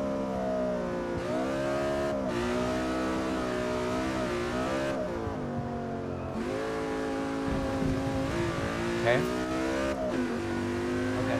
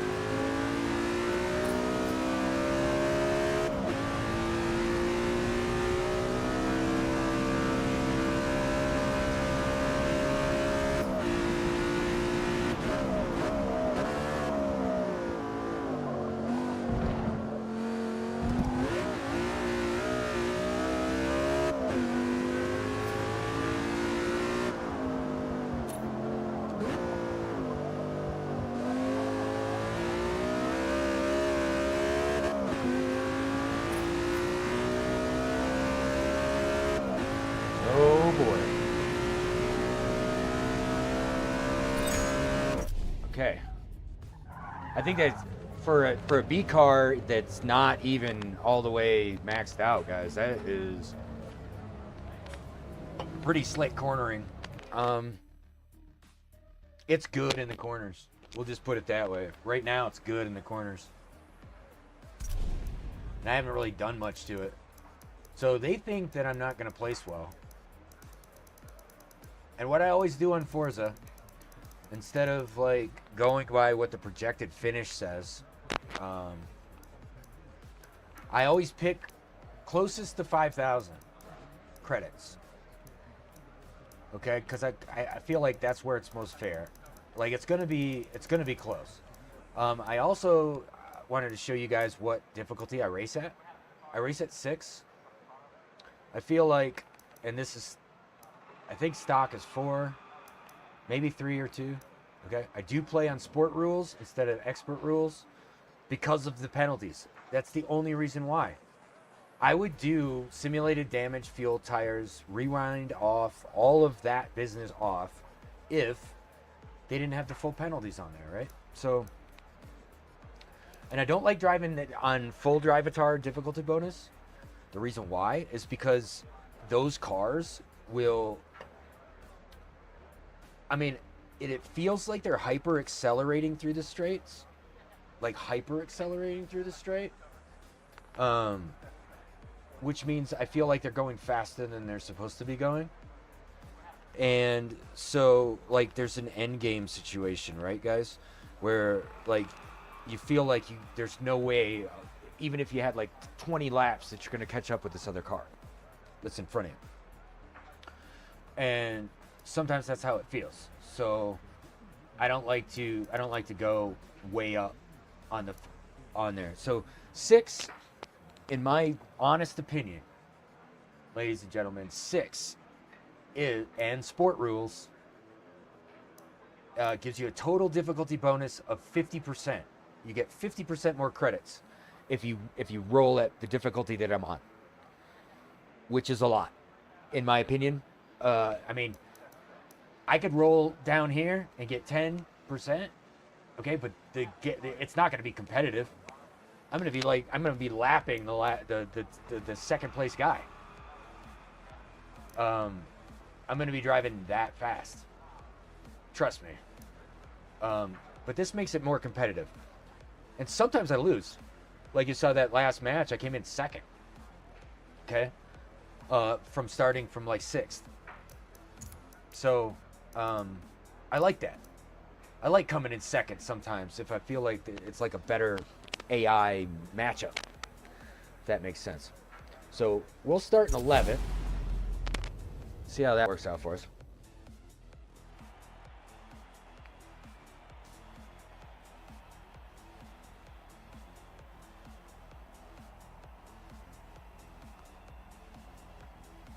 We're going to check our lineup. It's kind of like an unofficial real race for us, right? Let's check our, always got to check your tires. Always got to check your fuel. Don't forget to do that before every race, guys. Do not forget, you will be fired. Hardcore people don't drive. Shitty cars, and we don't drive. Not prepared cars. Where did he get that? Sorry, guys. Just cracked open a Mountain Dew and almost choked to death.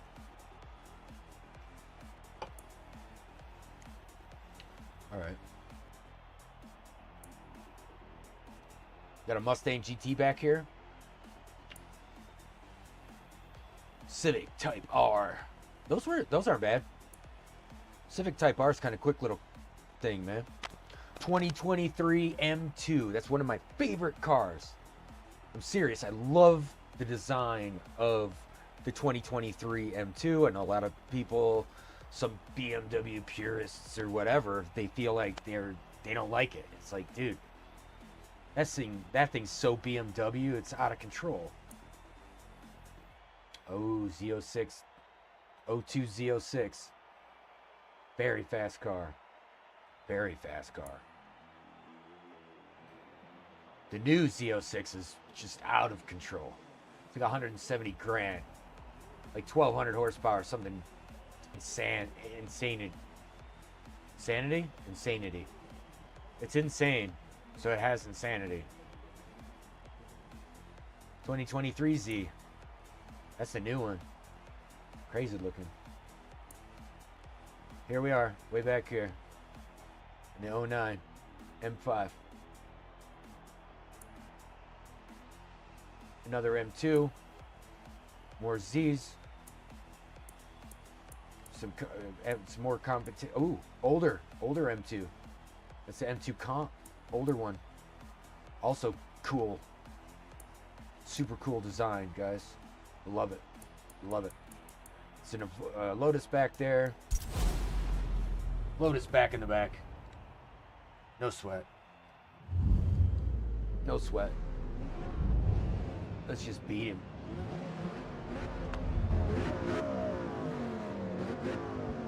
I like that. That livery's great.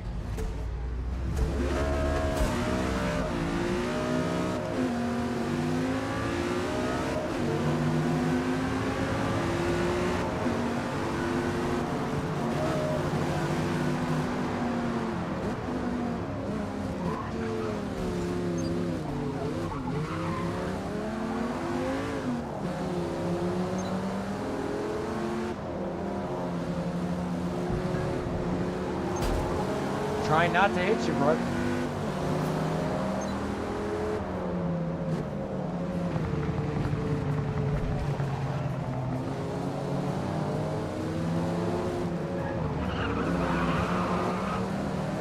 Corvettes all over the place, dude.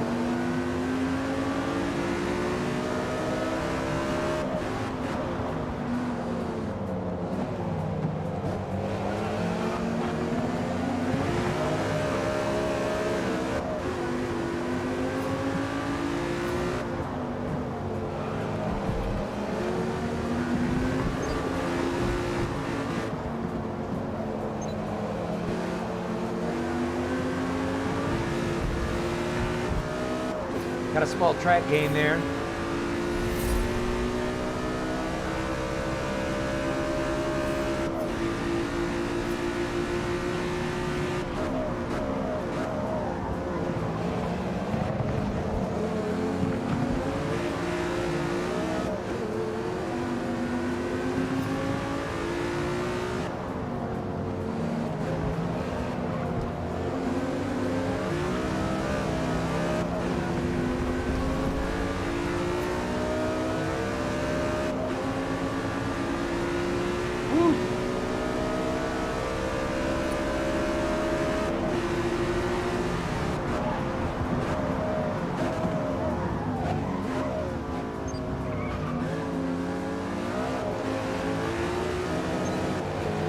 Warning, he hit me, dude.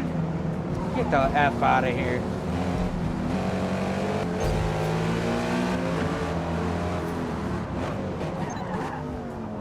It's that brake check shit. You see that? This Mustang's pissing me off.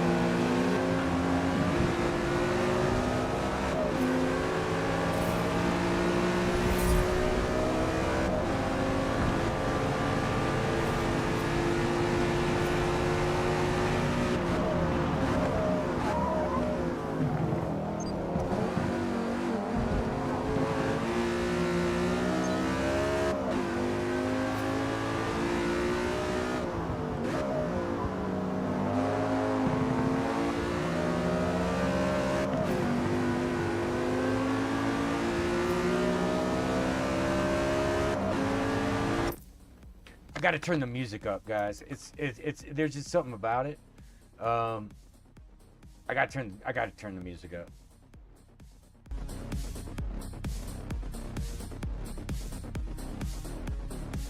Yeah. So much better. Here we go.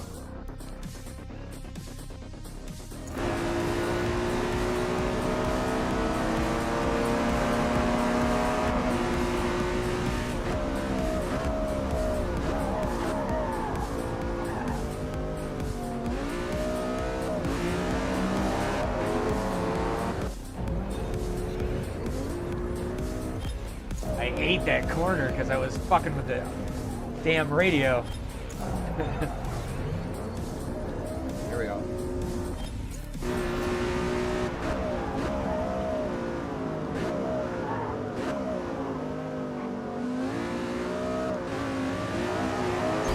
Shit.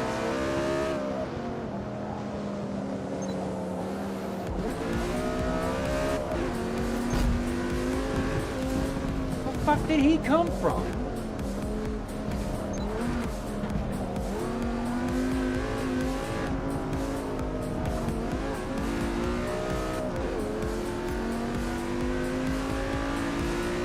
Guy drives like shit. That Honda dude, he was just trying to hit me. That's it.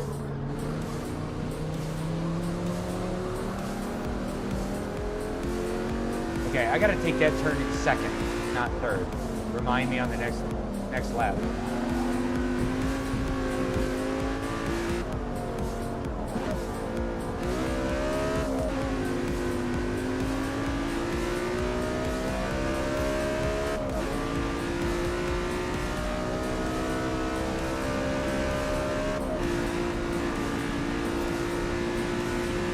We're gonna catch him. We're gonna catch him, champs. Hang on.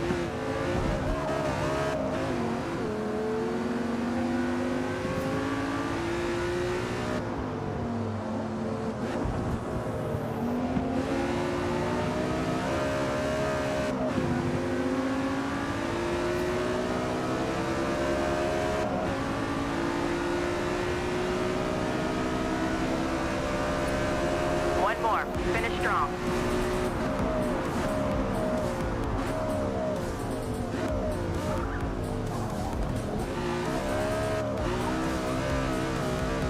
I hit that cone on purpose, by the way.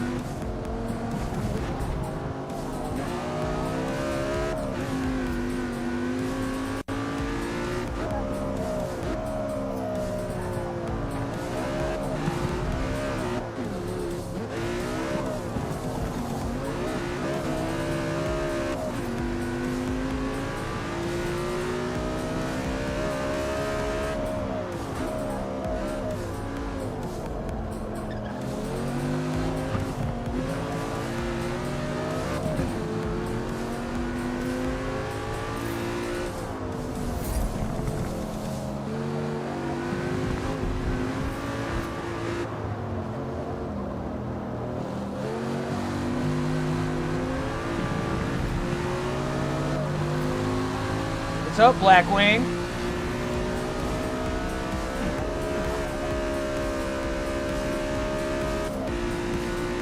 Woo! Just passed that dude at 8,700 RPMs. That car can't do that.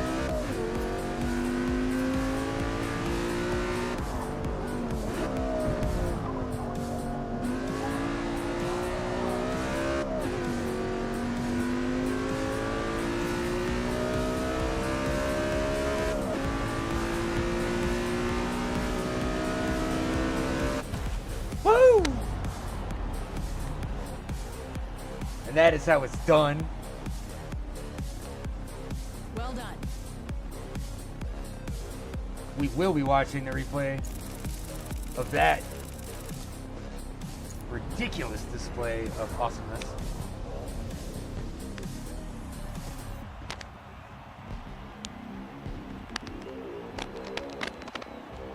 Yeah.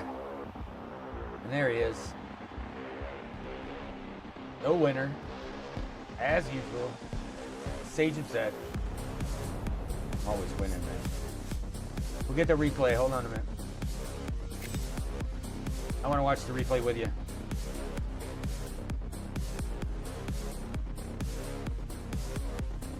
Let's do this. I want to watch this replay, guys. It is stellar. I know it. It's good. Here we go. Because we came from far back. I mean, look where we're at.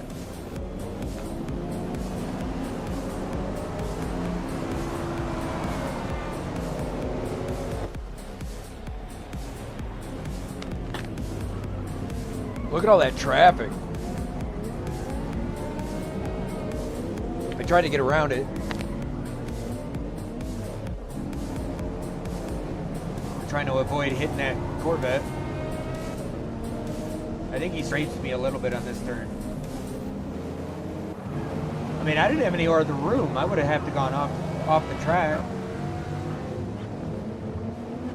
I like those CO6s though. I still like the style of that Corvette. You know? Oh, what? You guys can't hear me? Shit. Alright, hold up.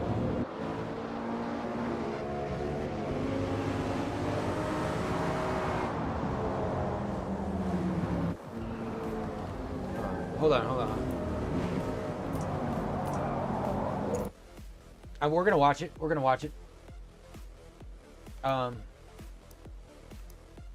Yeah, we're gonna watch it. Just hold on a minute.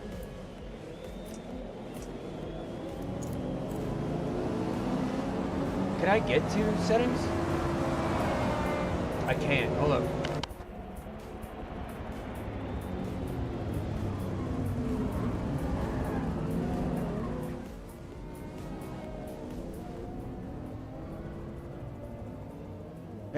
There we go. Now you guys can hear me. I'm just gonna kind of talk over it. And we should be able to watch this together. And now you can hear me talk over the music, right? Cool.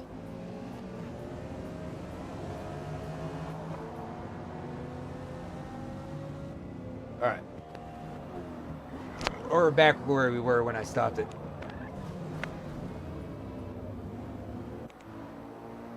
So I pulled around that Civic. And what do I have? Like 3 or 4, I don't know, maybe 6 more cars to get up to first.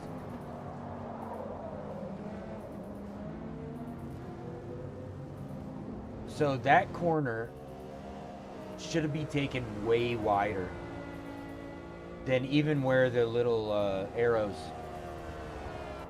that Forza gives you are.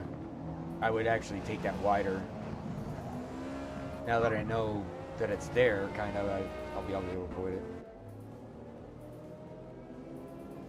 And honestly, folks, that BMW is my favorite BMW of all time. And when it came out, I was in the military at the time, and I always told myself, if I ever live through, it,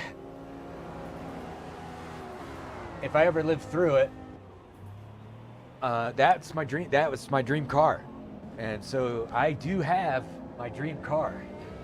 It's not a Ferrari. It's not a $200,000 Lamborghini. That's not my dream car. My dream car is an E60 BMW with a V10, and I have one, and I love it. And it does sound exactly like this sounds. I mean, you could get aftermarket exhaust for it, some Eisenman exhausts and some Rakovic exhausts, or Akrapovic. I don't know how to say that, pronounce it very well, but either way, there's some exhausts out there. My M5 is 100% stock.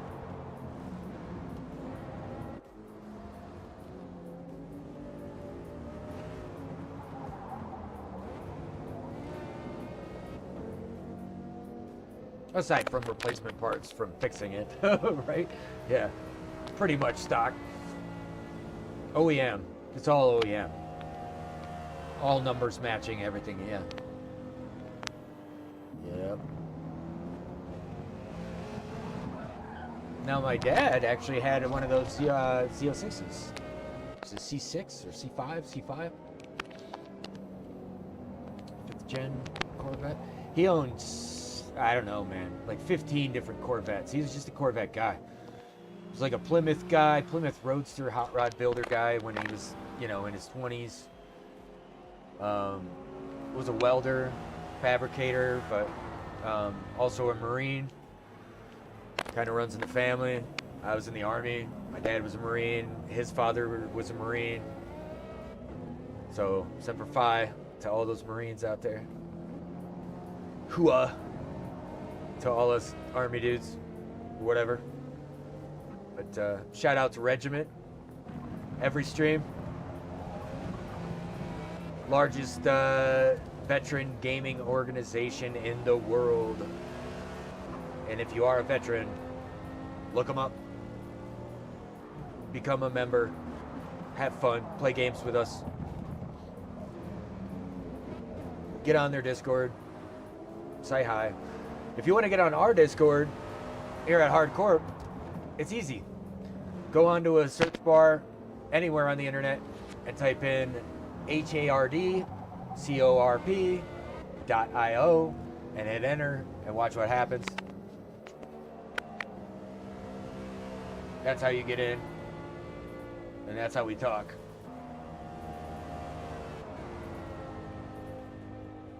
Okay, guys, here. Coming up on that Mustang that was giving me trouble. Kind of bumped me in the corner. I basically bumped him out, but I didn't get penalized. I think because he hit me with more force. And I was already in the apex of the turn before he hit me. I mean, I think they have rules, but I didn't get penalized. Luckily, actually. I think I got a warning for that, didn't I? Yeah, which is right, actually. Like, in real racing, that's probably exactly what the warning would be. Be like, you were in the apex when he hit you. Like there, I lost the apex and bumped him. I lost my rear end a little bit. He beat me on this next turn. And I hit him. I straight up hit that guy, guys.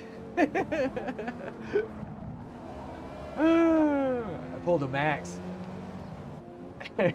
Just bumped him out. I was just so pissed off. I was just like, get out of here. Anyway. Oh, geez, bad corner. That's that one. That's that one I was telling you guys about. For real. Yeah. I'm going to take my face off here for a minute so you guys can see the whole thing. It's kind of the point.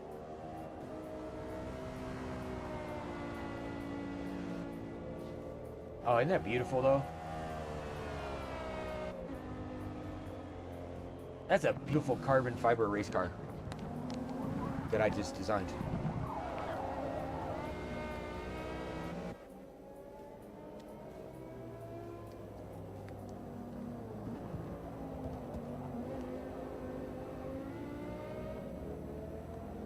And if I did have a race car, it would be a BMW. And it would have this livery. Like, I would have a carbon fiber car. If I could make the whole body carbon fiber, I would do it.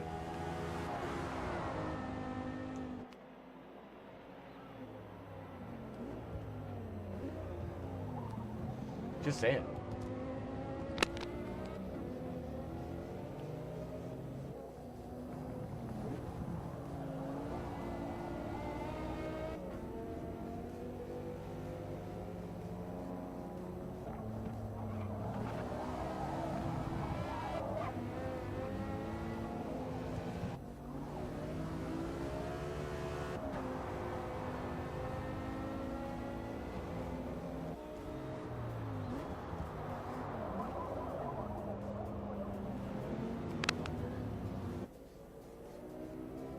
I think the problem is that it's just not. My green screen moved. I think it's good. There we go. Oh, and here I'm battling the last guy. That Cadillac, Blackwing, CTSV, Blackwing. Look at that. Look at that, dude. I almost want to rewind it. Actually, let's. That was so good. Whoa. Whoa. The hell?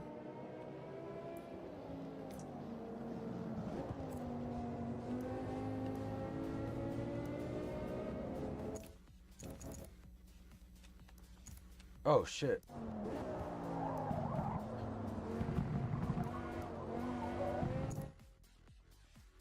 Like before I got into first, right? So what skip back does? Yeah. Skips back like 30 seconds. There it is, right there. Okay, good. Coming up on it.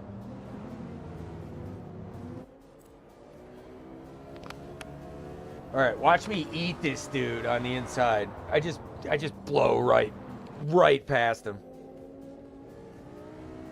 This is the mid-range power of the E60 V10. Watch this shit. Right here. I just stabbed the throttle right here. Look. Gone. Just gone. That's a 10... That car is 10 years older than the one behind it.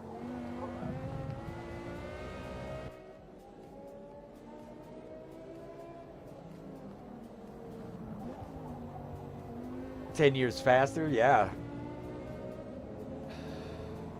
Isn't that crazy? It's just a beautiful automobile. It's almost perfect. It's like the perfect sedan. Oh, look how mad it looks even during the day. It's like, I'm gonna win. Grr.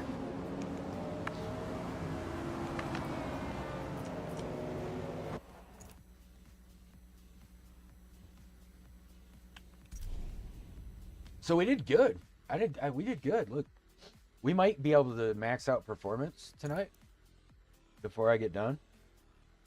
Yeah, I'm just staying on until I can kind of like build this thing out a little bit. Dude, I can't even imagine. Oh my God. Where's my... Wow. Guys. That only gives me 10 points on the top end, though. See, is a 590 out of 600 on the performance index. Yeah, I don't know. I mean, that's what I want to do. Then I'd have 10,000 RPMs. It's got to be close to 10,000. I can't even imagine like what it... Just do it. All right, let's do it. All right. I mean, we got 10 points to work with. We're going to have to work with tires because this is standard size here. 265, not 55. They do have 285s in the back, but I put 315s in the back on mine. Yeah. Different rim. Yep.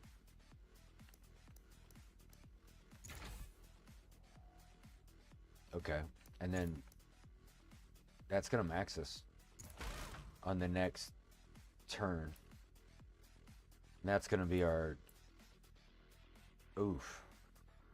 It's going to be heavier. Because of the tires. Guys. I don't know. We'll have to rethink that. We'll see what happens. Either way, I need to replace the differential. This. I need this to be different. But right now we got a top speed of 203, which is...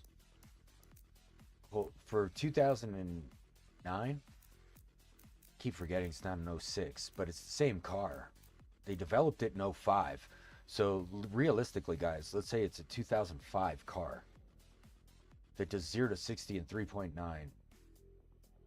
It's a 12-second quarter mile, and it goes 200 miles an hour. I mean, American highways, you don't even use 4th, 5th, 6th, or 7th.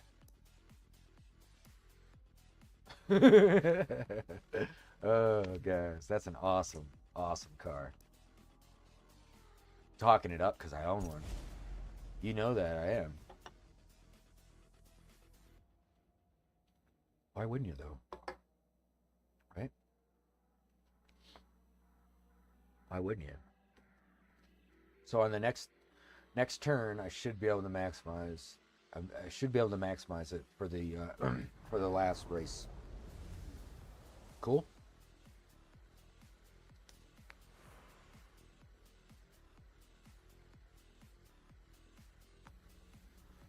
If you see a cloud of dust ahead during the race from a car that's gone off, prepare for deteriorating traction from that sand pulled onto the track.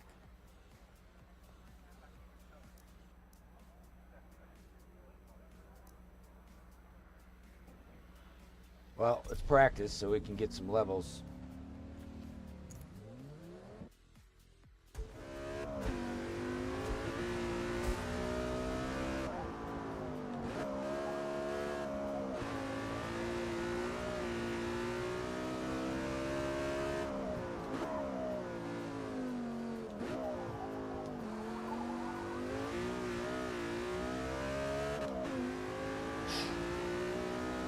We're up at 9,000, guys. Look at that. 9,000 RPMs. In a sedan.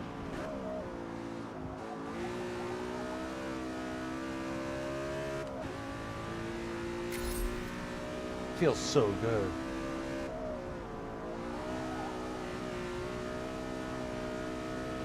Real floaty.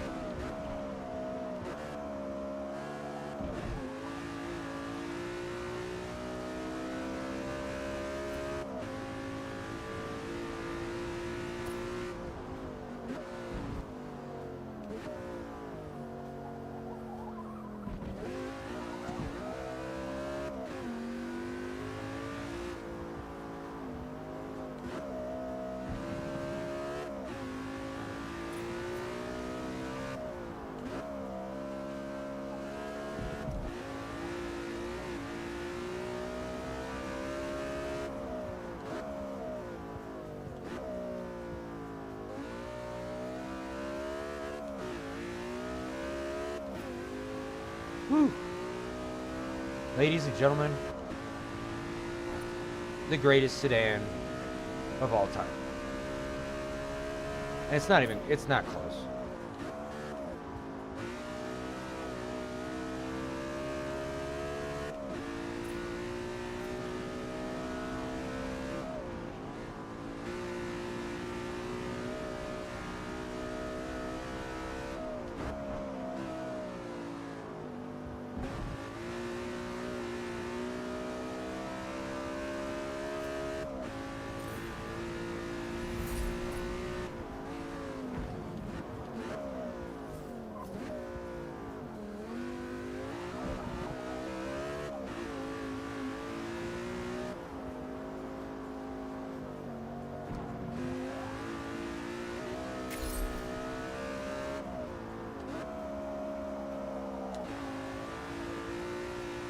Yeah, baby.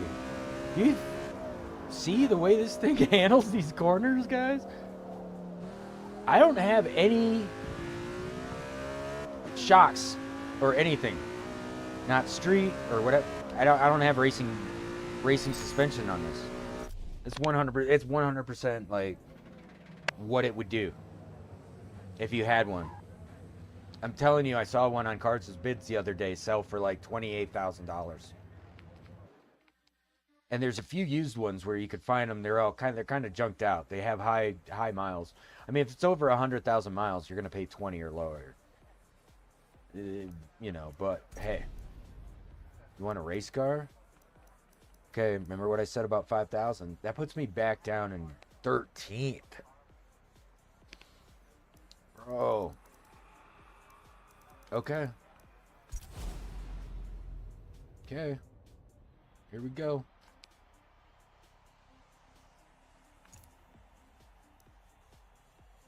There's that Blackwing again. Our favorite. He's up there with this Civic. And that Mustang. Same culprits, guys, up there in the front. Here we are, back here at 13th.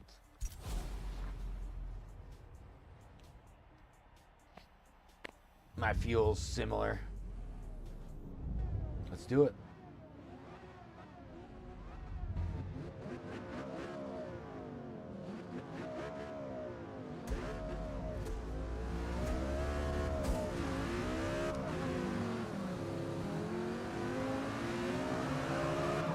Remember, this V10 is not a get off the line car. So like if you pull up next to a E60 BMW M5, you might beat it off the line. I mean, you might. But you're not going to beat it from 120 to 160. That's for sure.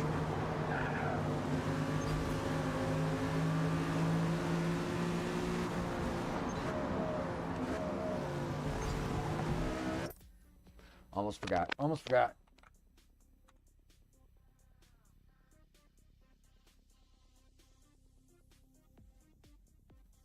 Wait.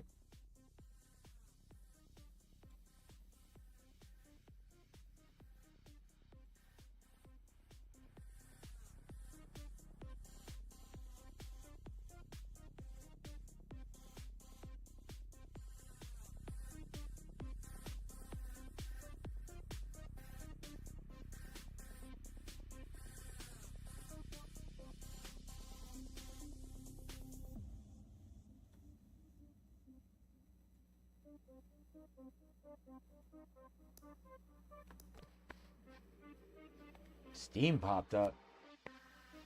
That would have been bad.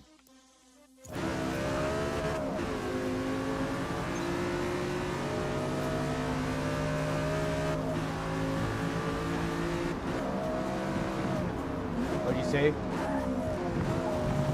Car's too loud? Shit.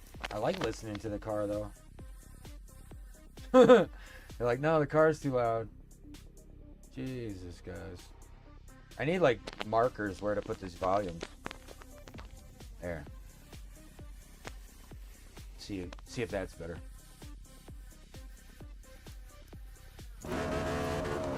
Yes.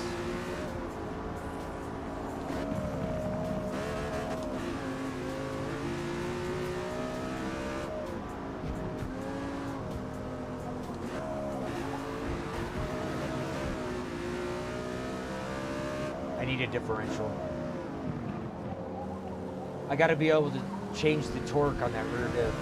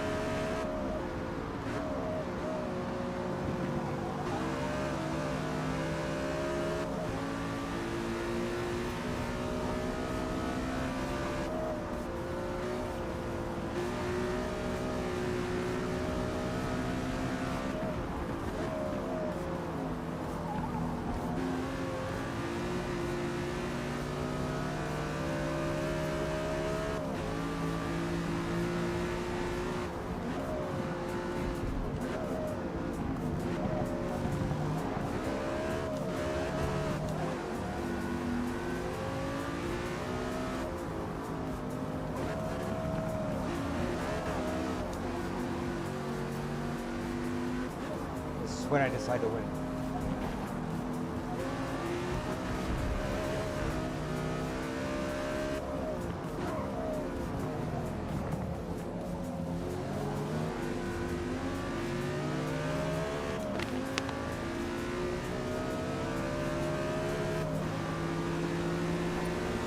Three to go.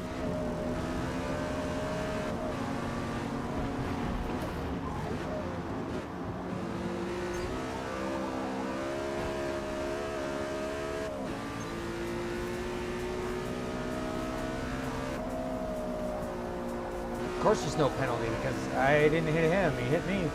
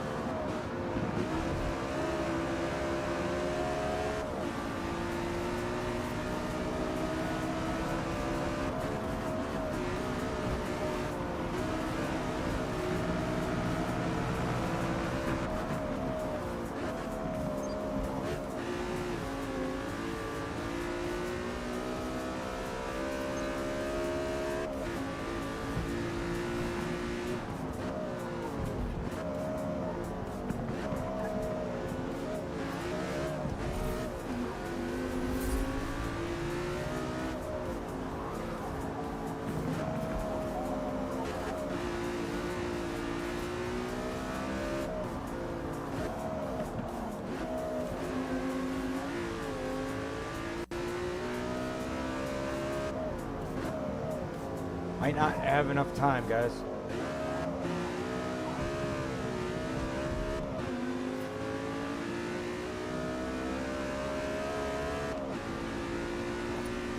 Last lap.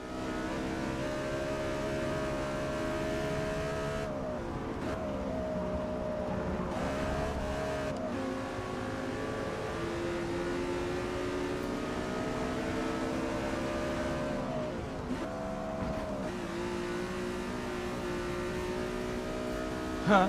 Should have started in 10th. Yeah.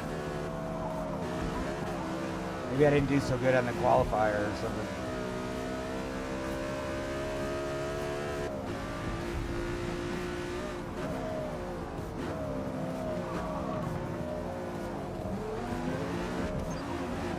I wasn't off, was it?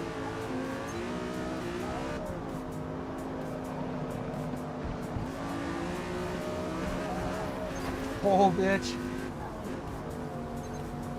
Oh, come on. Come on. Nah, I was doing fucking great up until that part. And then I don't know what I was doing. I came way inside on that turn right there. Let's fix it. Fix it. There we go.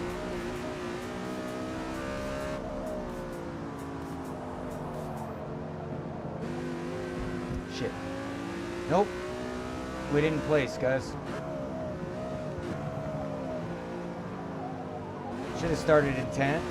I guess. I thought I drove a pretty good race. Maybe not. 4th from 13th. That's 9 spots, right? Yeah. Good work out there. I had the fastest lap. So I was correct. I should have started farther up the grid. Because now that stupid Cadillac. Oh, that's a 22 Cadillac.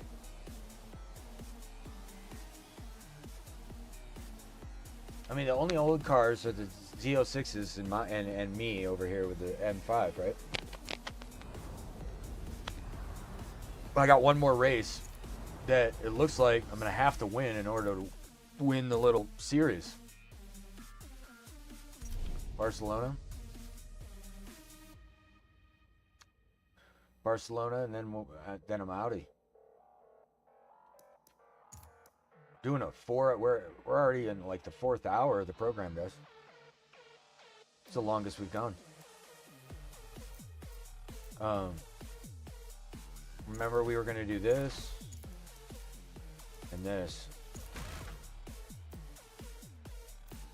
and then this. Actually, let me do this. Tires.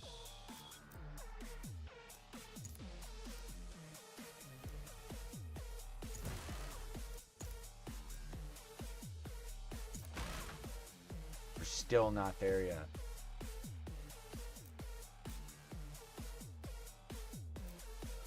But now I have the differential, which is essential, and a little bit wider rear. Honestly though, guys, hold on.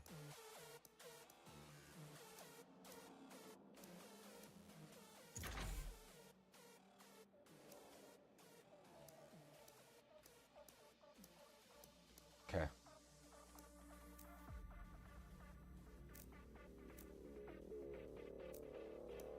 See?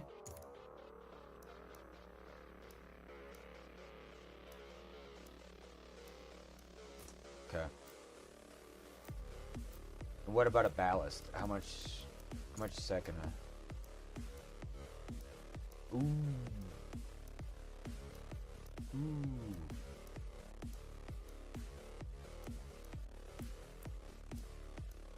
Oh, it takes you, but it puts you at 50-50.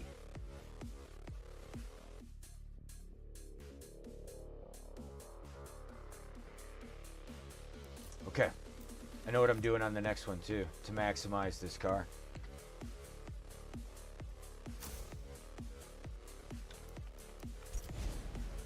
Last race, guys, last race of the evening. Thanks for sticking around. Thanks for tuning in. I appreciate you guys very, very, very much. And I don't know, we'll listen to what she has to say real quick.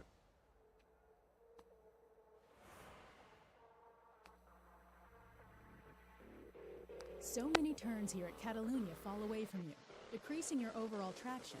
So be precise on your turn-ins.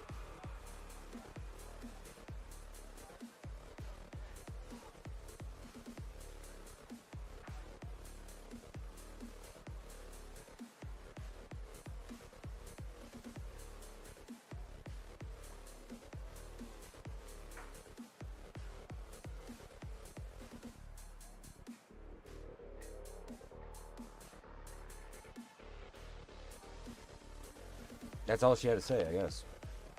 All right.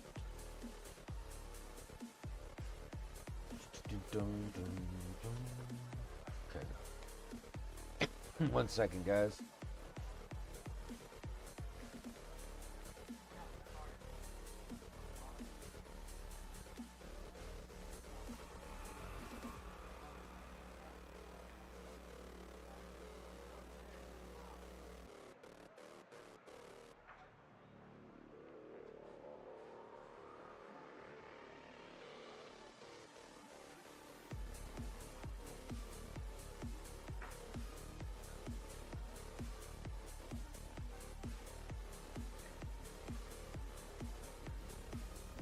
Gotta keep all my boards straight, guys. I'm gonna run over my cord yet again.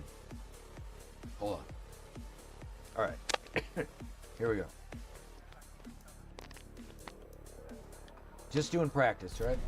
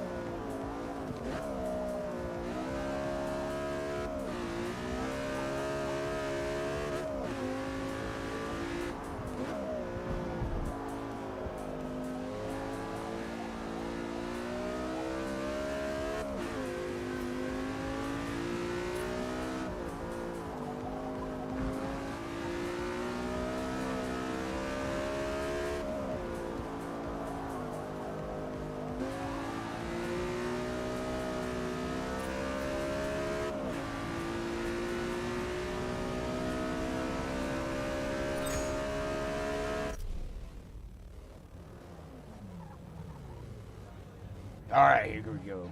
Here we go.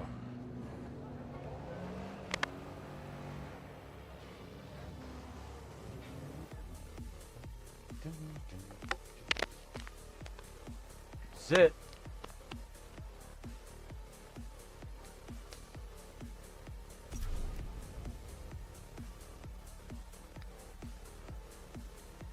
Where do we start this time? Because we don't want to lose. Remember what I said, 5,000. So we're okay. So we're gonna do this. 4,000, which basically ensures that I'm gonna win the game. Or I'm gonna win the match. But I need to beat that Cadillac in order to move on to the next series, guys. So let's do that. Okay. Gotta beat the Cadillac. The black Cadillac.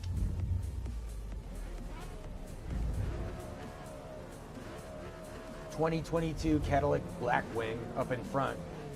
I'm back here with the '09 BMW M5 V10.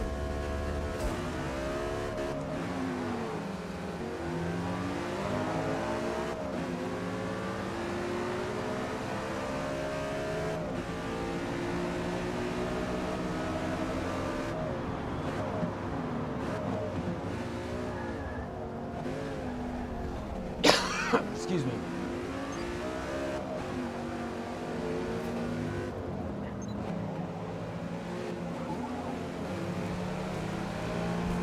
Almost hit that Mustang. Almost hit him on purpose. We floated across the entire track like that. Oh, come on, dude.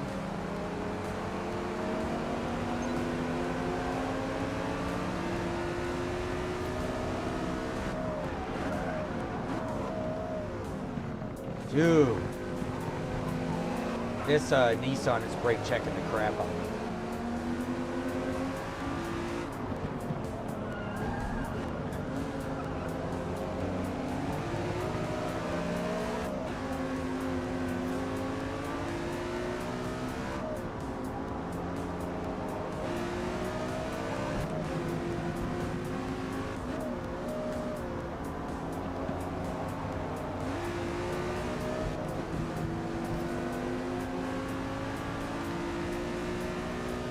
I'm gonna beat the crap out of these guys. Just gotta get around the Nissan.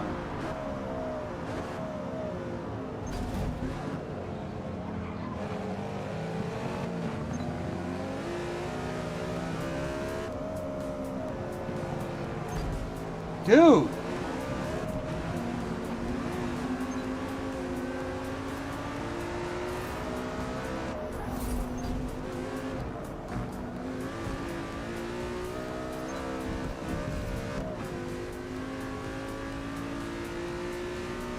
That Nissan is mean.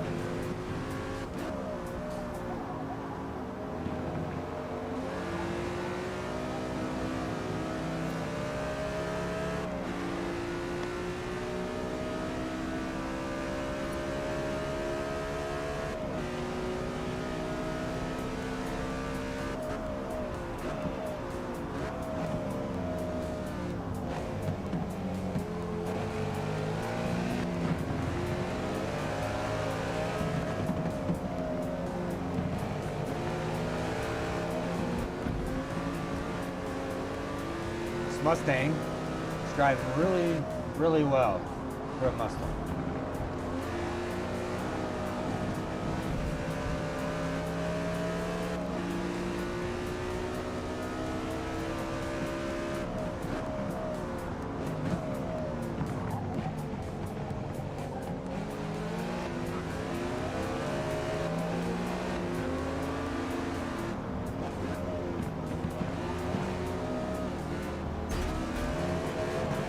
Well, I gotta rewind it because he's brake checking the fuck out of me again.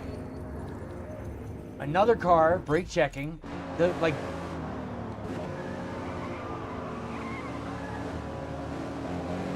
Don't do it, don't do it. Don't hit the brakes. You're on the apex. Don't do it.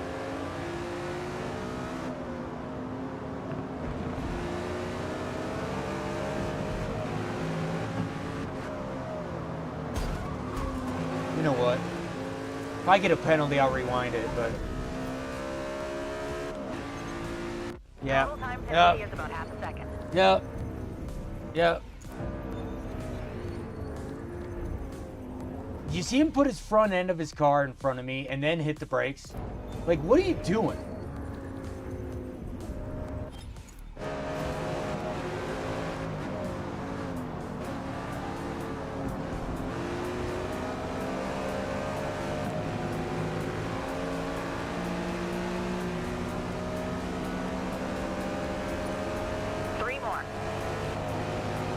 Bye, loser. Oh shit. Can you imagine a real race if I just did that and then didn't stop?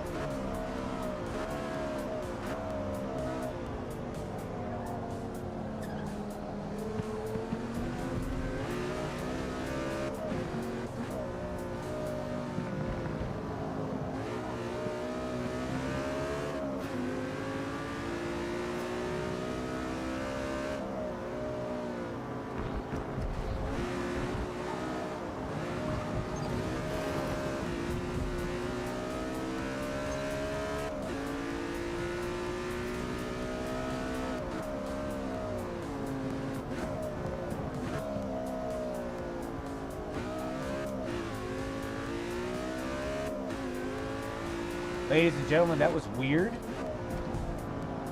I got some weird tire spin back there. I mean, I'll catch up, but that was weird. Might have been lag. Of some sort, I don't know. I'm not gonna rewind it because I didn't really lose much time. It was just like it got squirrely there for a minute.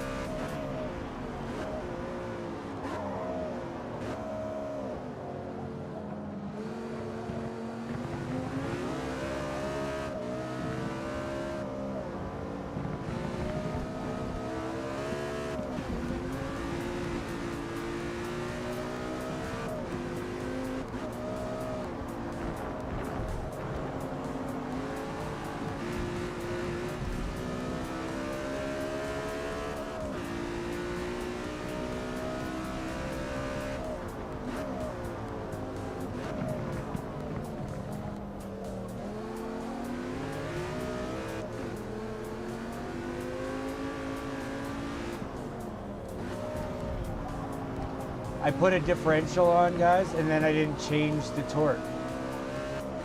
I just realized that.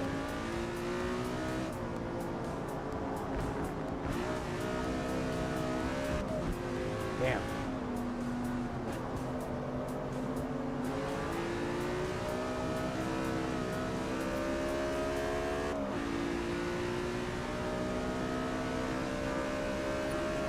Final lap.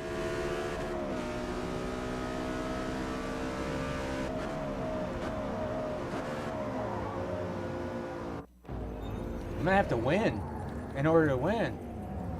Otherwise, I'm gonna have to adjust the torque and re-race.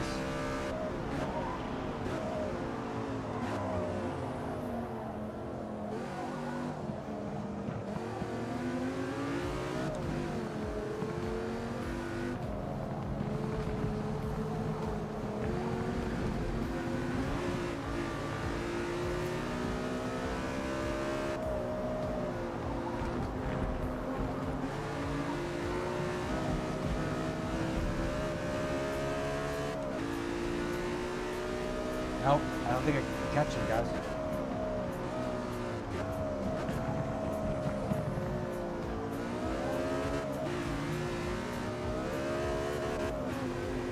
He gets the luxury of always starting in first.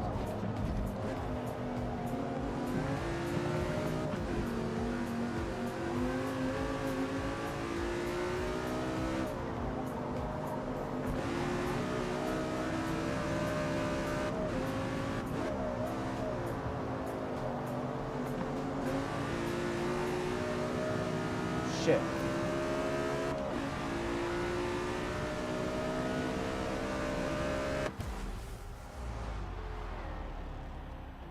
Well, that's that. And of course I had Good the work fastest today. lap. But didn't start in first, so couldn't win.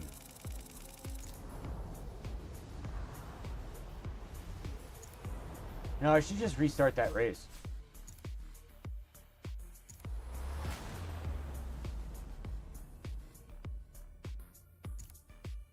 No, I want to like redo the series.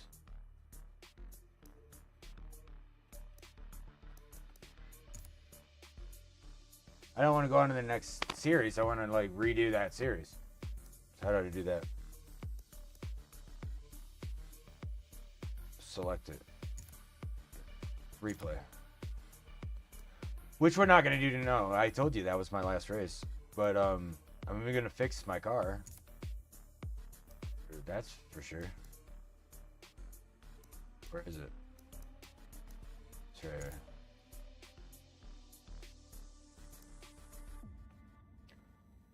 Alright. Here we go. We're gonna fix it because I should have fixed it the first time. It's alright. And then I need these.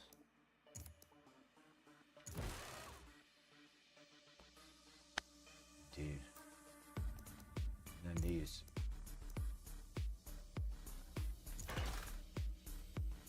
And I know it puts me over, but I'm not actually over. Watch. So it's like that. And now I must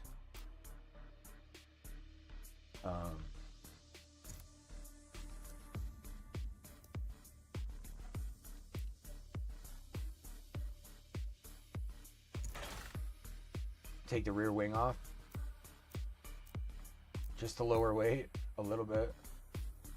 I'm gonna end up lowering weight with like flywheels and other things, but that's the upgrade that I want right now. It's a little bit slower on the acceleration, and I'm okay with that again.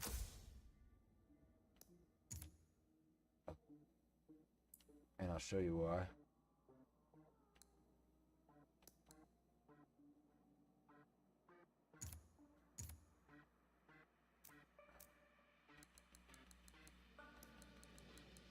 Ladies and gentlemen, this car is going to fly.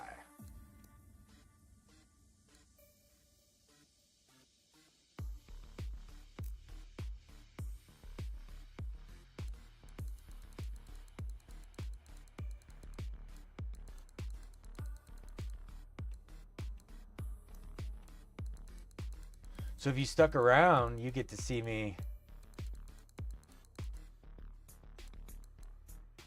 perform magical feats of vehicle engineering.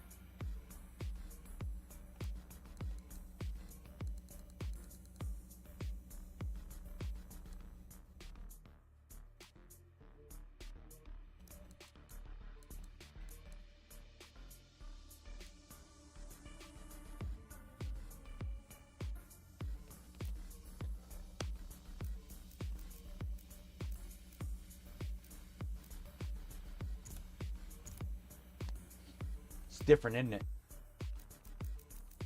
See how we do.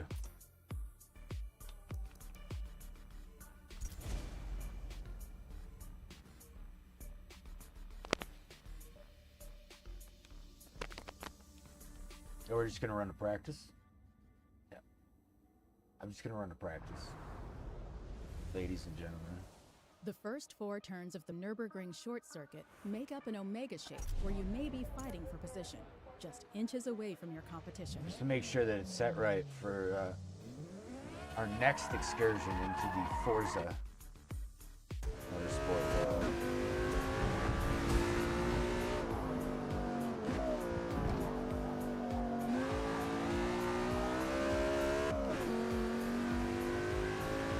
Perfect. Car's perfect.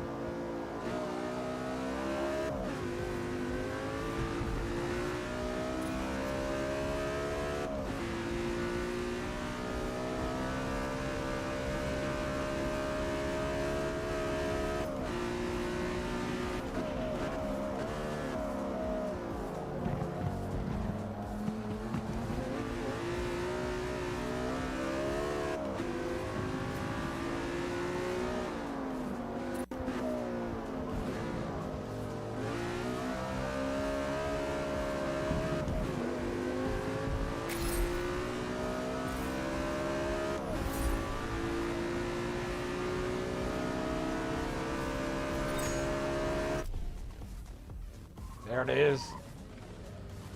There it is. That is a build, boy. That is awesome. And I think if I just get bigger tires, and then we just lower the weight with a ballast, keep it at 50-50. Yeah, look at this, guys. I mean, I could be intent and run the race. You want to? Yeah? Just run the race? All right. One last race, guys. We'll call it an encore. We're going into midnight. My time. That's late. That's okay, though.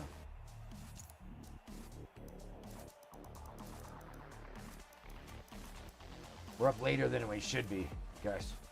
That's all. It's no big deal. Make sure y'all go to work tomorrow. Don't forget to go to work tomorrow.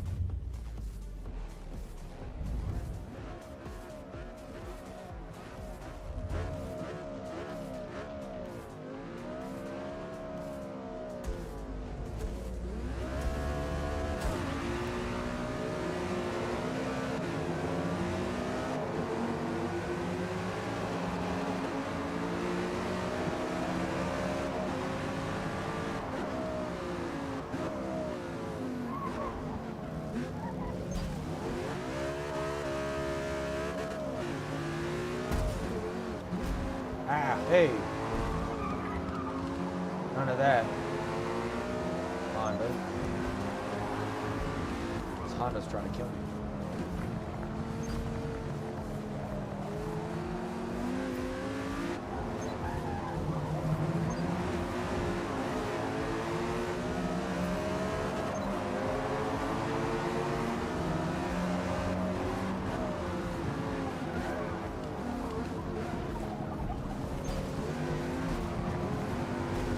Get off me.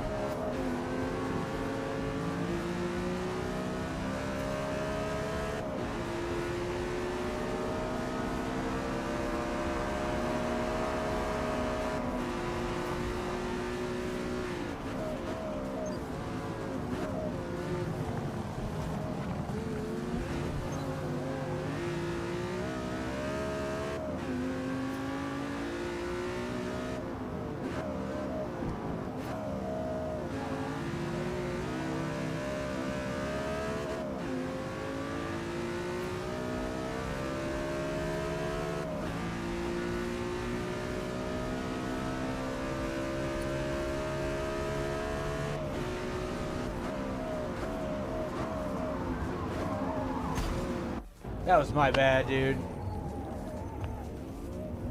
I'm gonna rewind it because it's just not fair to them.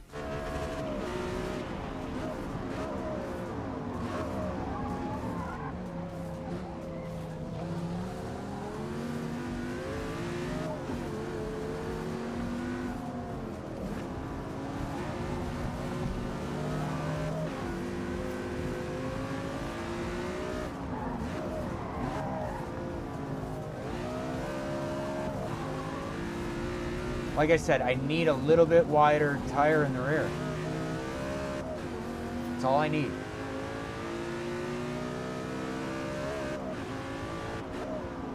This car will be perfect.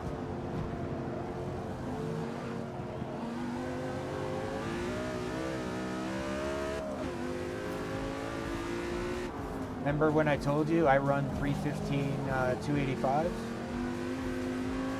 Or 265 315s. So that's what I run on my car.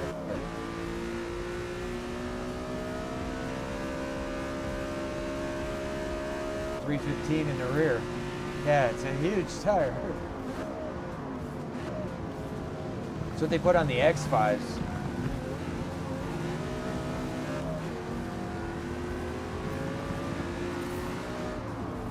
But it glues that rear end right down. Because it's lateral movement, not for downforce isn't the problem. 3 to go.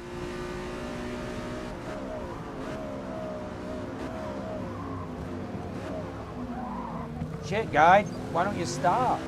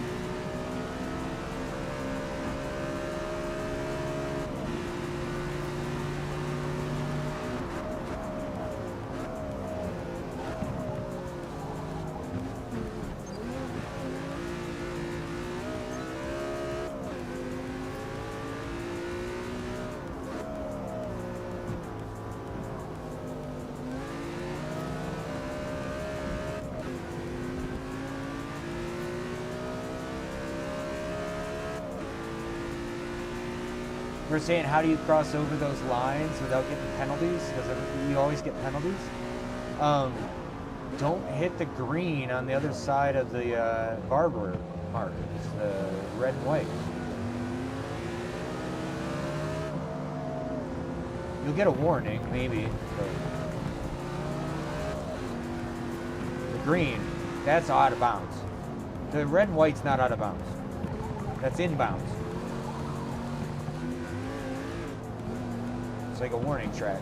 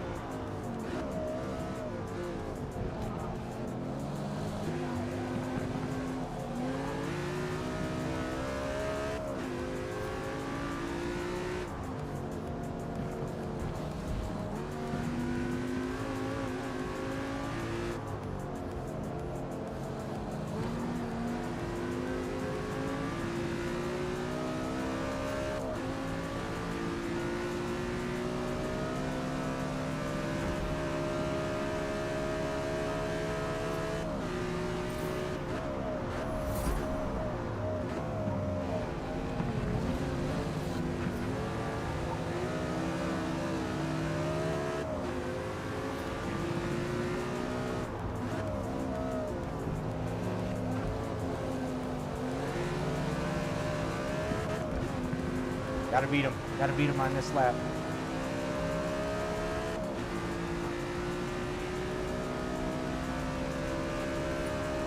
Last lap. Let's go.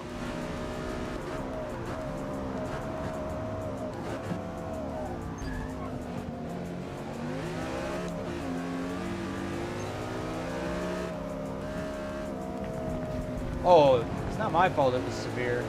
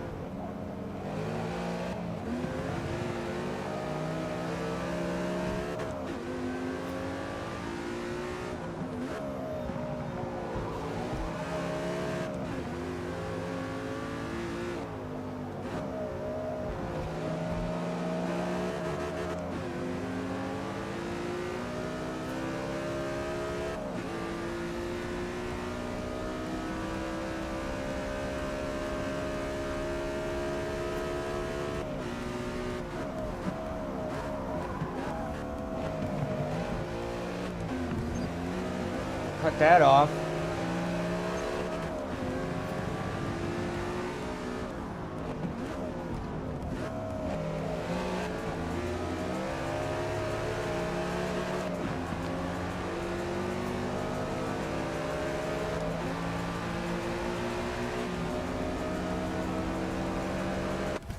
Ah, couldn't win. Why, though? I wonder, huh? I was going so much faster. Good run out there. I was going a second faster than he was. I started out too far back. Again. That's what I did. I just started out a little bit too far back. That's all. I'll be able to beat that guy for the other two races so easy. Once I get that rear tire fatter, which I'm gonna do right now. But I think I might be too tired to do the actual race part.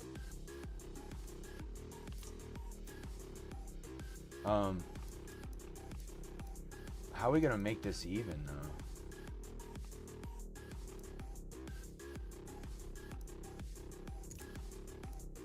Compression. Let's try it.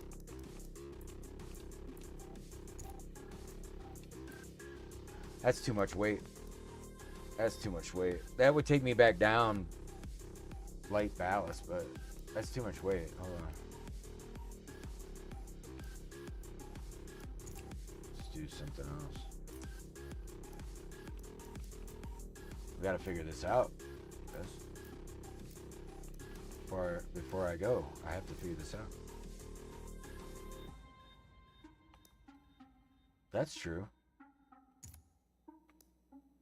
Aero, although it weighs it down.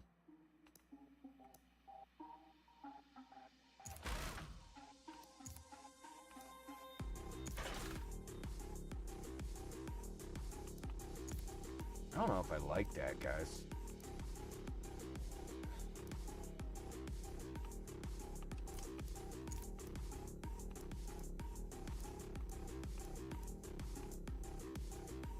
For real. I'll put a street hood on it. But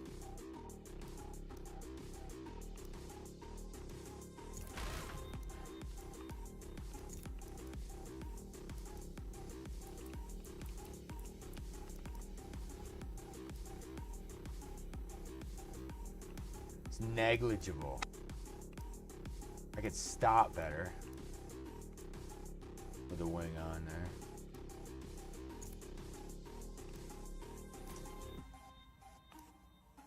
It does lower. I don't know, man.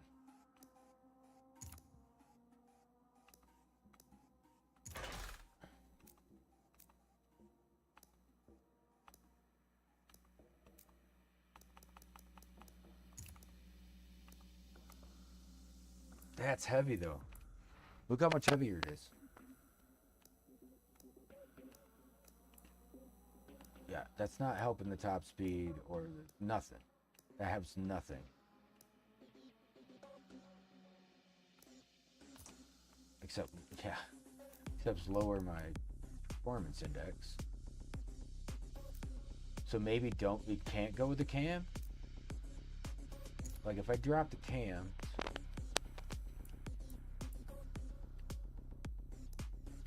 ooh.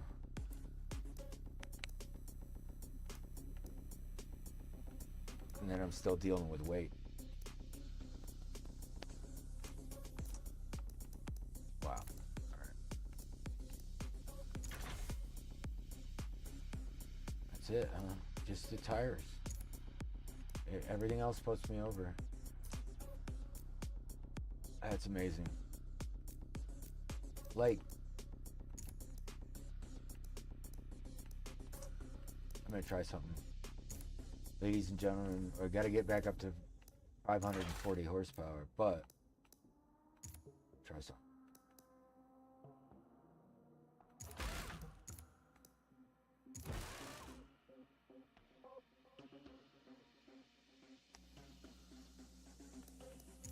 Yes, sir.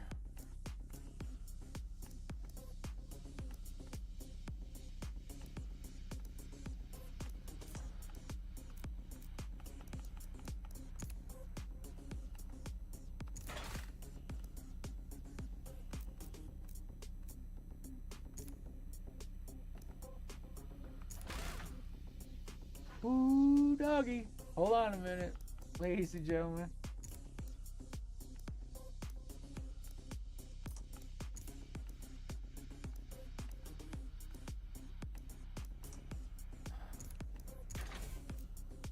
I got this. I've got this. I can't even tell you how much I've got this. We're gonna have to put some special rims on it though to get it down to 600.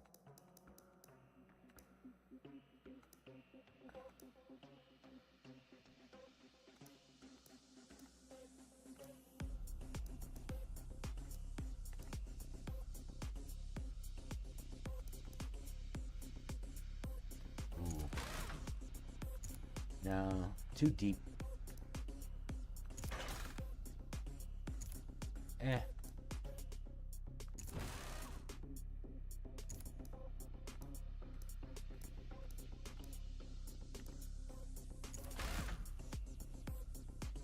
I like those. I don't know. I don't know if that's the right rim or not.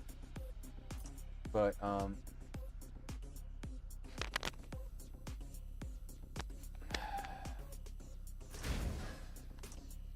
got to do something.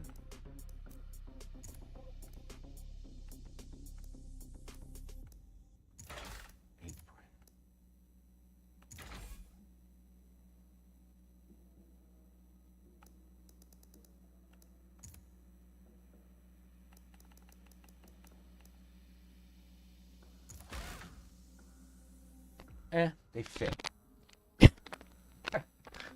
That's where I'm at, guys. They fit. And look at my weight.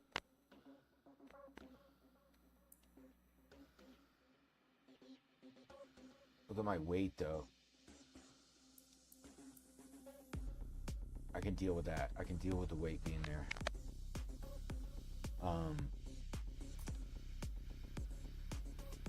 My top speed is much, much lower. But in this class, I'm not going to hit that. Does that make sense? I'm not going to hit that top speed.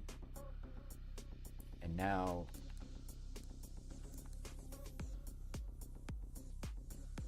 just got to take care of a couple little issues, ladies and gentlemen.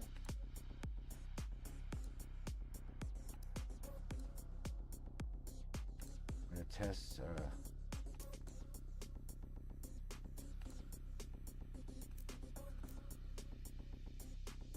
38, 35, 77.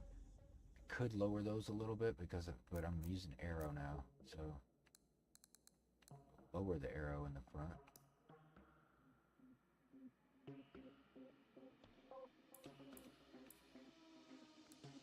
Raise the arrow in the back.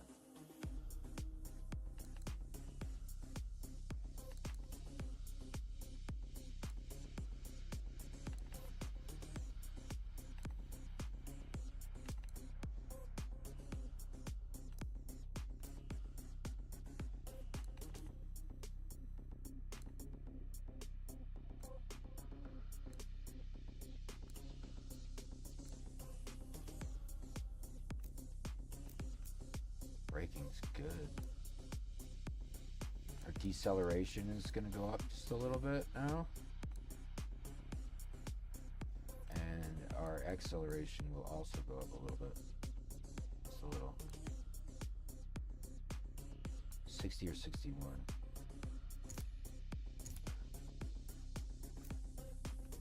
All right. This should. Shit.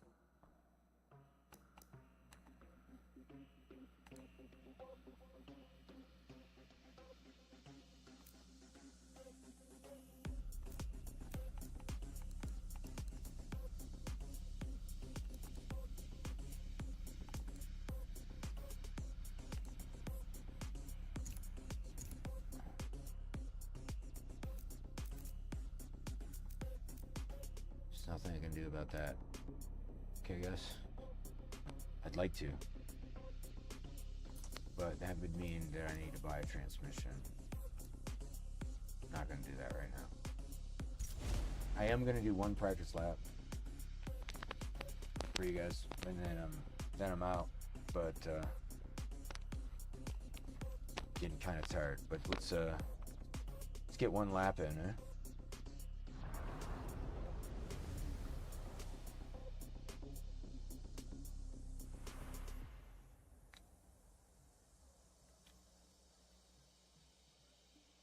After plummeting out of the corkscrew, keep your speed up or potentially lose track position to your Or- competition. Don't. Okay. Okay. Yeah. Or do I want to skip practice, go right into the race? Because I really don't care. Let's do that.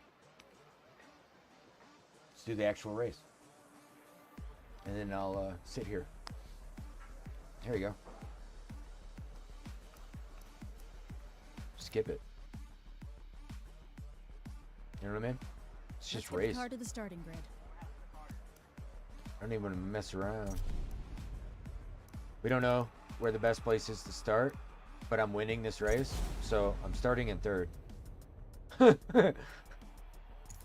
Because we're closing this out with a win. It's gonna be maybe close, but I doubt it. I bet I'm in the lead by the first lap, second lap. I got a wing now, guys. So, you know. That helps.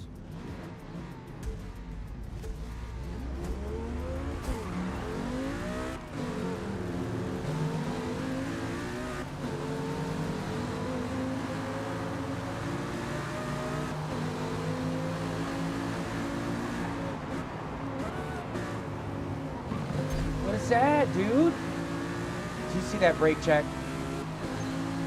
You all witness it?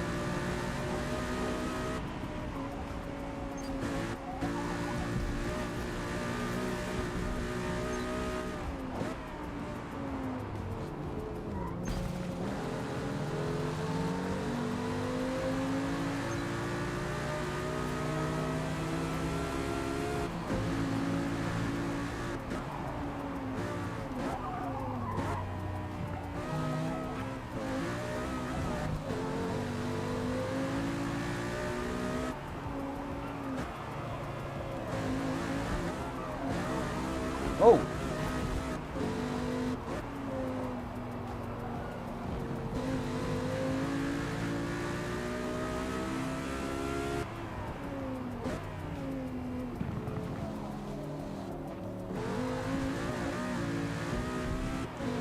This guy's driving like he really doesn't like me.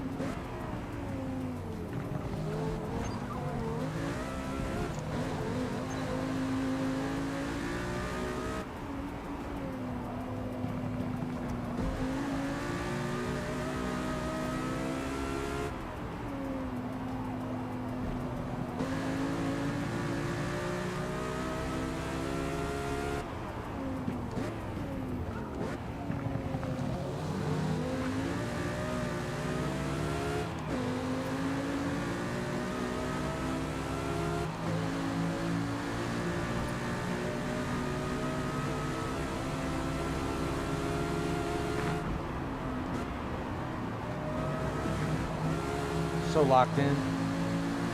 Right now.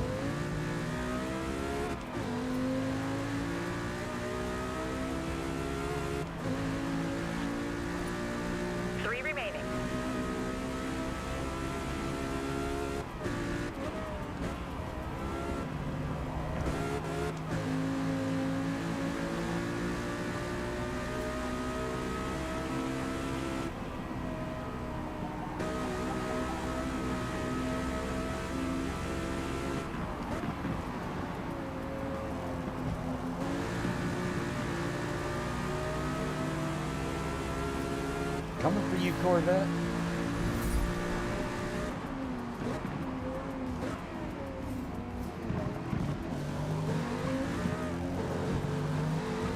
Z06.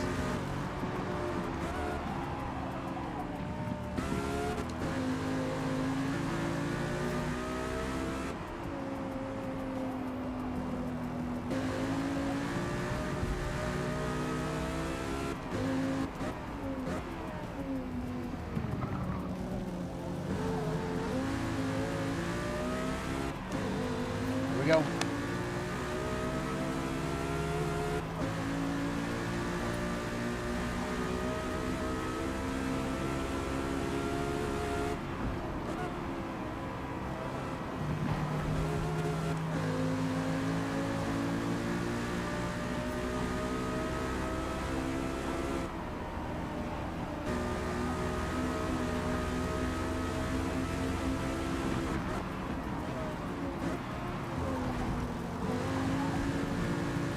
Really wanted to take that different.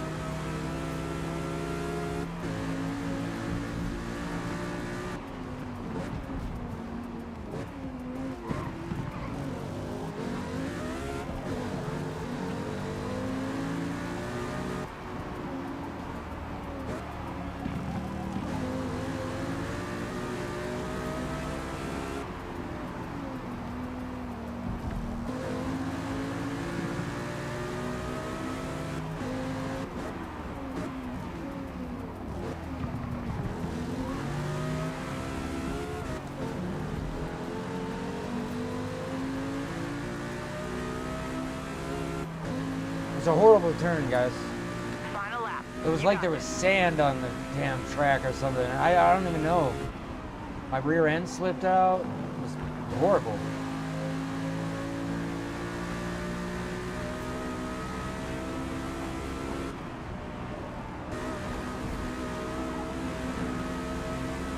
Screw this guy.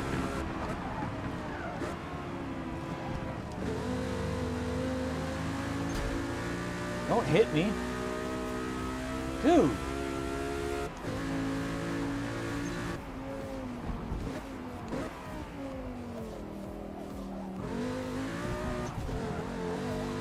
Whew.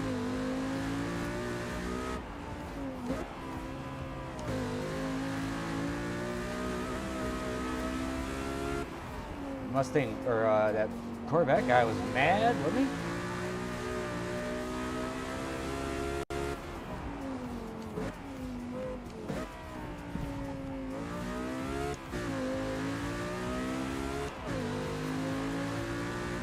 That's it, boys. Boom. Whew. Look how Nice fast work he out was there. going, man.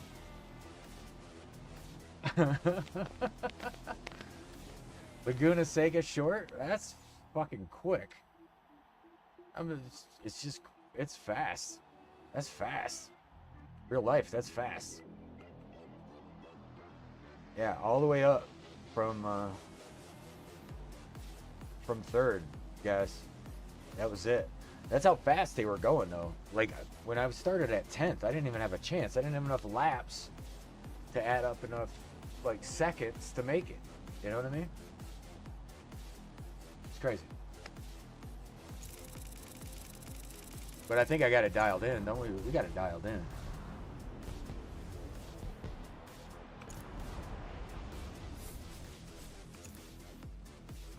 Will I share it? Yeah, I'll share the tune. So everybody else can use it. Yeah.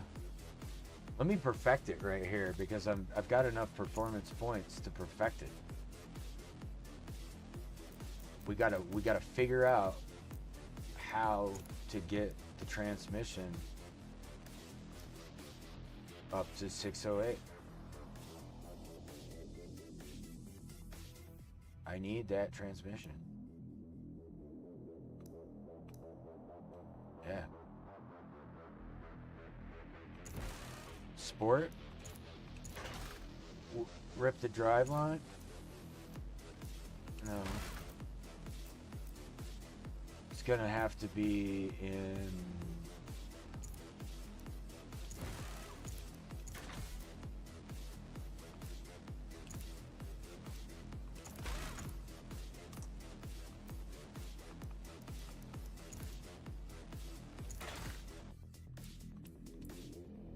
Damn, it was close, wasn't it, boys? 603.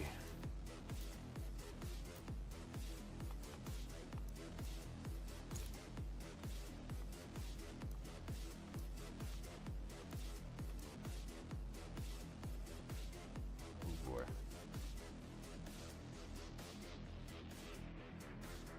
Oh boy. We don't want that. Don't want that. This is a tough one.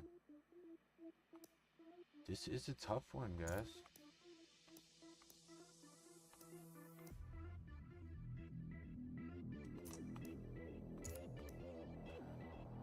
No. I don't want to put it over 4,000 pounds. That's a... this is hard.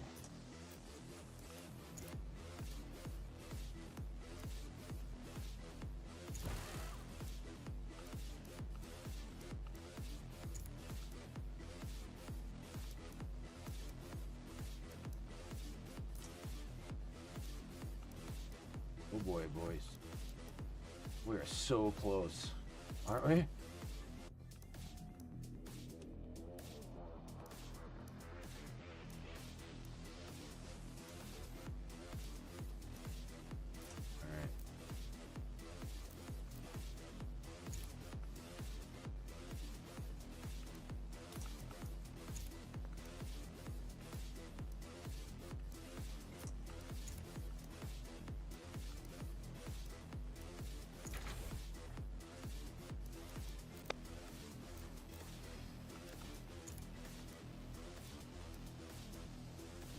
Damn.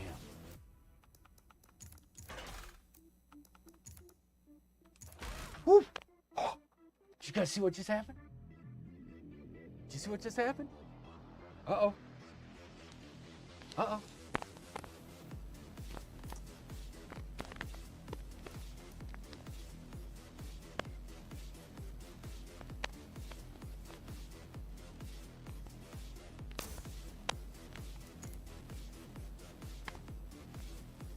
Yes, ladies and gentlemen, it is now on.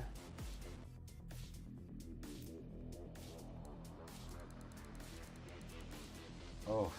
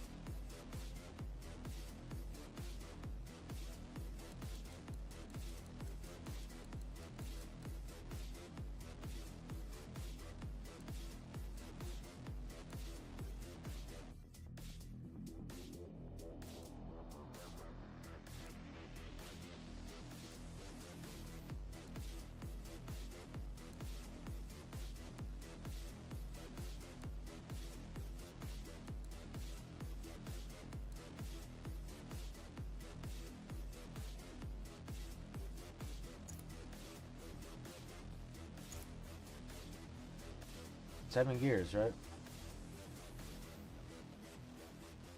Yeah. Okay.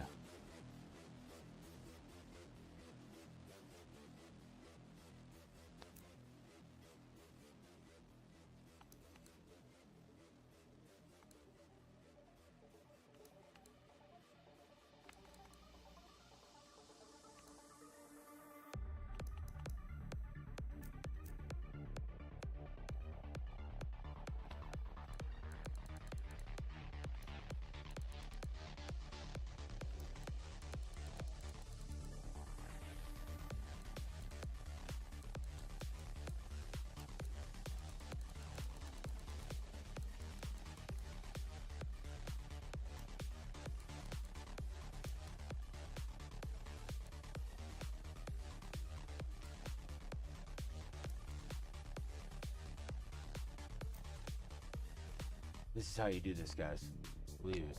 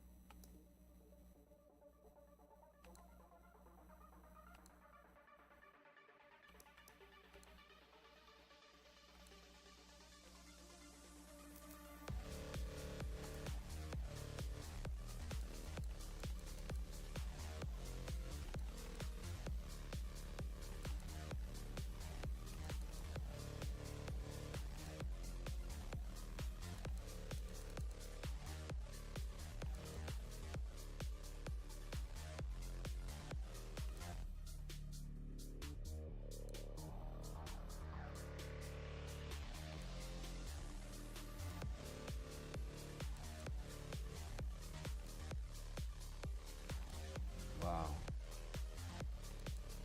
At no point. Whoa.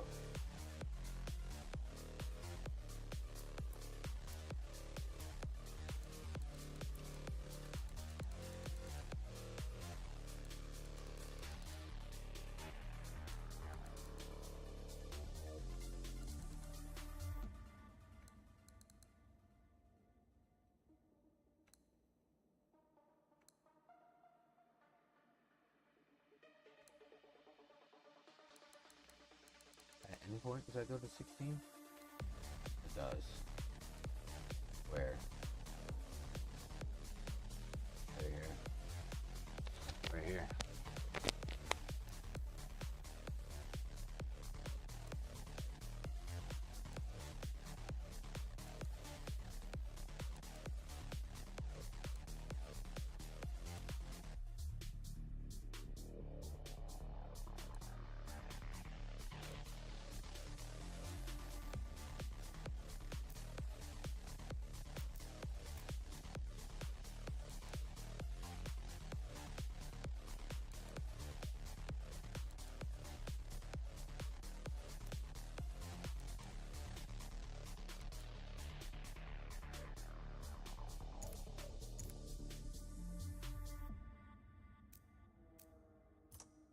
I think I got it, guys.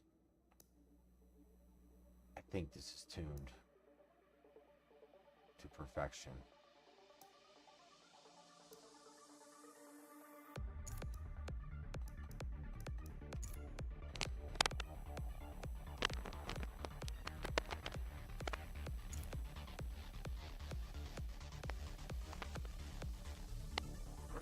Right.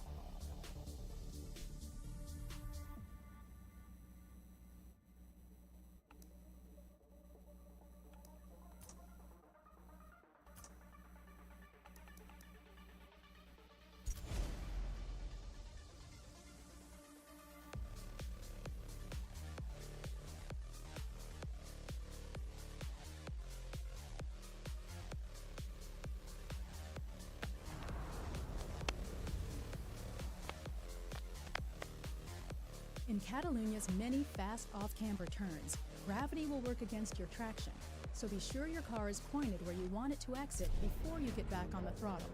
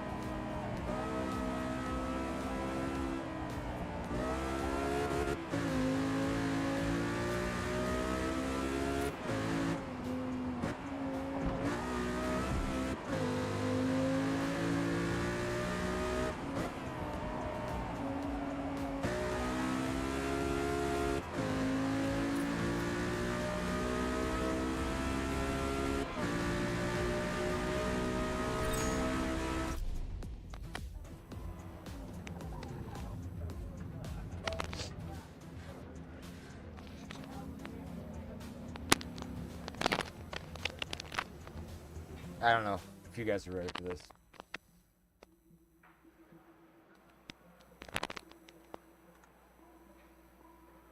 Class B, last race. Here we go again.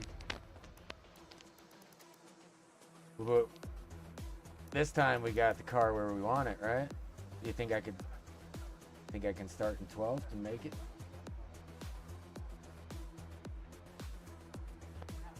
Oh, it looks hard. Let's say 10th, right? Compromise. Halfway between 4,000 and 5,000 points. So let's just make sure our fuel's good.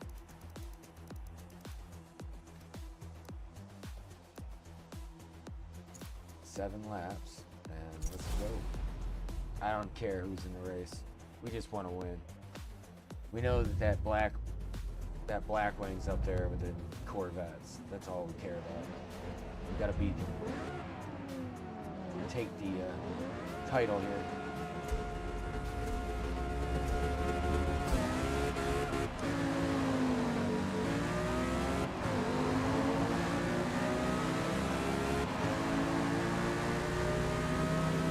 There's our Cadillac.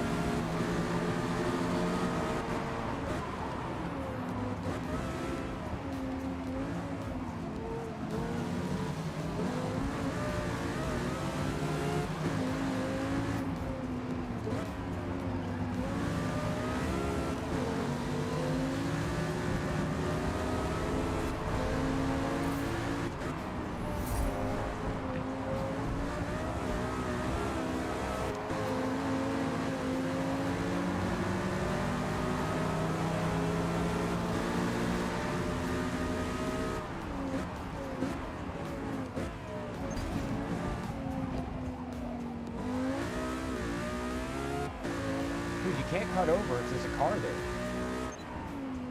You have to hit the brakes. Computer. I guess that goes for anybody.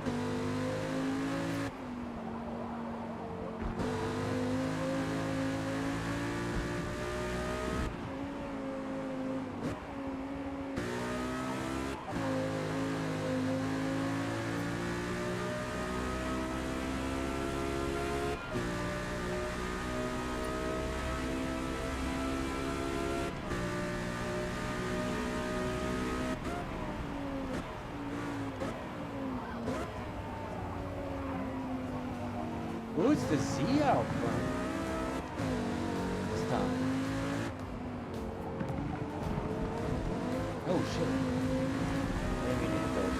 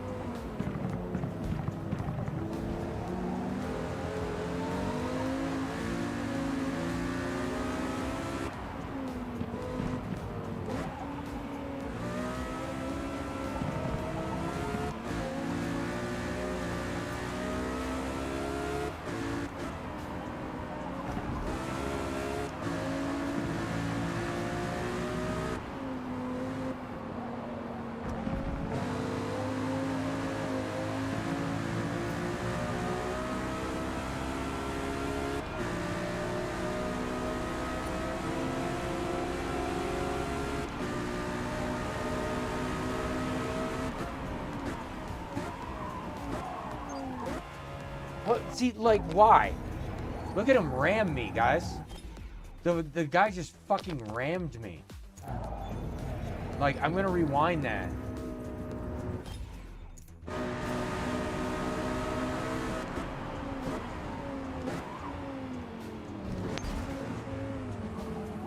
Yeah, get away from me.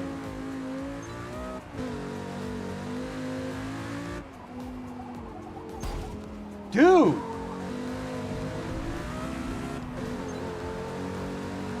Okay, fuck.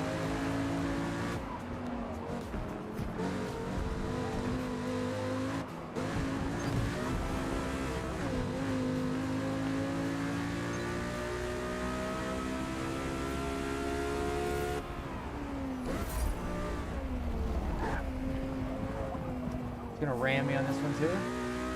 No? Okay.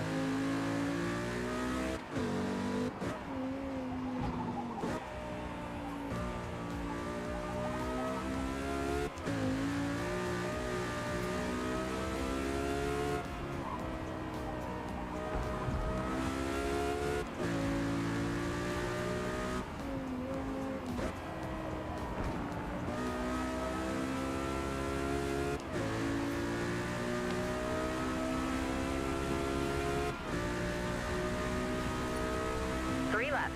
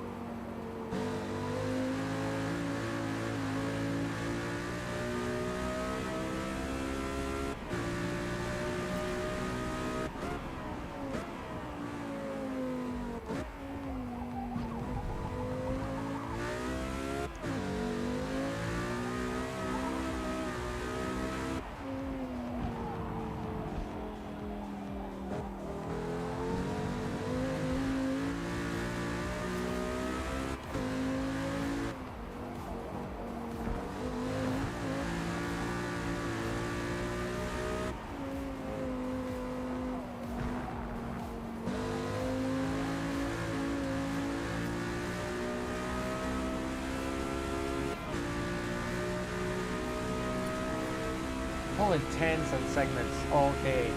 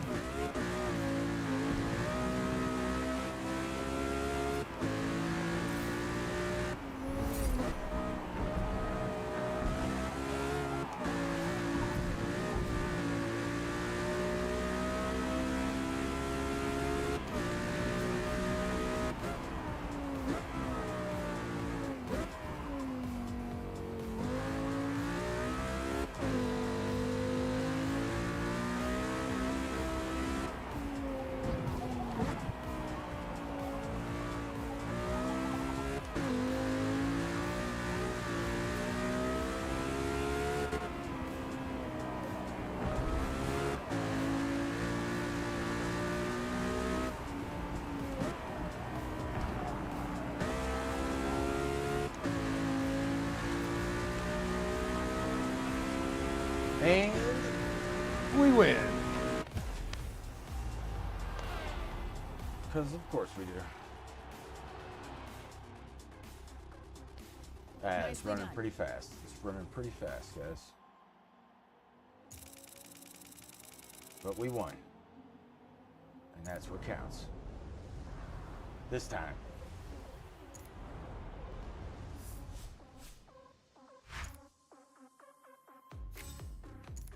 We're one away from driver level 700.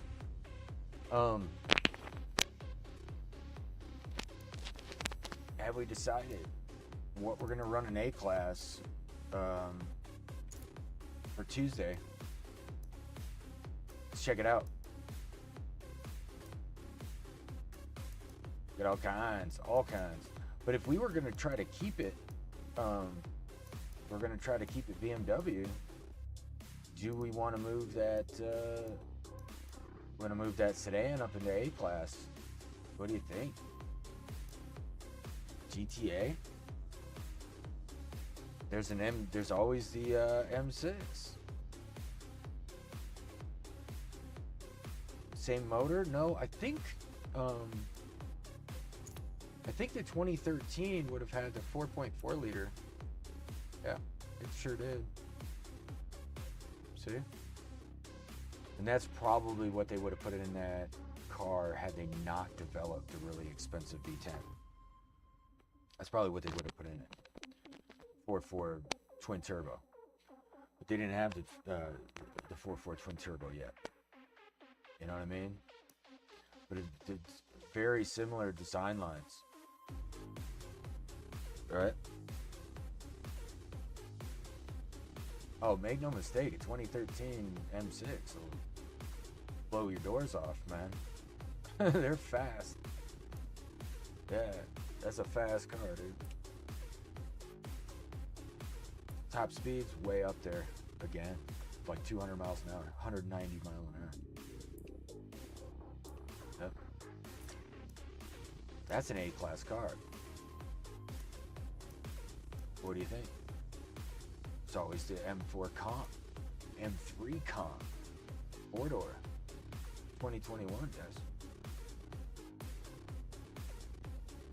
3.0 liter. Decent horsepower output, decent pounds per foot. It's light. What are you saying? Yes, let's try it. You guys ready?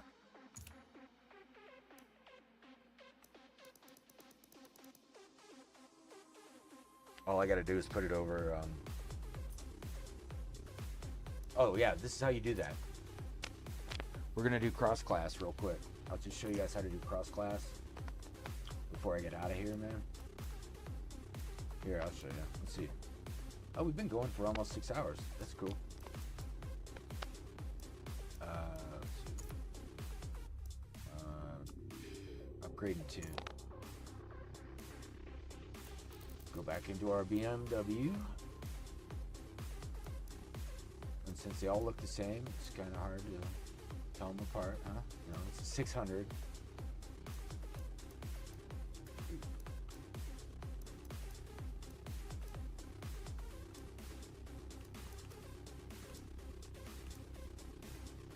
That's it right there, sorry.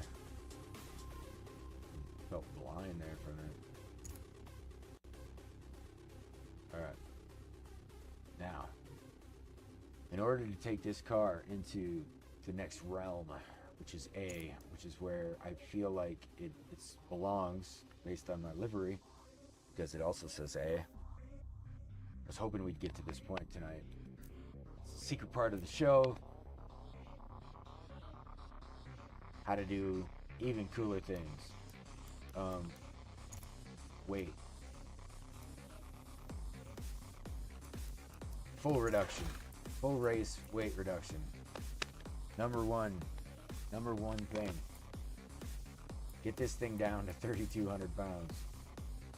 Next thing. Remember what we had before? We had cams. That will up you. That will put you up there. Okay. But it doesn't really need it. Gotcha. Doesn't really need it. So, pistons and compression, I kind of put that along the same lines. It's like getting your rod bearings done and your, motor mounts and things done, things that you need to get done on an E60 in order for it to run right. But just running better wiring on it. You know what? I think we're just going to have to maximize performance across the board on this.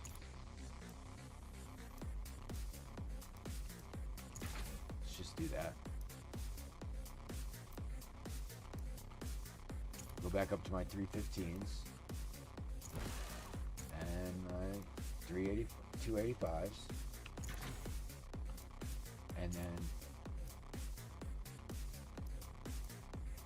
we're going to want to put some sports on there.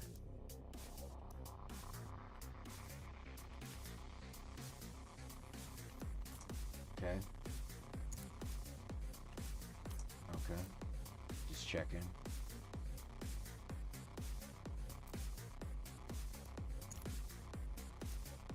Real transmission.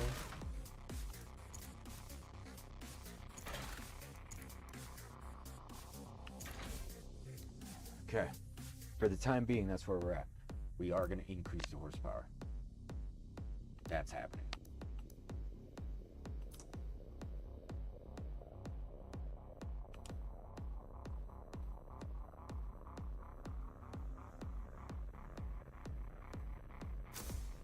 I think we might have to take that wing off. Yeah, seriously, folks. Now we're gonna tune this. This is the secret part that I was telling you about.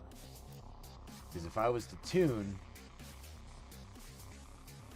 one of these BMWs,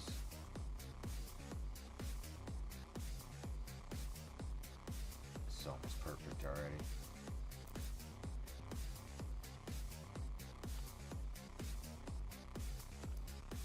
Almost perfect already.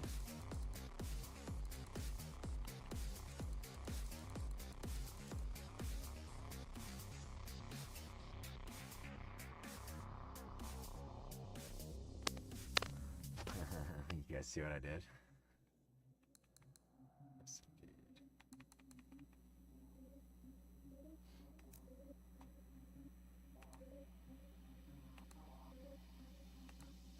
But wait, that doesn't seem logical.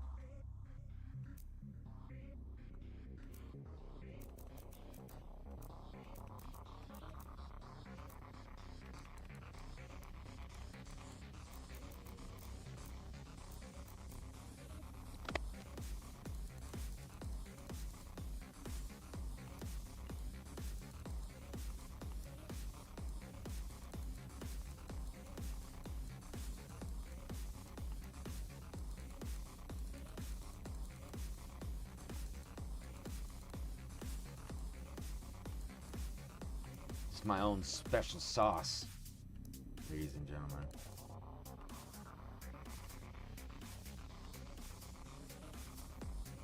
Can't remember. I think it was 212.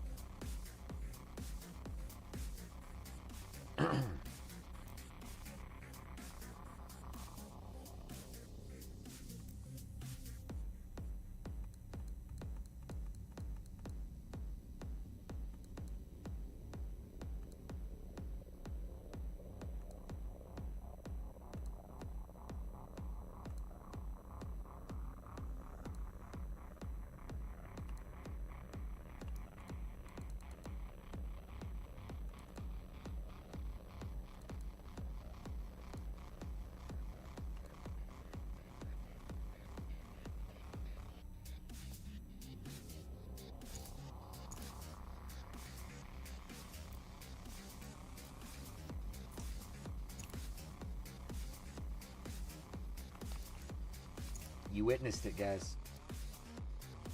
That's how I tune.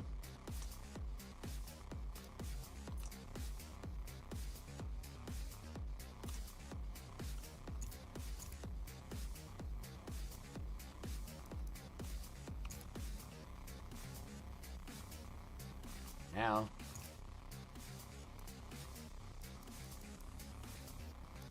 where's our bad boy? There he is.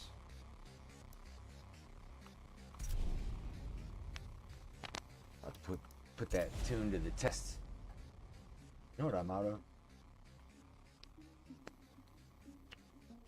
I'm out of Mountain Dew.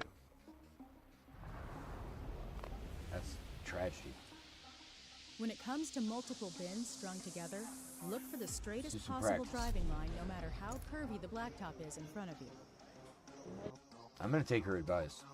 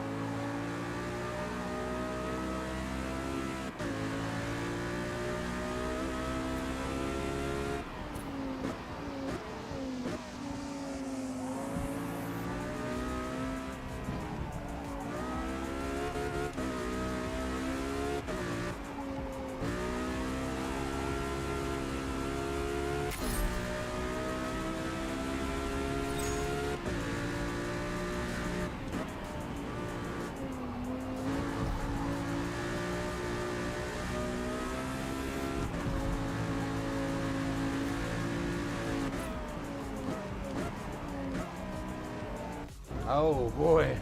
Oh boy. Guess what that means, guys?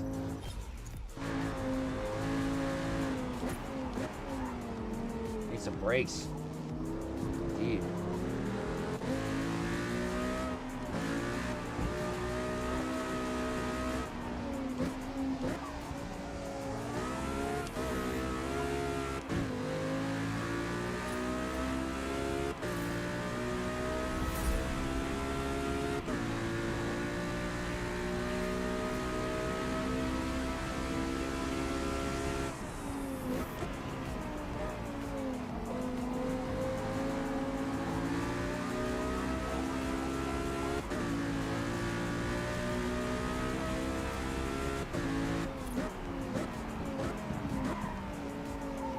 Whew.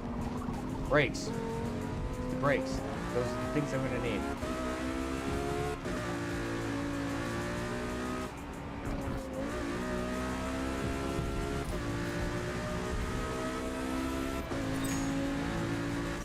That's the problem. Brakes. That's it. Just gotta fix the brakes, guys.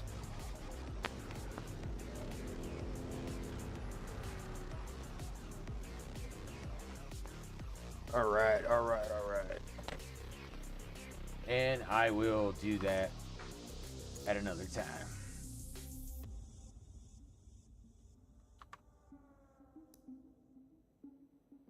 All right. Well, I tell you what, guys, it was fun. It was a very fun, almost 6 hours tonight for the Sage of Zed show. This is usually a 3-hour show. And so I got to playing games, and y'all got to enjoy it with me. So I'd like to invite you back here on Tuesday Tuesday night, 7 p.m. Mountain Time. Be there if you dare. Adios, guys.